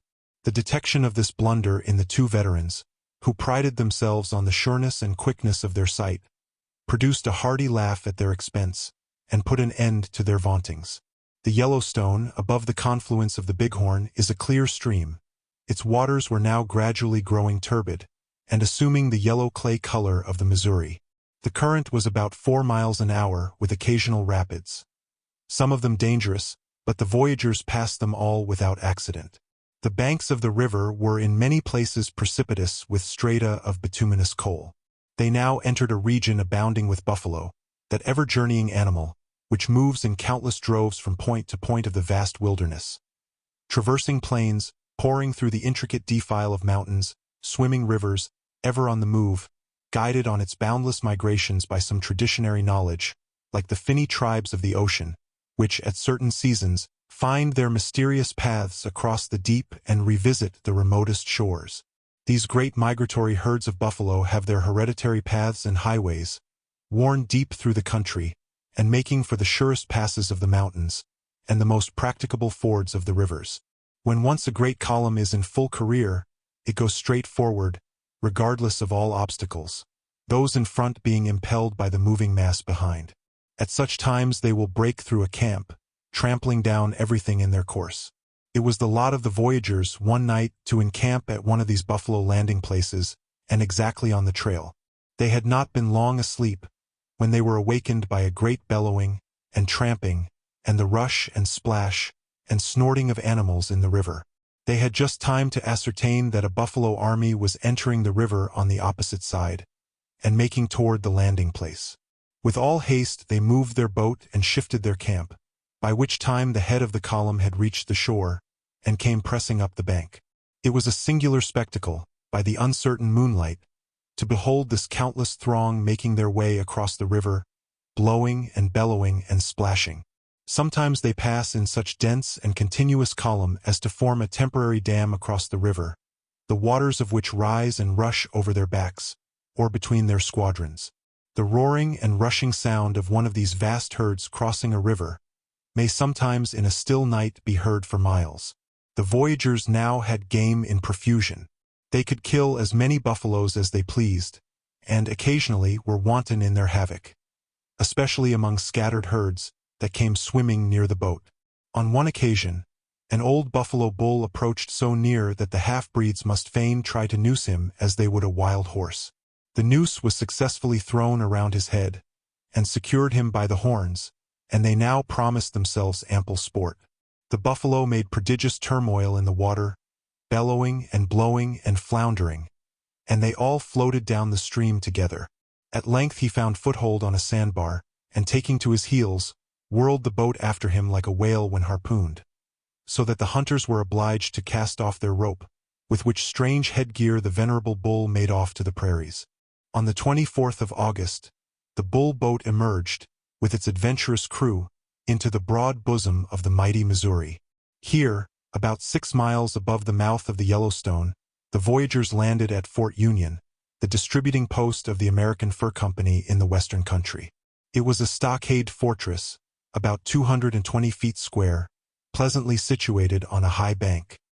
Here they were hospitably entertained by Mr. Mackenzie, the superintendent, and remained with him 3 days, enjoying the unusual luxuries of bread, butter, milk, and cheese, for the fort was well supplied with domestic cattle, though it had no garden.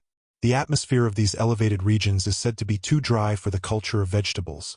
Yet the voyagers, in coming down the Yellowstone, had met with plums, grapes, cherries, and currants, and had observed ash and elm trees. Where these grow, the climate cannot be incompatible with gardening. At Fort Union, Wyeth met with a melancholy memento of one of his men.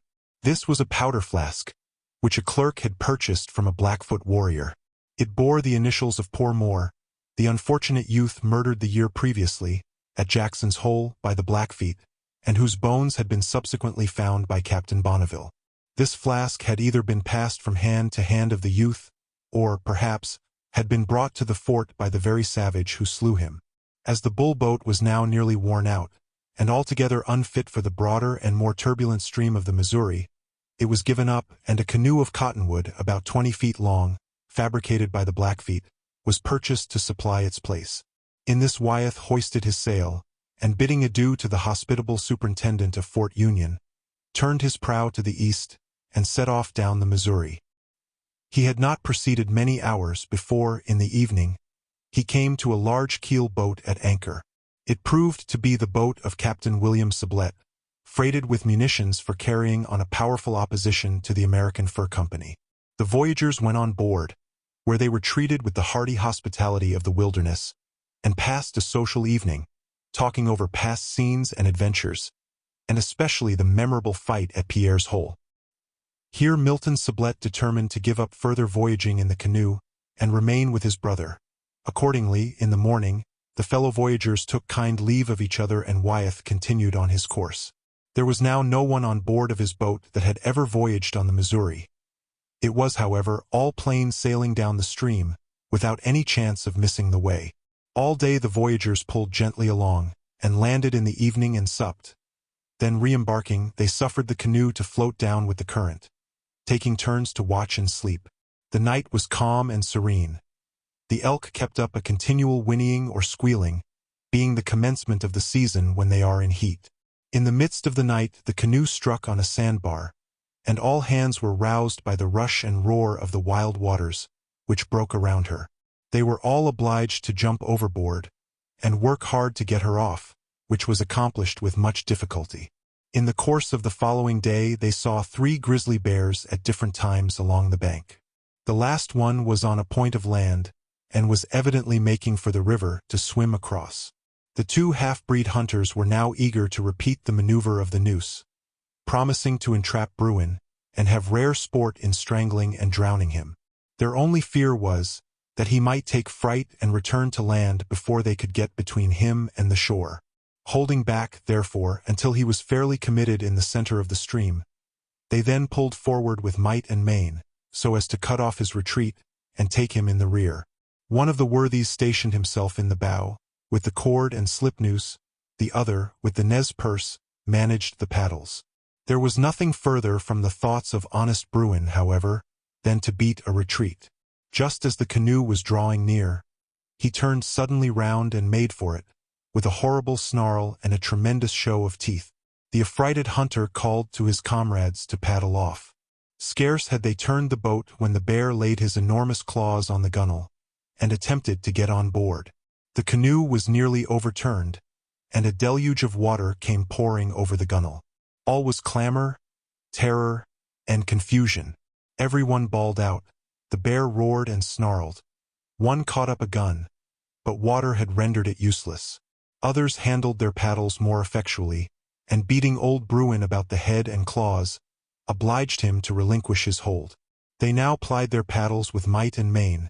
The bear made the best of his way to shore, and so ended the second exploit of the noose. The hunters determined to have no more naval contests with grizzly bears. The voyagers were now out of range of crows and Blackfeet, but they were approaching the country of the Rees or Arikaras, a tribe no less dangerous, and who were, generally, hostile to small parties. In passing through their country, Wyeth laid by all day, and drifted quietly down the river at night. In this way he passed on, until he supposed himself safely through the region of danger, when he resumed his voyage in the open day. On the 3d of September he had landed at midday to dine, and while some were making a fire, one of the hunters mounted a high bank to look out for game. He had scarce glanced his eye round, when he perceived horses grazing on the opposite side of the river. Crouching down he slunk back to the camp, and reported what he had seen.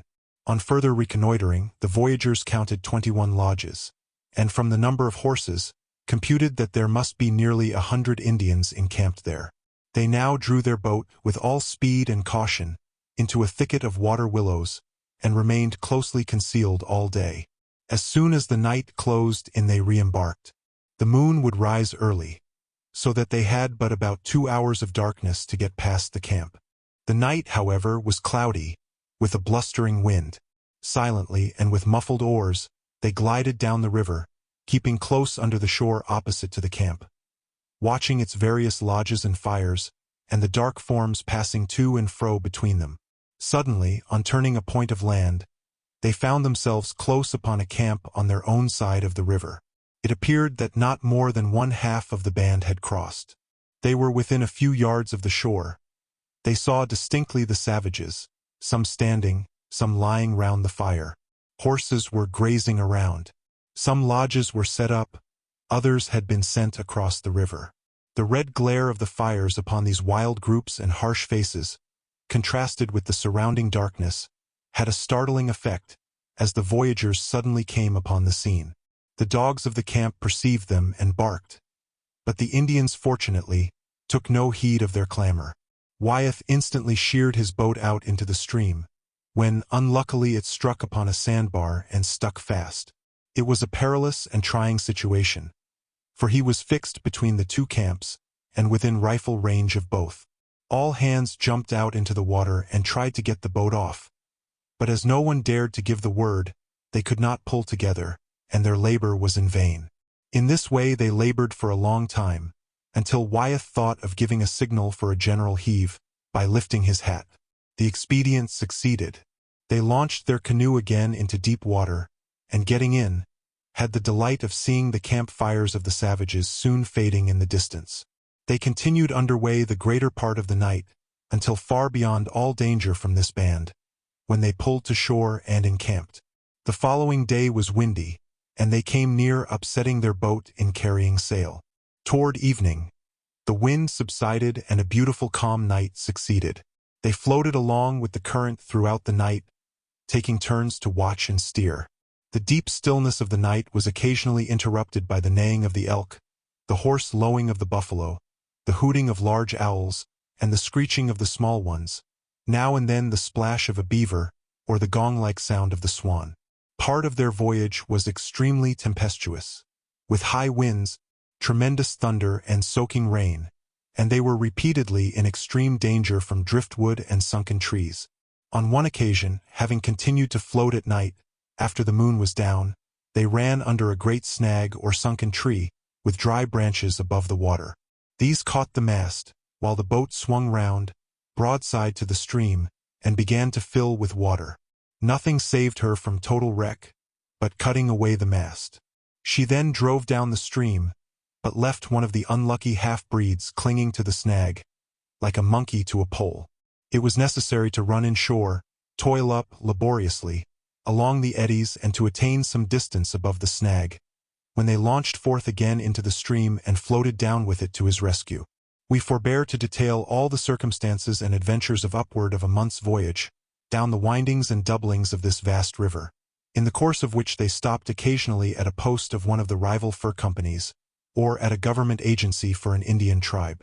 Neither shall we dwell upon the changes of climate and productions, as the voyagers swept down from north to south, across several degrees of latitude, arriving at the regions of oaks and sycamores, of mulberry and basswood trees, of paraquets and wild turkeys. This is one of the characteristics of the middle and lower part of the Missouri, but still more so of the Mississippi, whose rapid current traverses a succession of latitudes, so as in a few days to float the voyager almost from the frozen regions to the tropics. The voyage of Wyeth shows the regular and unobstructed flow of the rivers on the east side of the Rocky Mountains, in contrast to those of the western side, where rocks and rapids continually menace and obstruct the voyager. We find him in a frail bark of skins, launching himself in a stream at the foot of the Rocky Mountains, and floating down from river to river as they empty themselves into each other, and so he might have kept on upward of 2,000 miles, until his little bark should drift into the ocean. At present we shall stop with him at Cantonment Leavenworth, the frontier post of the United States, where he arrived on the 27th of September. Here his first care was to have his Nez Perce Indian and his half-breed boy, Baptiste, vaccinated. As they approached the fort, they were hailed by the sentinel. The sight of a soldier in full array, with what appeared to be a long knife glittering on the end of a musket, struck Baptiste with such a fright that he took to his heels, bawling for mercy at the top of his voice. The Nez Perce would have followed him, had not Wyeth assured him of his safety. When they underwent the operation of the lancet, The doctor's wife and another lady were present, both beautiful women. They were the first white women that they had seen, and they could not keep their eyes off of them. On returning to the boat, they recounted to their companions all that they had observed at the fort, but were especially eloquent about the white squaws, who, they said, were white as snow, and more beautiful than any human being they had ever beheld. We shall not accompany the captain any further in his voyage, but will simply state that he made his way to Boston, where he succeeded in organizing an association under the name of the Columbia River Fishing and Trading Company, for his original objects of a salmon fishery and a trade in furs. A brig, the May de Coeurs, had been dispatched for the Columbia with supplies, and he was now on his way to the same point, at the head of 60 men, whom he had enlisted at St. Louis, some of whom were experienced hunters, and all more habituated to the life of the wilderness than his first band of Downeasters. We will now return to Captain Bonneville and his party, whom we left, making up their packs and saddling their horses, in Bear River Valley. Chapter 42. It was the 3d of July that Captain Bonneville set out on his second visit to the banks of the Columbia, at the head of 23 men. He traveled leisurely to keep his horses fresh, until on the 10th of July a scout brought word that Wyeth, with his band, was but 50 miles in the rear, and pushing forward with all speed. This caused some bustle in the camp, for it was important to get first to the buffalo ground to secure provisions for the journey. As the horses were too heavily laden to travel fast, a cache was digged, as promptly as possible, to receive all superfluous baggage. Just as it was finished, a spring burst out of the earth at the bottom. Another cache was therefore digged, about 2 miles further on, when, as they were about to bury the effects, a line of horsemen with pack-horses were seen streaking over the plain and encamped close by. It proved to be a small band in the service of the Hudson's Bay Company, under the command of a veteran Canadian, one of those petty leaders who, with a small party of men and a small supply of goods, are employed to follow up a band of Indians from one hunting ground to another and buy up their peltries. Having received numerous civilities from the Hudson's Bay Company, the captain sent an invitation to the officers of the party to an evening regale, and set to work to make jovial preparations. As the night air in these elevated regions is apt to be cold, a blazing fire was soon made, that would have done credit to a Christmas dinner instead of a midsummer banquet. The parties met in high good fellowship. There was abundance of such hunters' fare as the neighborhood furnished, and it was all discussed with mountain appetites. They talked over all the events of their late campaigns. But the Canadian veteran had been unlucky in some of his transactions, and his brow began to grow cloudy. Captain Bonneville remarked his rising spleen, and regretted that he had no juice of the grape to keep it down. A man's wit, however, is quick and inventive in the wilderness. A thought suggested itself to the captain, how he might brew a delectable beverage. Among his stores was a keg of honey but half exhausted. This he filled up with alcohol, and stirred the fiery and mellifluous ingredients together. The glorious results may readily be imagined. A happy compound of strength and sweetness, enough to soothe the most ruffled temper and unsettle the most solid understanding. The beverage worked to a charm. The concirculated merrily. The first deep draught washed out every care from the mind of the veteran. The second elevated his spirit to the clouds. He was, in fact, a boon companion, as all veteran Canadian traders are apt to be. He now became glorious. Talked over all his exploits, his huntings, his fightings with Indian braves, his loves with Indian beauties. Sang snatches of old French ditties and Canadian boat songs. Drank deeper and deeper, sang louder and louder, until, having reached a climax of drunken gaiety, he gradually declined, and at length fell fast asleep upon the ground. After a long nap he again raised his head, imbibed another potation of the sweet and strong, flashed up with another slight blaze of French gaiety, and again fell asleep. The morning found him still upon the field of action, but in sad and sorrowful condition, suffering the penalties of past pleasures, and calling to mind the captain's dulcet compound, with many a retch and spasm. It seemed as if the honey and alcohol, which had passed so glibly and smoothly over his tongue, were at war within his stomach, and that he had a swarm of bees within his head.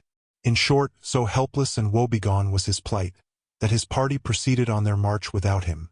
The captain promised to bring him on in safety in the after part of the day.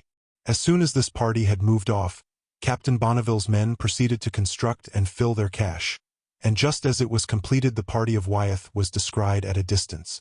In a moment all was activity to take the road. The horses were prepared and mounted, and being lightened of a great part of their burdens, were able to move with celerity. As to the worthy convive of the preceding evening, he was carefully gathered up from the hunter's couch on which he lay, repentant and supine, and, being packed upon one of the horses, was hurried forward with the convoy, groaning and ejaculating at every jolt. In the course of the day, Wyeth, being lightly mounted, rode ahead of his party, and overtook Captain Bonneville. Their meeting was friendly and courteous, and they discussed, sociably, their respective fortunes since they separated on the banks of the Bighorn. Wyeth announced his intention of establishing a small trading post at the mouth of the Portneuf, and leaving a few men there, with a quantity of goods, to trade with the neighboring Indians. He was compelled, in fact, to this measure, in consequence of the refusal of the Rocky Mountain Fur Company to take a supply of goods which he had brought out for them according to contract, and which he had no other mode of disposing of.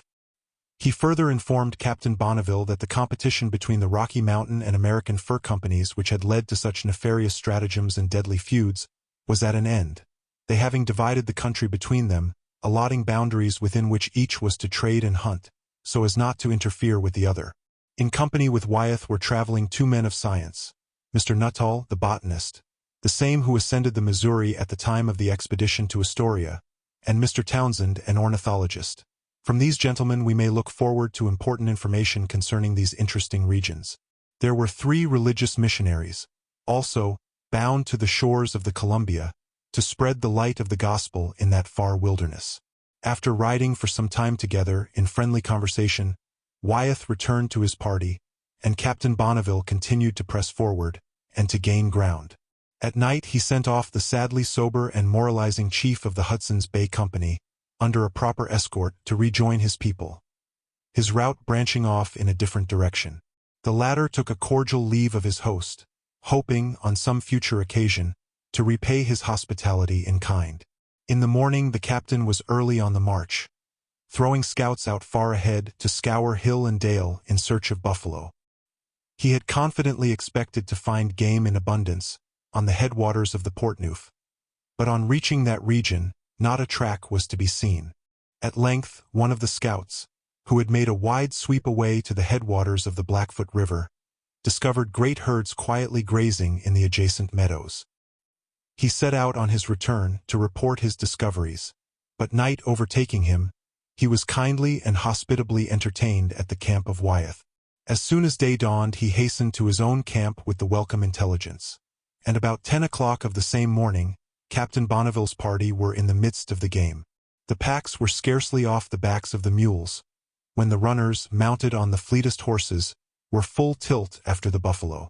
Others of the men were busied erecting scaffolds and other contrivances for jerking or drying meat. Others were lighting great fires for the same purpose. Soon the hunters began to make their appearance, bringing in the choicest morsels of buffalo meat.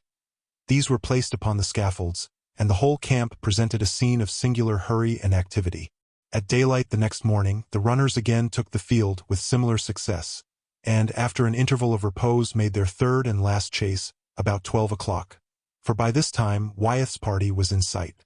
The game being now driven into a valley at some distance, Wyeth was obliged to fix his camp there, but he came in the evening to pay Captain Bonneville a visit.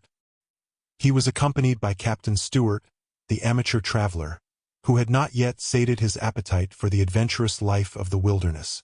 With him, also, was a Mr. M.K., a half-breed, son of the unfortunate adventurer of the same name who came out in the first maritime expedition to Astoria and was blown up in the Tonquin. His son had grown up in the employ of the British fur companies, and was a prime hunter and a daring partisan. He held, moreover, a farm in the valley of the Willamette.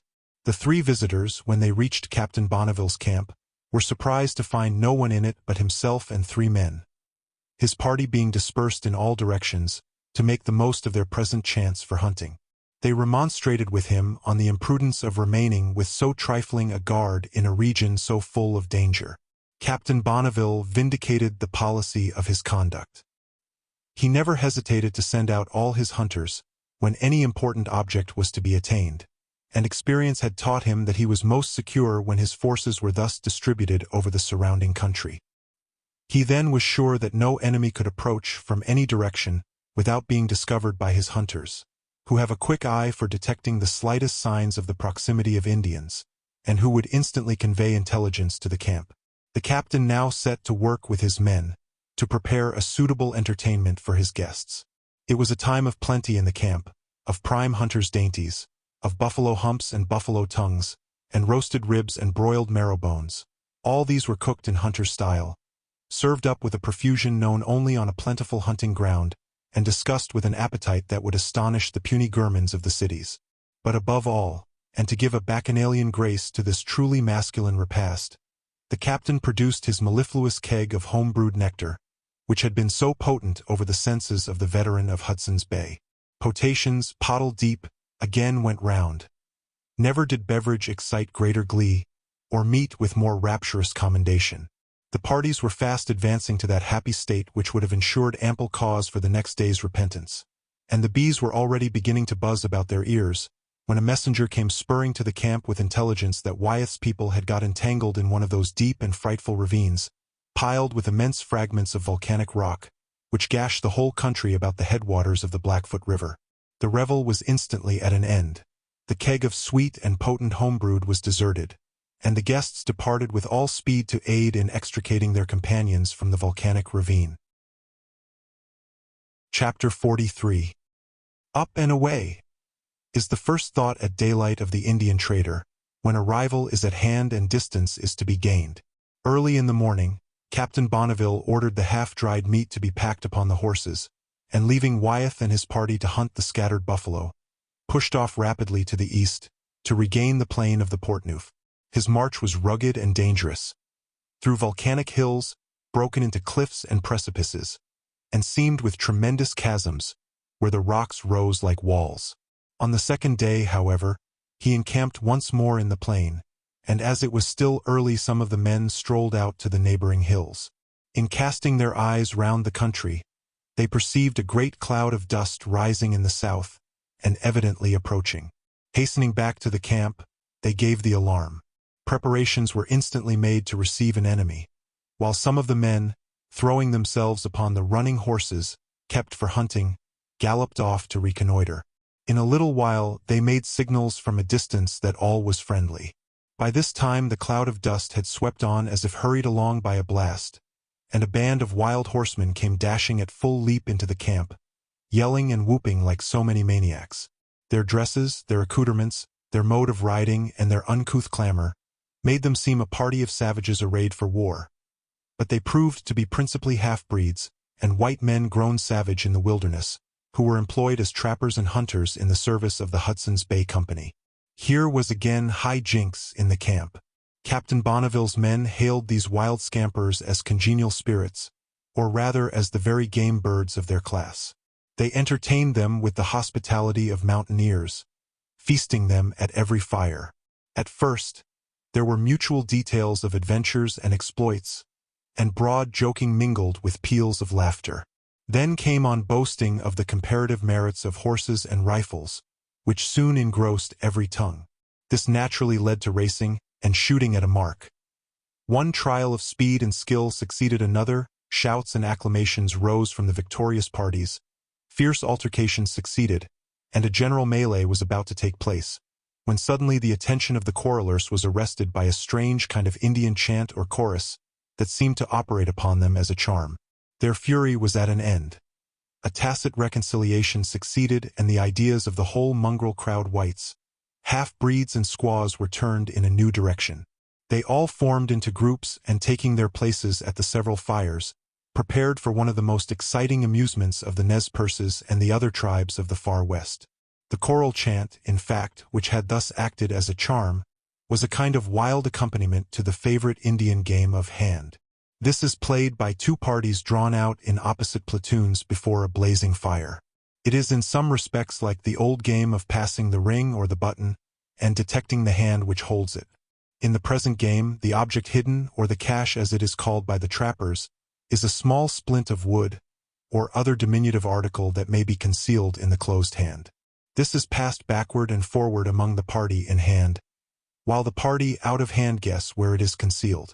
To heighten the excitement and confuse the guessers, a number of dry poles are laid before each platoon, upon which the members of the party in hand beat furiously with short staves, keeping time to the choral chant already mentioned, which waxes fast and furious as the game proceeds.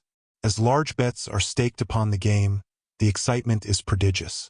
Each party in turn bursts out in full chorus, beating and yelling, and working themselves up into such a heat that the perspiration rolls down their naked shoulders, even in the cold of a winter night.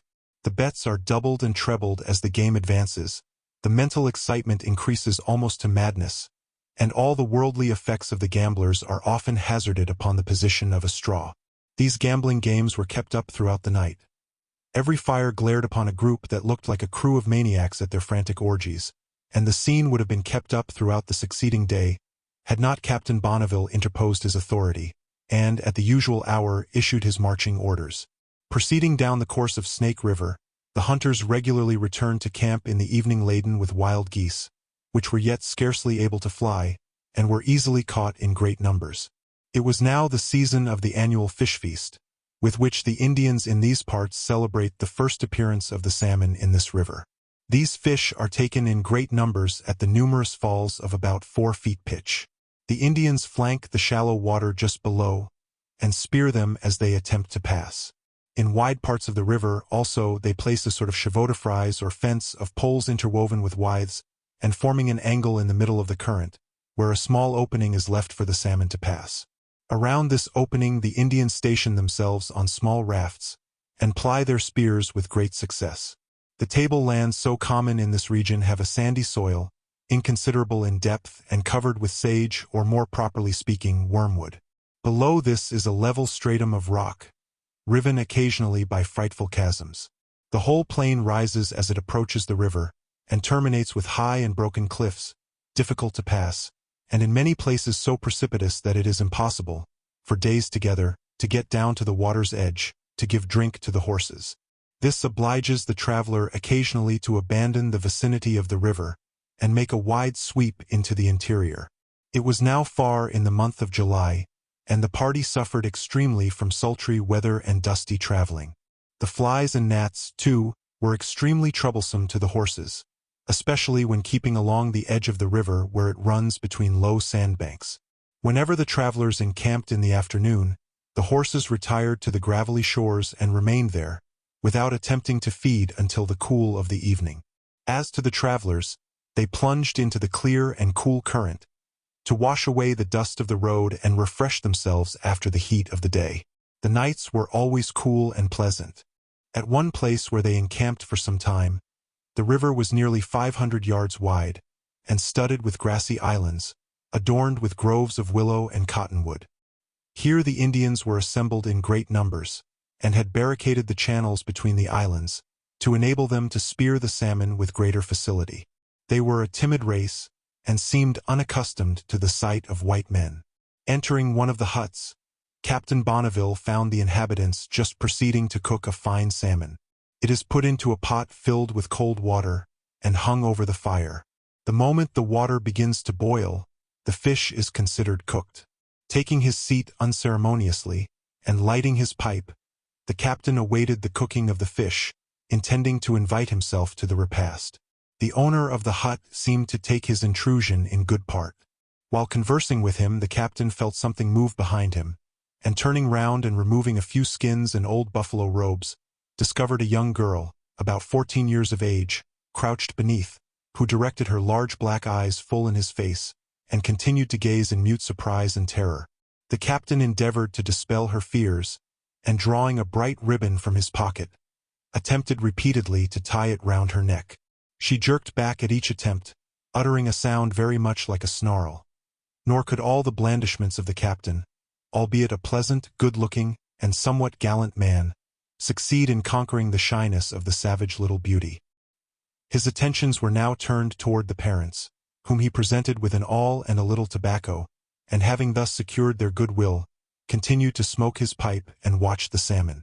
While thus seated near the threshold, an urchin of the family approached the door, but catching a sight of the strange guest, ran off screaming with terror and ensconced himself behind the long straw at the back of the hut. Desirous to dispel entirely this timidity, and to open a trade with the simple inhabitants of the hut, who, he did not doubt, had furs somewhere concealed, the captain now drew forth that grand lure in the eyes of a savage, a pocket mirror. The sight of it was irresistible. After examining it for a long time with wonder and admiration, they produced a muskrat skin and offered it in exchange. The captain shook his head, but purchased the skin for a couple of buttons, superfluous trinkets, as the worthy lord of the hovel had neither coat nor breeches on which to place them. The mirror still continued the great object of desire, particularly in the eyes of the old housewife, who produced a pot of parched flour and a string of biscuit roots. These procured her some trifle in return, but could not command the purchase of the mirror. The salmon being now completely cooked, they all joined heartily in supper. A bounteous portion was deposited before the captain by the old woman, upon some fresh grass, which served instead of a platter, and never had he tasted a salmon boiled so completely to his fancy. Supper being over, the captain lighted his pipe and passed it to his host, who, inhaling the smoke, puffed it through his nostrils so assiduously, that in a little while his head manifested signs of confusion and dizziness. Being satisfied, by this time, of the kindly and companionable qualities of the captain, he became easy and communicative, and at length hinted something about exchanging beaver skins for horses. The captain at once offered to dispose of his steed, which stood fastened at the door. The bargain was soon concluded, whereupon the Indian, removing a pile of bushes under which his valuables were concealed, drew forth the number of skins agreed upon as the price. Shortly afterward, some of the captain's people coming up, he ordered another horse to be saddled, and, mounting it, took his departure from the hut, after distributing a few trifling presents among its simple inhabitants. During all the time of his visit, the little Indian girl had kept her large black eyes fixed upon him, almost without winking, watching every movement with awe and wonder, and as he rode off remained gazing after him, motionless as a statue. Her father, however, delighted with his new acquaintance, mounted his newly purchased horse, and followed in the train of the captain, to whom he continued to be a faithful and useful adherent during his sojourn in the neighborhood. The cowardly effects of an evil conscience were evidenced in the conduct of one of the captain's men, who had been in the California expedition. During all their intercourse with the harmless people of this place, he had manifested uneasiness and anxiety. While his companions mingled freely and joyously with the natives, he went about with a restless, suspicious look, scrutinizing every painted form and face and starting often at the sudden approach of some meek and inoffensive savage, who regarded him with reverence as a superior being. Yet this was ordinarily a bold fellow, who never flinched from danger, nor turned pale at the prospect of a battle. At length he requested permission of Captain Bonneville to keep out of the way of these people entirely. Their striking resemblance, he said, to the people of Ogden's River, made him continually fear that some among them might have seen him in that expedition, and might seek an opportunity of revenge. Ever after this, while they remained in this neighborhood, he would skulk out of the way and keep aloof when any of the native inhabitants approached. Such, observed Captain Bonneville, is the effect of self-reproach, even upon the roving trapper in the wilderness, who has little else to fear than the stings of his own guilty conscience. Chapter 44. It had been the intention of Captain Bonneville, in descending along Snake River, to scatter his trappers upon the smaller streams. In this way, a range of country is trapped by small detachments from a main body. The outfit of a trapper is generally a rifle, a pound of powder, and 4 pounds of lead with a bullet mold, 7 traps, an axe, a hatchet, a knife in all, a camp kettle, 2 blankets, and, where supplies are plenty, 7 pounds of flour. He has, generally, 2 or 3 horses, to carry himself and his baggage and peltries. 2 trappers commonly go together, for the purposes of mutual assistance and support. A larger party could not easily escape the eyes of the Indians. It is a service of peril, and even more so at present than formerly, for the Indians, since they have got into the habit of trafficking peltries with the traders, have learned the value of the beaver, and look upon the trappers as poachers, who are filching the riches from their streams and interfering with their market. They make no hesitation, therefore, to murder the solitary trapper, and thus destroy a competitor, while they possess themselves of his spoils. It is with regret we add, too, that this hostility has in many cases been instigated by traders, desirous of injuring their rivals, but who have themselves often reaped the fruits of the mischief they have sown. When two trappers undertake any considerable stream, their mode of proceeding is to hide their horses in some lonely glen, where they can graze unobserved. They then build a small hut, dig out a canoe from a cottonwood tree, and in this poke along shore silently, in the evening, and set their traps. These they revisit in the same silent way at daybreak. When they take any beaver they bring it home, skin it, stretch the skins on sticks to dry, and feast upon the flesh. The body, hung up before the fire, turns by its own weight, and is roasted in a superior style. The tail is the trapper's tidbit. It is cut off, put on the end of a stick and toasted, and is considered even a greater dainty than the tongue or the marrow bone of a buffalo. With all their silence and caution, however, the poor trappers cannot always escape their hawk-eyed enemies. Their trail has been discovered, perhaps, and followed up for many a mile, or their smoke has been seen curling up out of the secret glen, or has been scented by the savages, whose sense of smell is almost as acute as that of sight. Sometimes they are pounced upon when in the act of setting their traps. At other times, they are roused from their sleep by the horrid war-whoop, or, perhaps, have a bullet or an arrow whistling about their ears, in the midst of one of their beaver banquets. In this way they are picked off from time to time, and nothing is known of them until, perchance, their bones are found bleaching in some lonely ravine, or on the banks of some nameless stream, which from that time is called after them. Many of the small streams beyond the mountains thus perpetuate the names of unfortunate trappers that have been murdered on their banks. A knowledge of these dangers deterred Captain Bonneville, in the present instance, from detaching small parties of trappers as he had intended. For his scouts brought him word that formidable bands of the Bandneck Indians were lying on the Boise and Payette rivers, at no great distance, so that they would be apt to detect and cut off any stragglers. It behooved him, also, to keep his party together, to guard against any predatory attack upon the main body. He continued on his way, therefore, without dividing his forces. And fortunate it was that he did so, for in a little while he encountered one of the phenomena of the western wilds that would effectually have prevented his scattered people from finding each other again. In a word, it was the season of setting fire to the prairies. As he advanced he began to perceive great clouds of smoke at a distance, rising by degrees, and spreading over the whole face of the country. The atmosphere became dry and surcharged with murky vapor, parching to the skin and irritating to the eyes. When traveling among the hills, they could scarcely discern objects at the distance of a few paces. Indeed, the least exertion of the vision was painful. There was evidently some vast conflagration in the direction toward which they were proceeding. It was as yet at a great distance, and during the day they could only see the smoke rising in larger and denser volumes, and rolling forth in an immense canopy. At night the skies were all glowing with the reflection of unseen fires, hanging in an immense body of lurid light high above the horizon. Having reached Gun Creek, an important stream coming from the left, Captain Bonneville turned up its course, to traverse the mountain and avoid the great bend of Snake River. Being now out of the range of the Bandnecks, he sent out his people in all directions to hunt the antelope for present supplies, keeping the dried meats for places where game might be scarce. During 4 days that the party were ascending Gun Creek, the smoke continued to increase so rapidly that it was impossible to distinguish the face of the country and ascertain landmarks. Fortunately, the travelers fell upon an Indian trail which led them to the headwaters of the Fourche de Glace or Ice River, sometimes called the Grand Ronde. Here they found all the plains and valleys wrapped in one vast conflagration, which swept over the long grass in billows of flame, shot up every bush and tree, rose in great columns from the groves, and set up clouds of smoke that darkened the atmosphere. To avoid this sea of fire, the travelers had to pursue their course close along the foot of the mountains. But the irritation from the smoke continued to be tormenting.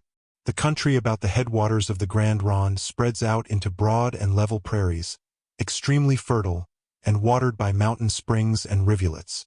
These prairies are resorted to by small bands of the Skinses, to pasture their horses, as well as to banquets upon the salmon which abound in the neighboring waters. They take these fish in great quantities and without the least difficulty, simply taking them out of the water with their hands, as they flounder and struggle in the numerous long shoals of the principal streams. At the time the travelers passed over these prairies, some of the narrow, deep streams by which they were intersected were completely choked with salmon, which they took in great numbers. The wolves and bears frequent these streams at this season to avail themselves of these great fisheries. The travelers continued, for many days, to experience great difficulties and discomforts from this wide conflagration, which seemed to embrace the whole wilderness. The sun was for a great part of the time obscured by the smoke, and the loftiest mountains were hidden from view. Blundering along in this region of mist and uncertainty, they were frequently obliged to make long circuits, to avoid obstacles which they could not perceive until close upon them. The Indian trails were their safest guides, for though they sometimes appeared to lead them out of their direct course, they always conducted them to the passes. On the 26th of August, they reached the head of the Whaley River. Here, in a valley of the mountains through which this headwater makes its way, they found a band of the Skinses who were extremely sociable and appeared to be well disposed, and as they spoke the Nez Perce language, an intercourse was easily kept up with them.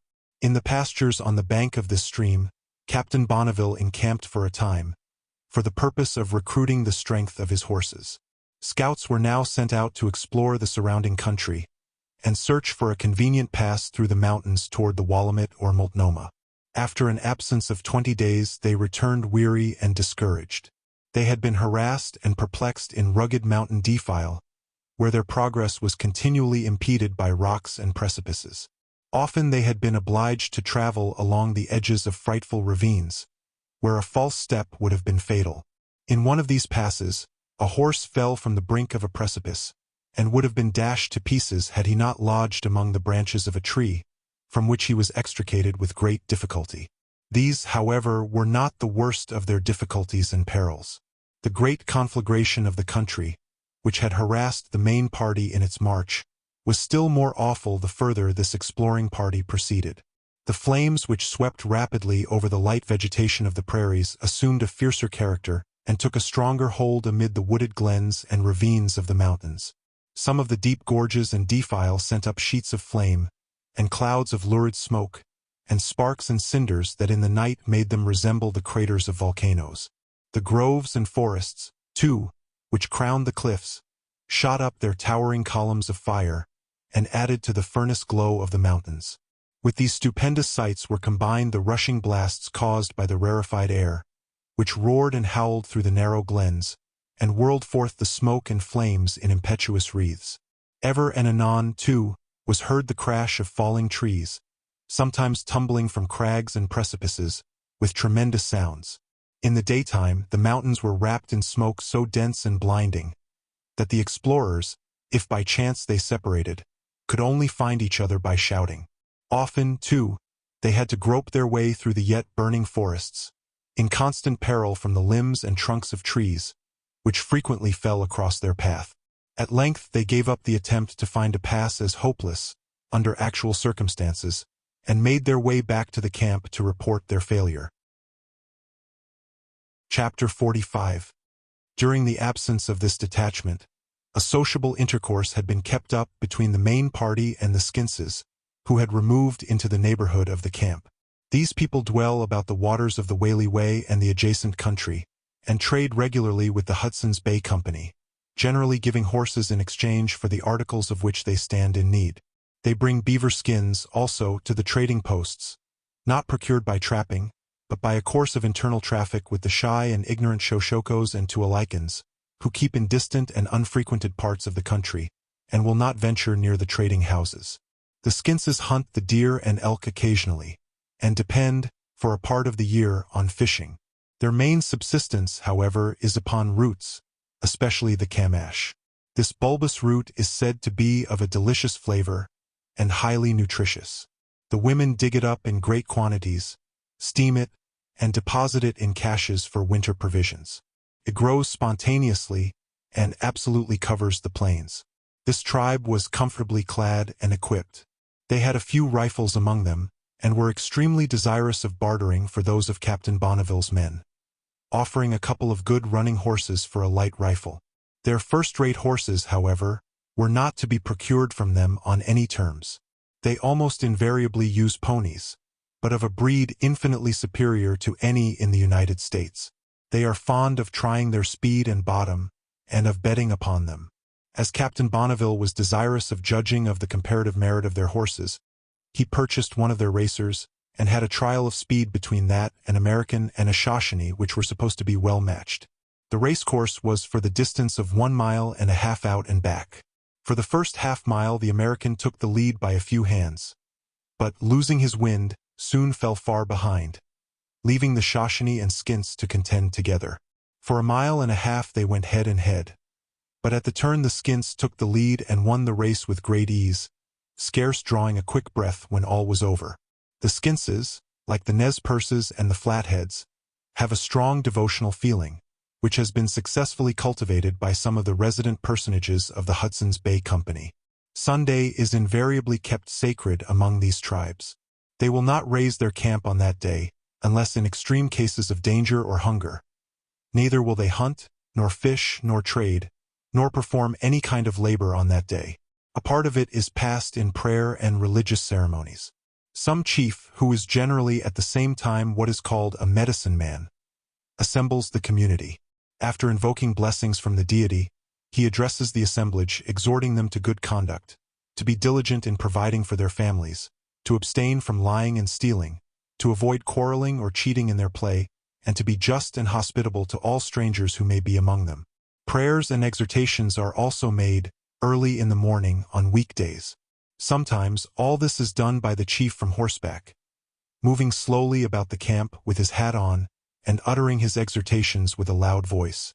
On all occasions, the bystanders listen with profound attention, and at the end of every sentence respond one word in unison, apparently equivalent to an amen. While these prayers and exhortations are going on, every employment in the camp is suspended. If an Indian is riding by the place, he dismounts, holds his horse, and attends with reverence until all is done. When the chief has finished his prayer or exhortation, he says, "I have done," upon which there is a general exclamation in unison. With these religious services, probably derived from the white men, the tribes above mentioned mingle some of their old Indian ceremonials, such as dancing to the cadence of a song or ballad, which is generally done in a large lodge provided for the purpose. Besides Sundays, they likewise observe the cardinal holidays of the Roman Catholic Church. Whoever has introduced these simple forms of religions among these poor savages has evidently understood their characters and capacities, and effected a great melioration of their manners.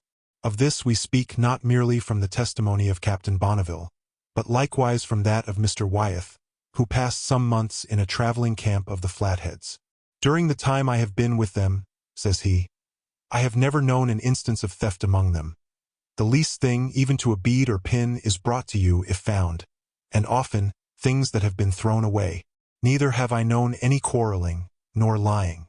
This absence of all quarreling the more surprised me, when I came to see the various occasions that would have given rise to it among the whites. The crowding together of from 12 to 1800 horses, which have to be driven into camp at night, to be picketed, to be packed in the morning. The gathering of fuel in places where it is extremely scanty. All this, however, is done without confusion or disturbance. They have a mild, playful, laughing disposition, and this is portrayed in their countenances. They are polite and unobtrusive. When one speaks, the rest pay strict attention. When he is done, another assents by yes or dissents by no, and then states his reasons, which are listened to with equal attention. Even the children are more peaceable than any other children. I never heard an angry word among them, nor any quarreling, although there were at least 500 of them together, and continually at play. With all this quietness of spirit, they are brave when put to the test, and are an overmatch for an equal number of Blackfeet. The foregoing observations, though gathered from Mr. Wyeth as relative to the Flatheads, apply, in the main, to the Skintses also. Captain Bonneville, during his sojourn with the latter, took constant occasion, in conversing with their principal men, to encourage them in the cultivation of moral and religious habits. Drawing a comparison between their peaceable and comfortable course of life and that of other tribes, and attributing it to their superior sense of morality and religion. He frequently attended their religious services with his people, always enjoining on the latter the most reverential deportment, and he observed that the poor Indians were always pleased to have the white men present. The disposition of these tribes is evidently favorable to a considerable degree of civilization. A few farmers settled among them might lead them, Captain Bonneville thinks, to till the earth and cultivate grain. The country of the Skinses and Nez Perces is admirably adapted for the raising of cattle. A Christian missionary or two, and some trifling assistance from government, to protect them from the predatory and warlike tribes, might lay the foundation of a Christian people in the midst of the great western wilderness, who would wear the Americans near their hearts. We must not omit to observe, however, in qualification of the sanctity of this Sabbath in the wilderness, that these tribes who are all ardently addicted to gambling and horse racing, make Sunday a peculiar day for recreations of the kind, not deeming them in any wise out of season. After prayers and pious ceremonies are over, there is scarce an hour in the day, says Captain Bonneville, that you do not see several horses racing at full speed, and in every corner of the camp are groups of gamblers, ready to stake everything upon the all-absorbing game of hand. The Indians, says Wyeth, appear to enjoy their amusements with more zest than the whites. They are great gamblers, and in proportion to their means, play bolder and bet higher than white men. The cultivation of the religious feeling, above noted, among the savages, has been at times a convenient policy with some of the more knowing traders, who have derived great credit and influence among them by being considered medicine men. That is, men gifted with mysterious knowledge. This feeling is also at times played upon by religious charlatans, who are to be found in savage as well as civilized life. One of these was noted by Wyeth, during his sojourn among the Flatheads. A new great man, says he, is rising in the camp, who aims at power and sway. He covers his designs under the ample cloak of religion, inculcating some new doctrines and ceremonials among those who are more simple than himself. He has already made proselytes of 1/5 of the camp, beginning by working on the women, the children, and the weak-minded. His followers are all dancing on the plain, to their own vocal music. The more knowing ones of the tribe look on and laugh, thinking it all too foolish to do harm. But they will soon find that women, children, and fools form a large majority of every community, and they will have, eventually, to follow the new light or be considered among the profane. As soon as a preacher or pseudo-prophet of the kind gets followers enough, he either takes command of the tribe or branches off and sets up an independent chief and medicine man. Chapter 46. Provisions were now growing scanty in the camp, and Captain Bonneville found it necessary to seek a new neighborhood. Taking leave, therefore, of his friends, the Skinses, he set off to the westward, and, crossing a low range of mountains, encamped on the headwaters of the Odelais. Being now within 30 miles of Fort Walla Walla, the trading post of the Hudson's Bay Company, he sent a small detachment of men thither to purchase corn for the subsistence of his party. The men were well received at the fort, but all supplies for their camp were peremptorily refused. Tempting offers were made them, however, if they would leave their present employ and enter into the service of the company. But they were not to be seduced. When Captain Bonneville saw his messengers return empty-handed, he ordered an instant move, for there was imminent danger of famine. He pushed forward down the course of the Odelais, which runs diagonal to the Columbia and falls into it about 50 miles below the Walla Walla. His route lay through a beautiful undulating country, covered with horses belonging to the Skinses, who sent them there for pasturage. On reaching the Columbia, Captain Bonneville hoped to open a trade with the natives, for fish and other provisions, but to his surprise they kept aloof, and even hid themselves on his approach. He soon discovered that they were under the influence of the Hudson's Bay Company, who had forbidden them to trade or hold any communion with him. He proceeded along the Columbia, but it was everywhere the same. Not an article of provisions was to be obtained from the natives, and he was at length obliged to kill a couple of his horses to sustain his famishing people. He now came to a halt and consulted what was to be done. The broad and beautiful Columbia lay before them, smooth and unruffled as a mirror. A little more journeying would take them to its lower region, to the noble valley of the Willamette, their projected winter quarters. To advance under present circumstances would be to court starvation. The resources of the country were locked against them by the influence of a jealous and powerful monopoly. If they reached the Willamette, they could scarcely hope to obtain sufficient supplies for the winter, If they lingered any longer in the country, the snows would gather upon the mountains and cut off their retreat. By hastening their return, they would be able to reach the Blue Mountains just in time to find the elk, the deer, and the bighorn. And after they had supplied themselves with provisions, they might push through the mountains before they were entirely blocked by snow. Influenced by these considerations, Captain Bonneville reluctantly turned his back a second time on the Columbia and set off for the Blue Mountains. He took his course up John Day's River, so called from one of the hunters in the original Astorian enterprise. As famine was at his heels, he traveled fast and reached the mountains by the 1st of October. He entered by the opening made by John Day's River. It was a rugged and difficult defile, but he and his men had become accustomed to hard scrambles of the kind. Fortunately, the September rains had extinguished the fires which recently spread over these regions, and the mountains, no longer wrapped in smoke, now revealed all their grandeur and sublimity to the eye. They were disappointed in their expectation of finding abundant game in the mountains. Large bands of the natives had passed through, returning from their fishing expeditions, and had driven all the game before them. It was only now and then that the hunters could bring in sufficient to keep the party from starvation. To add to their distress, they mistook their route, and wandered for 10 days among high and bald hills of clay. At length, after much perplexity, they made their way to the banks of Snake River, following the course of which, they were sure to reach their place of destination. It was the 20th of October when they found themselves once more upon this noted stream. The Shoshokos, whom they had met with in such scanty numbers on their journey down the river, now absolutely thronged its banks to profit by the abundance of salmon, and lay up a stock for winter provisions. Scaffolds were everywhere erected, and immense quantities of fish drying upon them. At this season of the year, however, the salmon are extremely poor, and the travelers needed their keen sauce of hunger to give them a relish. In some places the shores were completely covered with a stratum of dead salmon, exhausted in ascending the river, or destroyed at the falls, the fetid odor of which tainted the air. It was not until the travelers reached the headwaters of the Portneuf that they really found themselves in a region of abundance. Here the buffaloes were in immense herds, and here they remained for 3 days, slaying and cooking and feasting, and indemnifying themselves by an enormous carnival, for a long and hungry Lent.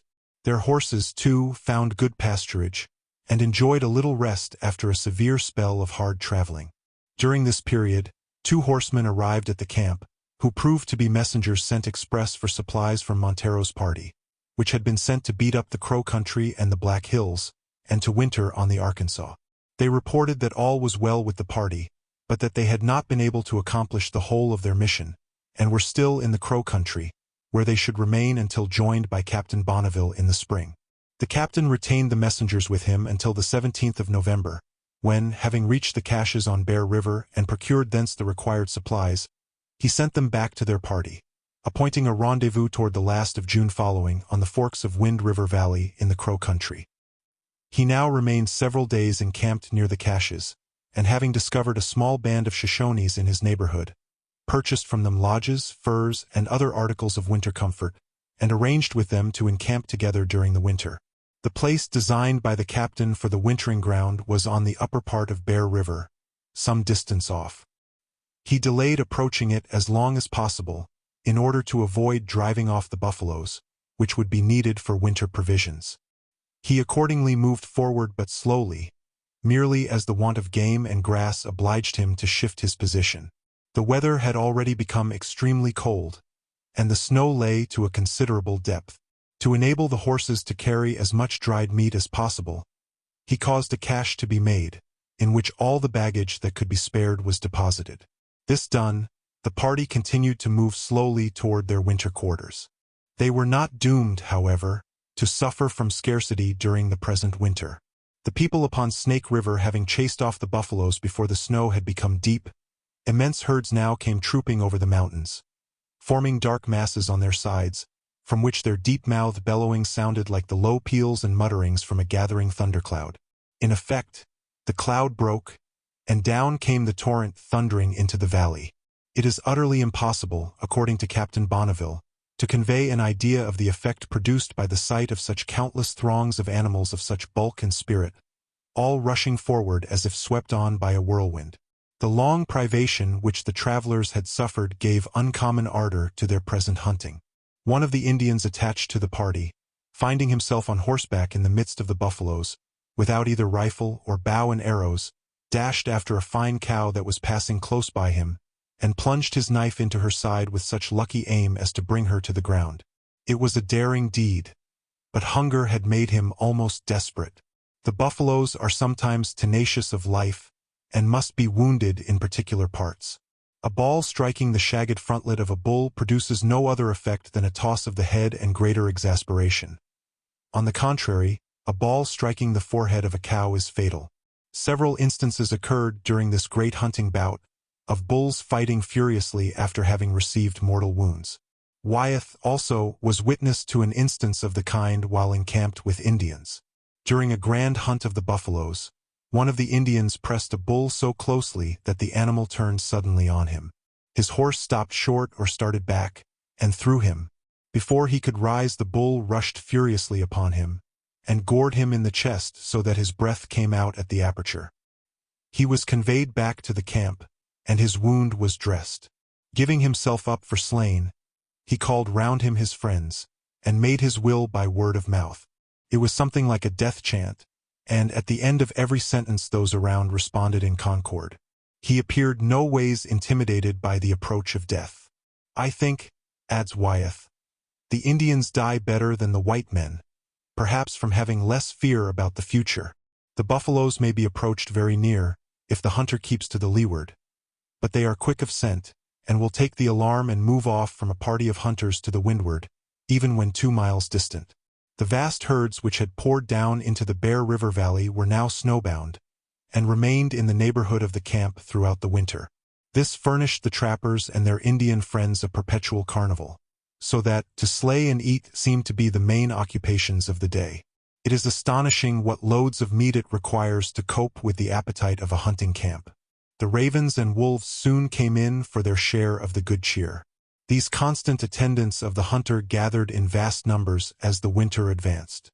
They might be completely out of sight, but at the report of a gun, flights of ravens would immediately be seen hovering in the air.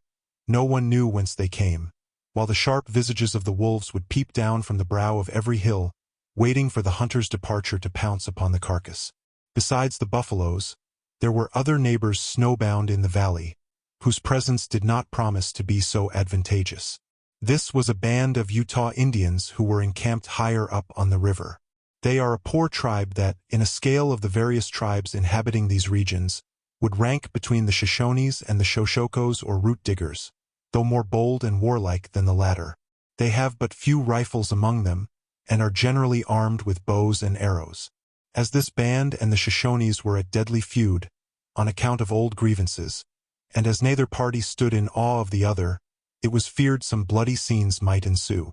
Captain Bonneville, therefore, undertook the office of pacificator, and sent to the Utah chiefs, inviting them to a friendly smoke, in order to bring about a reconciliation. His invitation was proudly declined, whereupon he went to them in person, and succeeded in effecting a suspension of hostilities until the chiefs of the two tribes could meet in council. The braves of the two rival camps sullenly acquiesced in the arrangement. They would take their seats upon the hilltops, and watch their quondam enemies hunting the buffalo in the plain below, and evidently repine that their hands were tied up from a skirmish. The worthy captain, however, succeeded in carrying through his benevolent mediation. The chiefs met. The amicable pipe was smoked, the hatchet buried, and peace formally proclaimed. After this, both camps united and mingled in social intercourse. Private quarrels, however, would occasionally occur in hunting, about the division of the game, and blows would sometimes be exchanged over the carcass of a buffalo. But the chiefs wisely took no notice of these individual brawls. One day the scouts, who had been ranging the hills, brought news of several large herds of antelopes in a small valley at no great distance. This produced a sensation among the Indians, for both tribes were in ragged condition, and sadly in want of those shirts made of the skin of the antelope. It was determined to have a surround, as the mode of hunting that animal is called. Everything now assumed an air of mystic solemnity and importance. The chiefs prepared their medicines or charms each according to his own method, or fancied inspiration, generally with the compound of certain simples. Others consulted the entrails of animals which they had sacrificed, and thence drew favorable auguries. After much grave smoking and deliberating, it was at length proclaimed that all who were able to lift a club, man, woman, or child, should muster for the surround. When all had congregated, they moved in rude procession to the nearest point of the valley in question, and there halted. Another course of smoking and deliberating, of which the Indians are so fond, took place among the chiefs. Directions were then issued for the horsemen to make a circuit of about 7 miles, so as to encompass the herd. When this was done, the whole mounted force dashed off simultaneously, at full speed, shouting and yelling at the top of their voices. In a short space of time the antelopes, started from their hiding places, came bounding from all points into the valley. The riders, now gradually contracting their circle, brought them nearer and nearer to the spot where the senior chief, surrounded by the elders, male and female, were seated in supervision of the chase. The antelopes, nearly exhausted with fatigue and fright, and bewildered by perpetual whooping, made no effort to break through the ring of the hunters, but ran round in small circles until man, woman, and child beat them down with bludgeons. Such is the nature of that species of antelope hunting, technically called a surround. Chapter 47. Game continued to abound throughout the winter, and the camp was overstocked with provisions. Beef and venison, humps and haunches, buffalo tongues and marrow bones, were constantly cooking at every fire, and the whole atmosphere was redolent with the savory fumes of roast meat.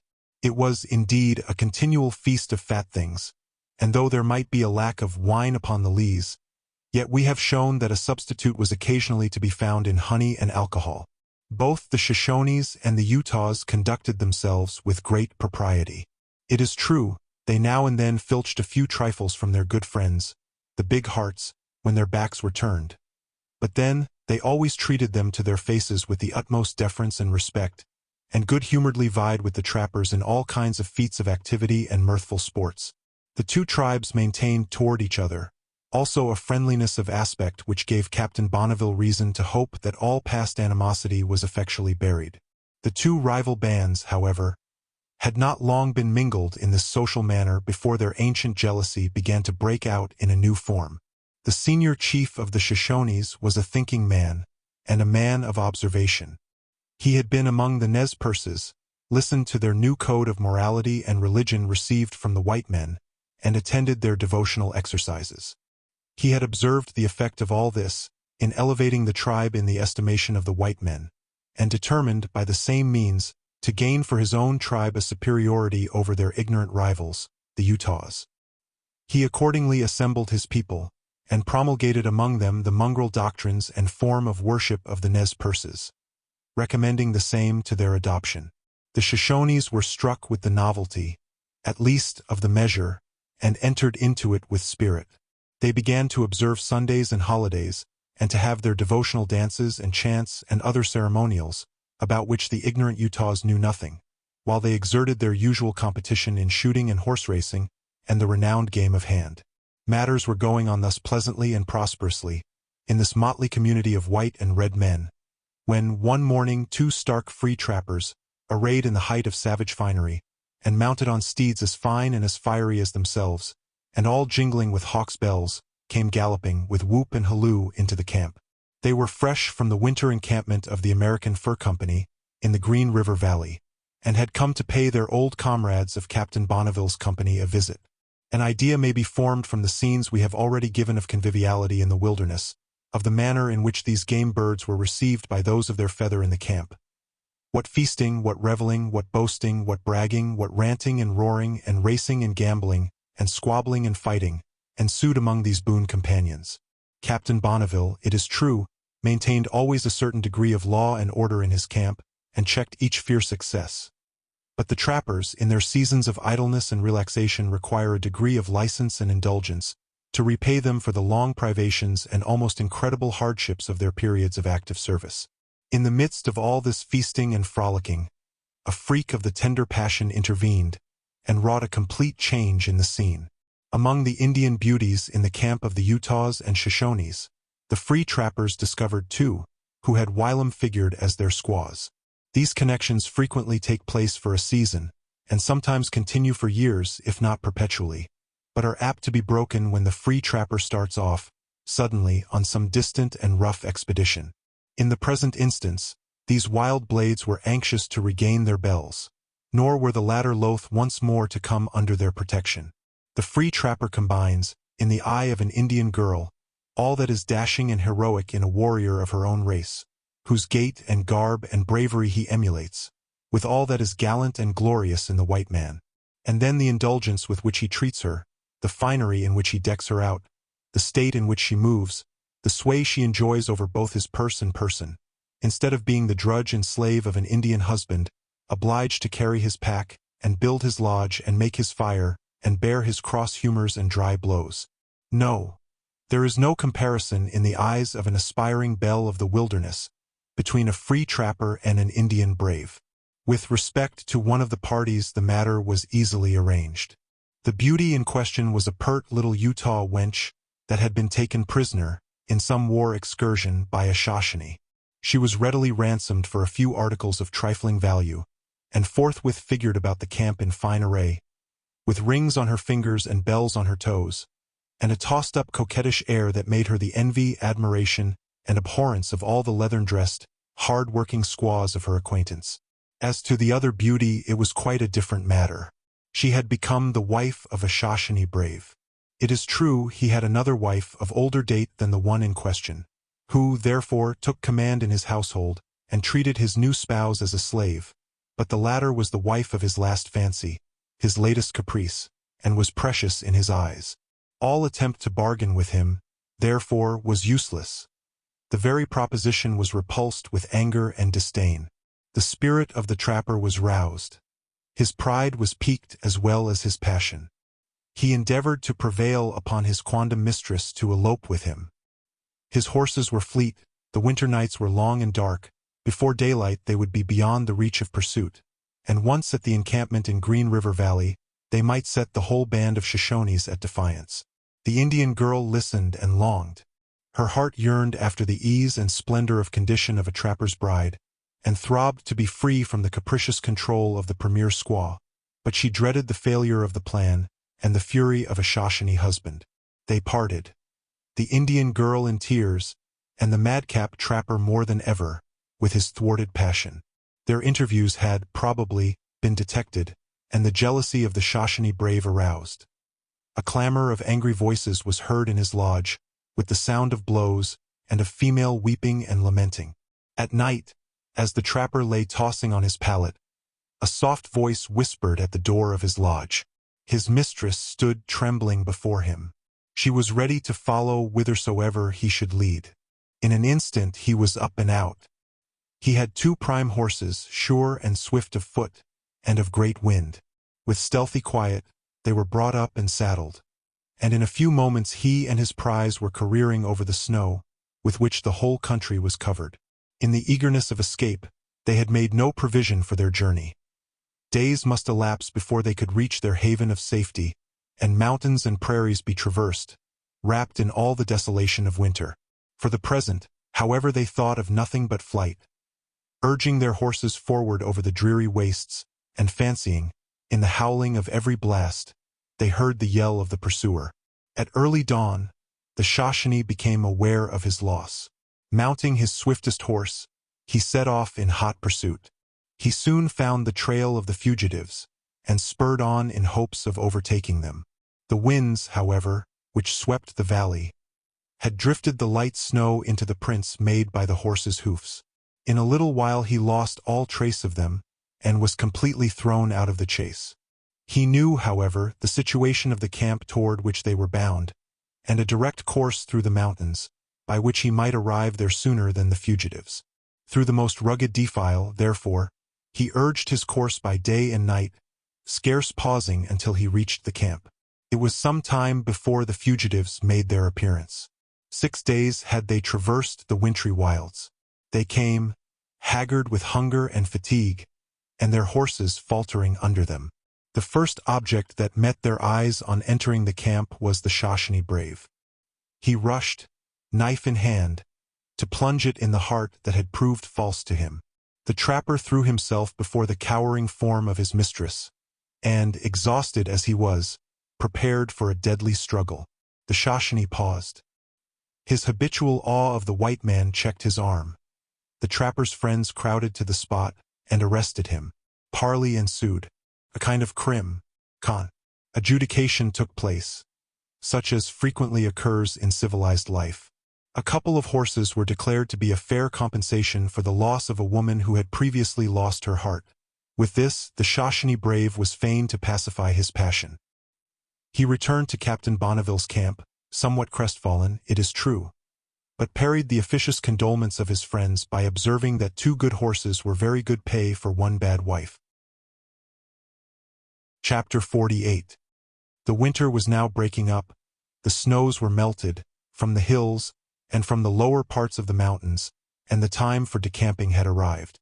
Captain Bonneville dispatched a party to the caches, who brought away all the effects concealed there, and on the 1st of April, 1835, the camp was broken up and everyone on the move. The white men and their allies, the Utahs and Shoshones, parted with many regrets and sincere expressions of goodwill, for their intercourse throughout the winter had been of the most friendly kind.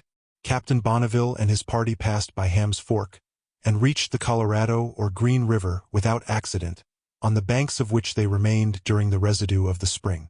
During this time, they were conscious that a band of hostile Indians were hovering about their vicinity, watching for an opportunity to slay or steal, but the vigilant precautions of Captain Bonneville baffled all their maneuvers.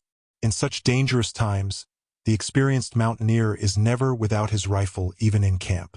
On going from lodge to visit his comrades, he takes it with him. On seating himself in a lodge, he lays it beside him, ready to be snatched up. When he goes out, he takes it up as regularly as a citizen would his walking staff. His rifle is his constant friend and protector.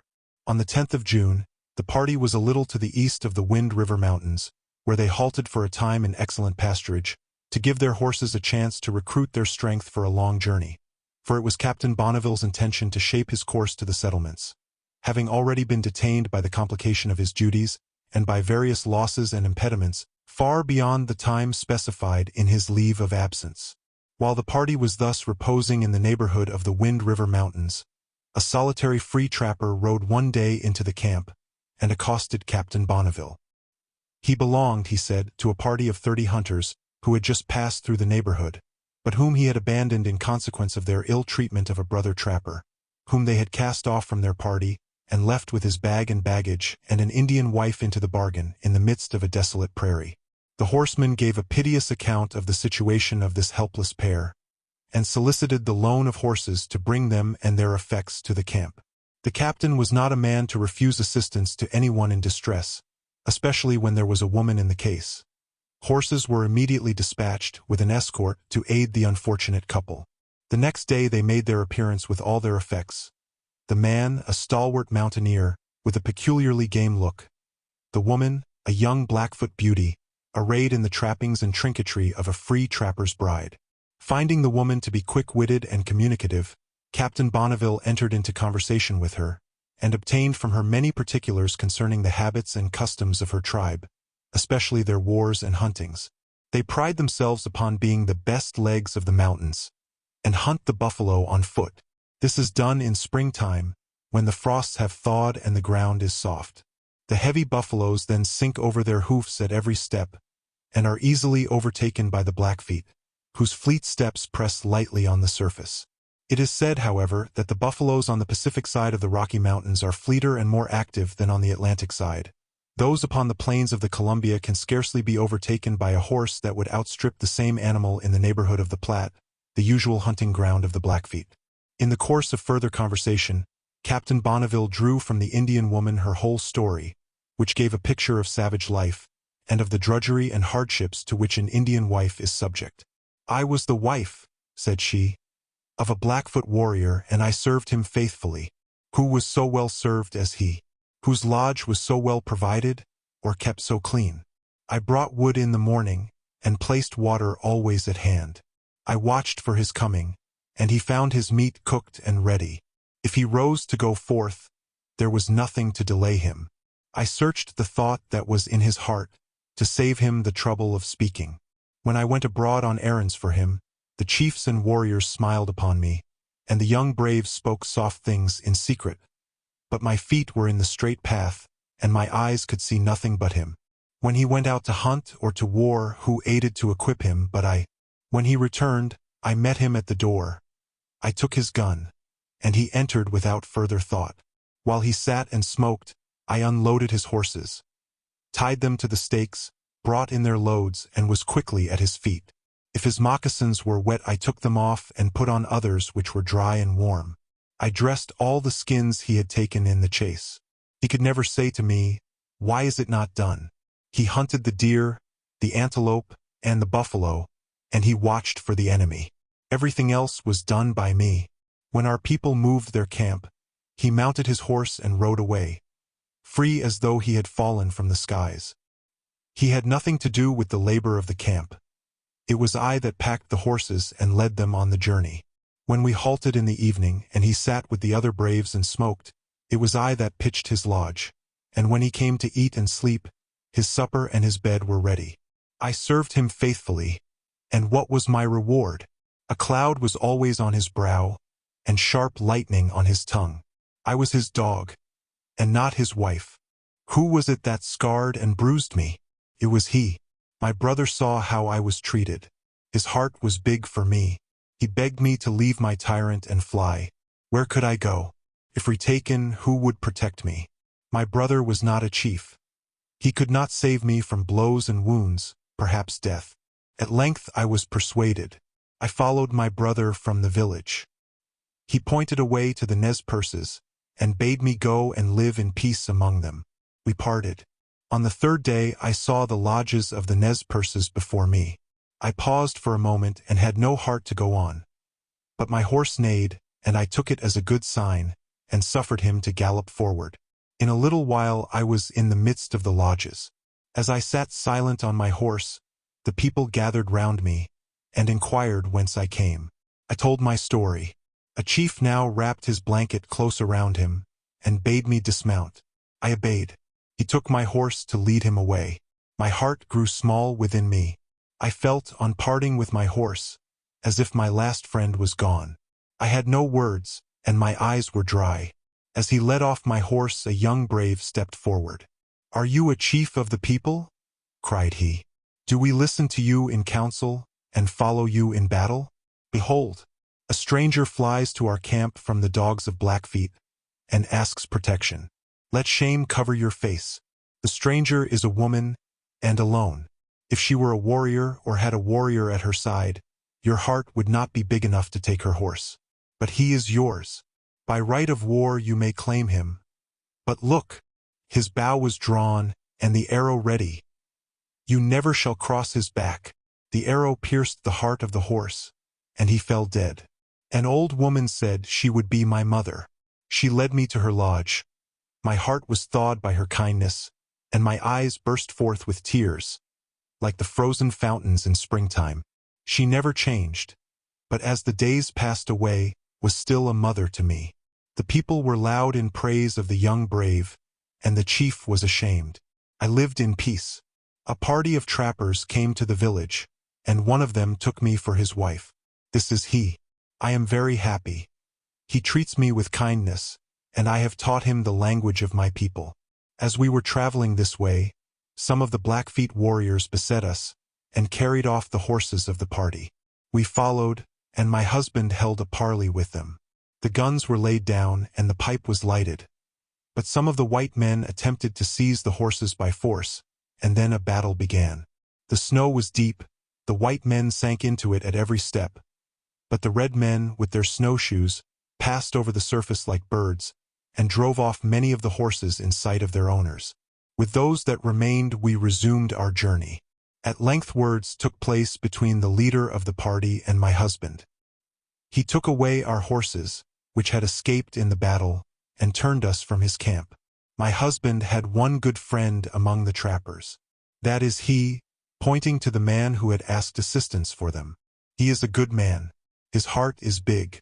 When he came in from hunting and found that we had been driven away, he gave up all his wages, and followed us, that he might speak good words for us to the white captain. Chapter 49. On the 22nd of June, Captain Bonneville raised his camp and moved to the forks of Wind River, the appointed place of rendezvous. In a few days he was joined there by the brigade of Montero, which had been sent in the preceding year to beat up the Crow country and afterward proceed to the Arkansas. Montero had followed the early part of his instructions. After trapping upon some of the upper streams, he proceeded to Powder River.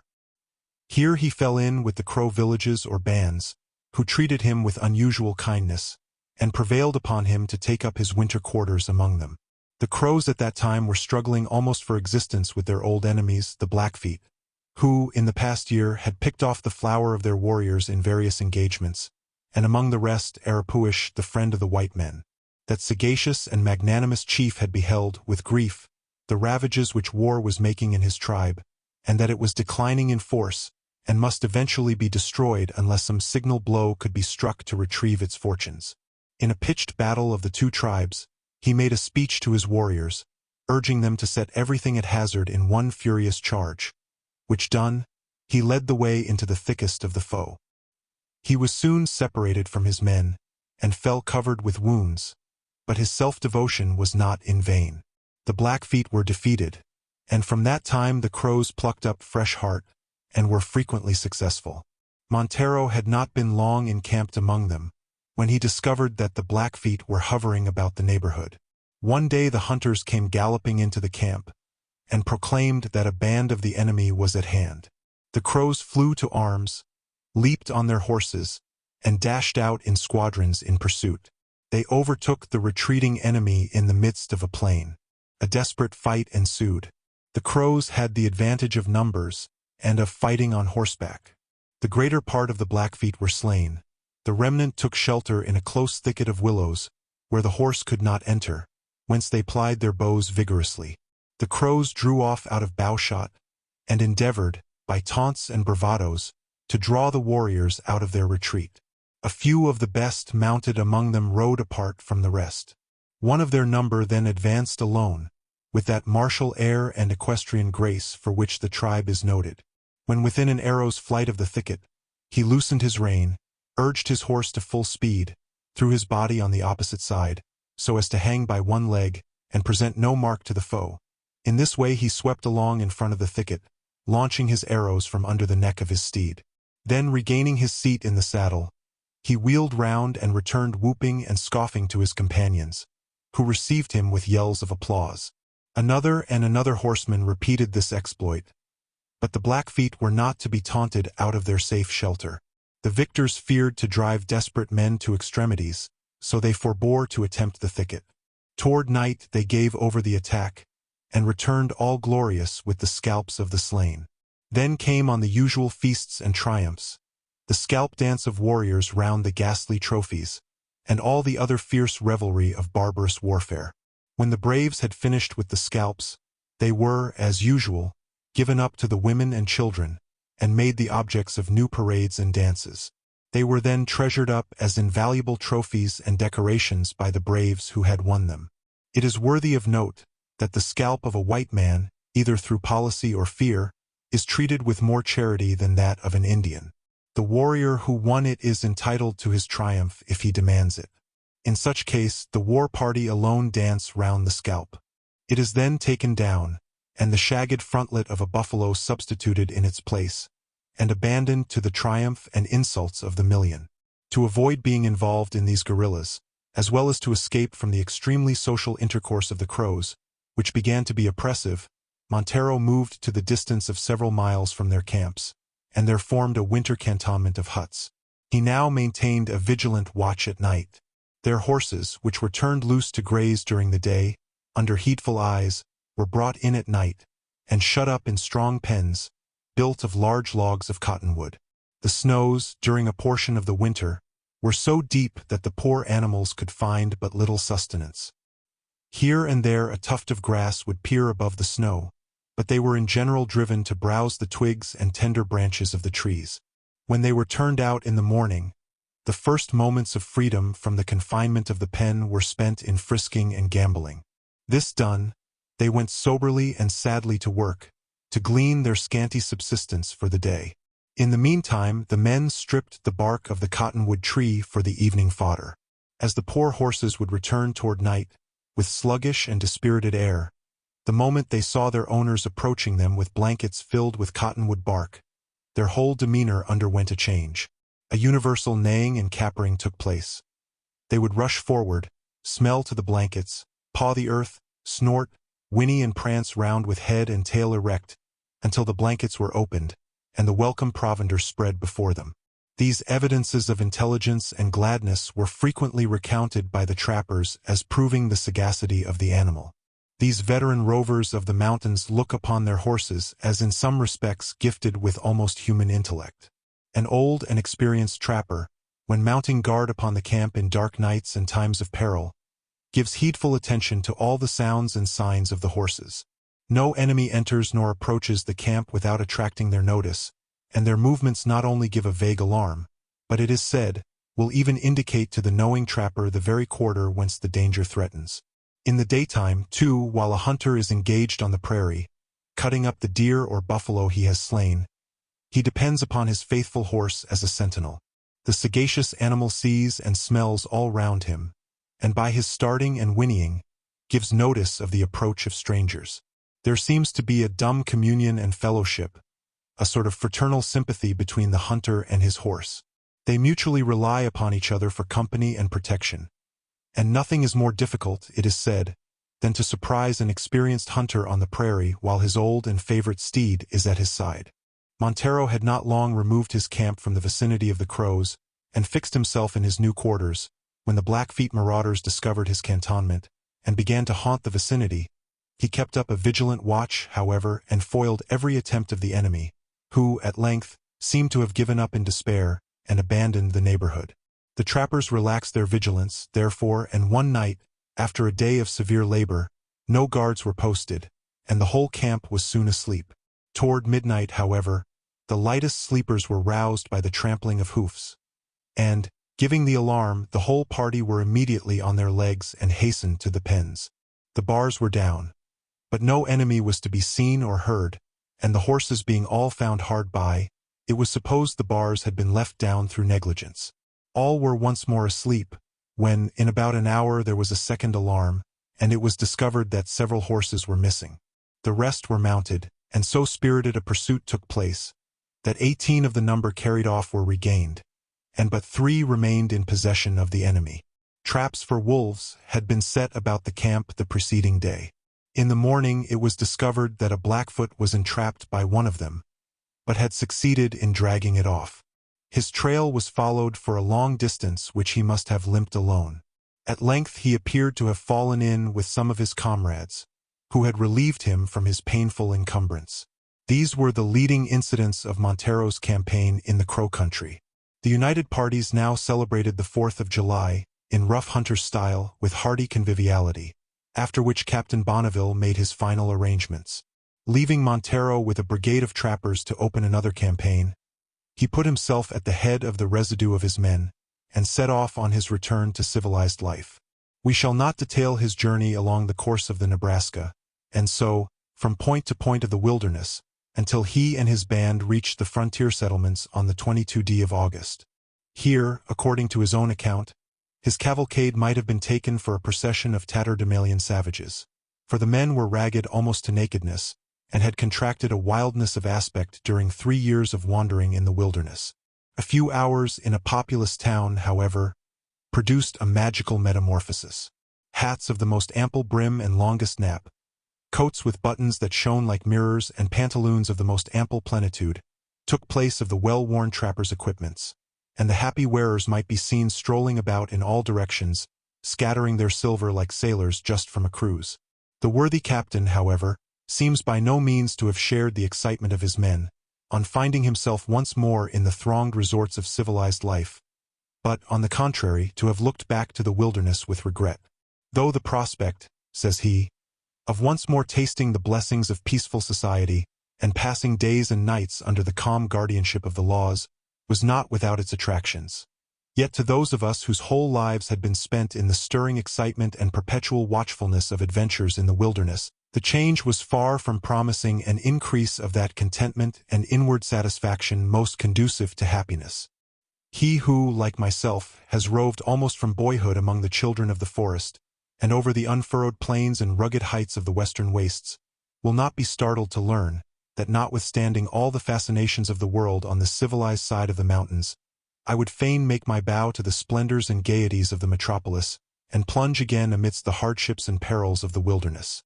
We have only to add that the affairs of the captain have been satisfactorily arranged with the War Department, and that he is actually in service at Fort Gibson on our western frontier, where we hope he may meet with further opportunities of indulging his peculiar tastes, and of collecting graphic and characteristic details of the great western wilds and their motley inhabitants. We here close our picturings of the Rocky Mountains and their wild inhabitants, and of the wild life that prevails there, which we have been anxious to fix on record, because we are aware that this singular state of things is full of mutation, and must soon undergo great changes, if not entirely pass away. The fur trade itself, which has given life to all this portraiture, is essentially evanescent. Rival parties of trappers soon exhaust the streams, especially when competition renders them heedless and wasteful of the beaver. The fur-bearing animals extinct, a complete change will come over the scene. The gay free trapper and his steed, decked out in wild array, and tinkling with bells and trinketry. The savage war chief, plumed and painted and ever on the prowl. The trader's cavalcade, winding through defile or over naked plains, with the stealthy war party lurking on its trail. The buffalo chase, the hunting camp, the mad carouse in the midst of danger, the night attack, the stampede, the scamper, the fierce skirmish among rocks and cliffs. All this romance of savage life, which yet exists among the mountains, will then exist but in frontier story, and seem like the fictions of chivalry or fairy tale. Some new system of things, or rather some new modification, will succeed among the roving people of this vast wilderness, but just as opposite, perhaps, to the inhabitants of civilization. The great Chippewayan chain of mountains, and the sandy and volcanic plains which extend on either side, are represented as incapable of cultivation. The pasturage which prevails there during a certain portion of the year soon withers under the aridity of the atmosphere, and leaves nothing but dreary wastes. An immense belt of rocky mountains and volcanic plains, several hundred miles in width, must ever remain an irreclaimable wilderness, intervening between the abodes of civilization and affording a last refuge to the Indian. Here roving tribes of hunters, living in tents or lodges, and following the migrations of the game, may lead a life of savage independence, where there is nothing to tempt the cupidity of the white man. The amalgamation of various tribes, and of white men of every nation, will in time produce hybrid races like the mountain Tartars of the Caucasus. Possessed as they are of immense droves of horses, should they continue their present predatory and warlike habits, they may in time become a scourge to the civilized frontiers on either side of the mountains, as they are at present a terror to the traveler and trader. The facts disclosed in the present work clearly manifest the policy of establishing military posts and a mounted force to protect our traders in their journeys across the great western wilds, and of pushing the outposts into the very heart of the singular wilderness we have laid open, so as to maintain some degree of sway over the country, and to put an end to the kind of blackmail levied on all occasions by the savage chivalry of the mountains. Appendix: Nathaniel J. Wyeth and the Trade of the Far West. We have brought Captain Bonneville to the end of his western campaigning, yet we cannot close this work without subjoining some particulars concerning the fortunes of his contemporary, Mr. Wyeth, anecdotes of whose enterprise have, occasionally, been interwoven in the party-colored web of our narrative. Wyeth effected his intention of establishing a trading post on the Portneuf, which he named Fort Hall. Here, for the first time, the American flag was unfurled to the breeze that sweeps the great naked wastes of the central wilderness. Leaving 12 men here with a stock of goods to trade with the neighboring tribes, he prosecuted his journey to the Columbia, where he established another post called Fort Williams on Wapatu Island at the mouth of the Willamette. This was to be the head factory of his company, whence they were to carry on their fishing and trapping operations and their trade with the interior, and where they were to receive and dispatch their annual ship. The plan of Mr. Wyeth appears to have been well concerted. He had observed that the Rocky Mountain Fur Company, the bands of free trappers, as well as the Indians west of the mountains, depended for their supplies upon goods brought from St. Louis, which, in consequence of the expenses and risks of a long land carriage, were furnished them at an immense advance on first cost. He had an idea that they might be much more cheaply supplied from the Pacific side. Horses would cost much less on the borders of the Columbia than at St. Louis. The transportation by land was much shorter, and through a country much more safe from the hostility of savage tribes, which, on the route from and to St. Louis, annually cost the lives of many men. On this idea he grounded his plan. He combined the salmon fishery with the fur trade. A fortified trading post was to be established on the Columbia, to carry on a trade with the natives for salmon and peltries, and to fish and trap on their own account. Once a year, a ship was to come from the United States, to bring out goods for the interior trade, and to take home the salmon and furs which had been collected. Part of the goods thus brought out were to be dispatched to the mountains, to supply the trapping companies and the Indian tribes in exchange for their furs, which were to be brought down to the Columbia, to be sent home in the next annual ship, and thus an annual round was to be kept up. The profits on the salmon, it was expected, would cover all the expenses of the ship, so that the goods brought out and the furs carried home would cost nothing as to freight. His enterprise was prosecuted with a spirit, intelligence, and perseverance that merited success. All the details that we have met with prove him to be no ordinary man. He appears to have the mind to conceive and the energy to execute extensive and striking plans. He had once more reared the American flag in the lost domains of Astoria, and had he been enabled to maintain the footing he had so gallantly effected, he might have regained for his country the opulent trade of the Columbia, of which our statesmen have negligently suffered us to be dispossessed. It is needless to go into a detail of the variety of accidents and cross-purposes which caused the failure of his scheme. They were such as all undertakings of the kind, involving combined operations by sea and land, are liable to. What he most wanted was sufficient capital to enable him to endure incipient obstacles and losses, and to hold on until success had time to spring up from the midst of disastrous experiments.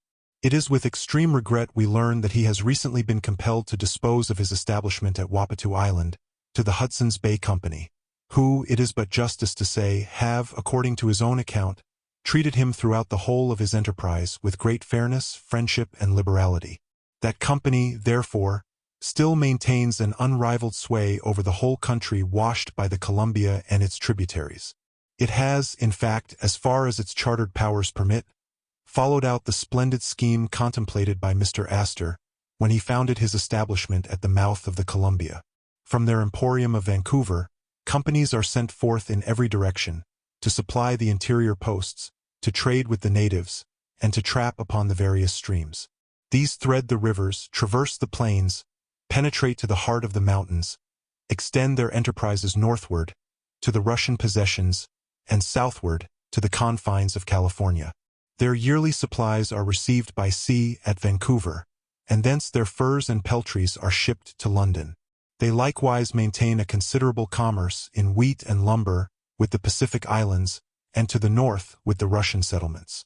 Though the company, by treaty, have a right to a participation only in the trade of these regions, and are, in fact, but tenants on sufferance, yet have they quietly availed themselves of the original oversight and subsequent supineness of the American government to establish a monopoly of the trade of the river and its dependencies, and are adroitly proceeding to fortify themselves in their usurpation by securing all the strong points of the country.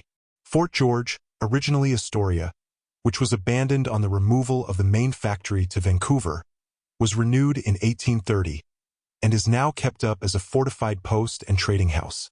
All the places accessible to shipping have been taken possession of, and posts recently established at them by the company.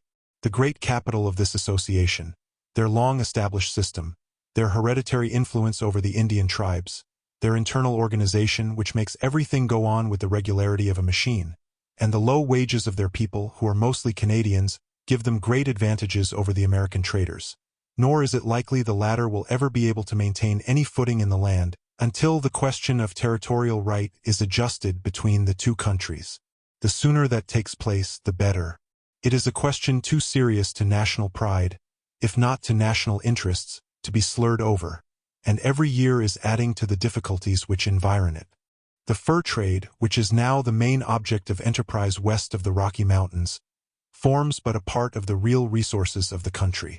Beside the salmon fishery of the Columbia, which is capable of being rendered a considerable source of profit, the great valleys of the lower country, below the elevated volcanic plateau, are calculated to give sustenance to countless flocks and herds, and to sustain a great population of graziers and agriculturists. Such, for instance, is the beautiful valley of the Willamette, from which the establishment at Vancouver draws most of its supplies. Here, the company holds mills and farms, and has provided for some of its superannuated officers and servants. This valley, above the falls, is about 50 miles wide, and extends a great distance to the south. The climate is mild, being sheltered by lateral ranges of mountains, while the soil, for richness, has been equaled to the best of the Missouri lands. The valley of the River des Chutes is also admirably calculated for a great grazing country. All the best horses used by the company for the mountains are raised there. The valley is of such happy temperature that grass grows there throughout the year, and cattle may be left out to pasture during the winter. These valleys must form the grand points of commencement of the future settlement of the country. But there must be many such, enfolded in the embraces of these lower ranges of mountains, which, though at present they lie waste and uninhabited, and to the eye of the trader and trapper, present but barren wastes, would, in the hands of skillful agriculturists and husbandmen, soon assume a different aspect, and teem with waving crops, or be covered with flocks and herds. The resources of the country, too, while in the hands of a company restricted in its trade, can be but partially called forth, but in the hands of Americans enjoying a direct trade with the East Indies, would be brought into quickening activity, and might soon realize the dream of Mr. Astor in giving rise to a flourishing commercial empire. Wreck of a Japanese junk on the northwest coast. The following extract of a letter which we received, lately, from Mr. Wyeth, may be interesting, as throwing some light upon the question as to the manner in which America has been peopled.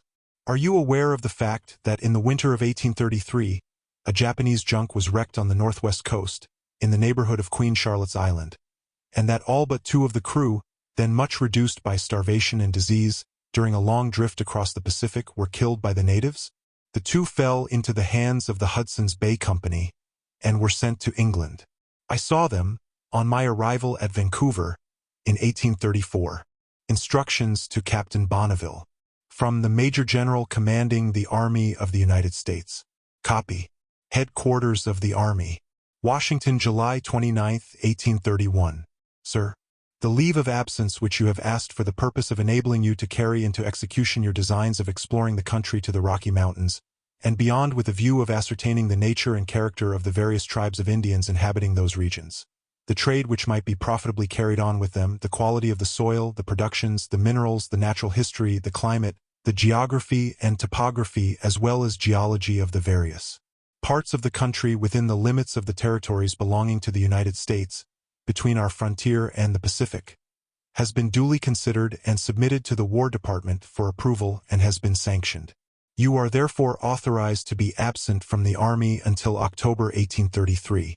It is understood that the government is to be at no expense, in reference to your proposed expedition, it having originated with yourself, and all that you required was the permission from the proper authority to undertake the enterprise. You will naturally, in providing yourself for the expedition, provide suitable instruments, and especially the best maps of the interior to be found. It is desirable, besides what is enumerated as the object of enterprise, that you note particularly the number of warriors that may belong to each tribe or nation that you may meet with, their alliances with other tribes and their relative position as to a state of peace or war, and whether their friendly or warlike dispositions towards each other are recent or of long standing. You will gratify us by describing the manner of their making war, of the mode of subsisting themselves during a state of war and a state of peace, their arms and the effect of them, whether they act on foot or on horseback, detailing the discipline and maneuvers of the war parties, the power of their horses, size and general description. In short, any information which you may conceive would be useful to the government. You will avail yourself of every opportunity of informing us of your position and progress, and at the expiration of your leave of absence will join your proper station. I have the honor to be, sir, your O.T. Street. Signed, Alexer Macomb Maj GNL Com. To Cap. B. L.E. Bonneville, 7th Raked Infantry, New York. The end. Dear listener, we close the pages on another tale, a journey through words, imagination, and emotion. Here at the Falls Audiobook, where stories flow like a river's current, carrying you to distant worlds and uncharted depths, we thank you for joining us. As always, we invite you to linger a little longer. Subscribe to our channel to discover more stories waiting to be heard, each a cascade of voices, ideas, and artistry. And remember, every great story begins with a single word. Perhaps the next one will begin with you. Until our voices meet again, may your days be filled with quiet moments, rich pages, and the soothing sound of a story well told. This is the Falls Audiobook, signing off.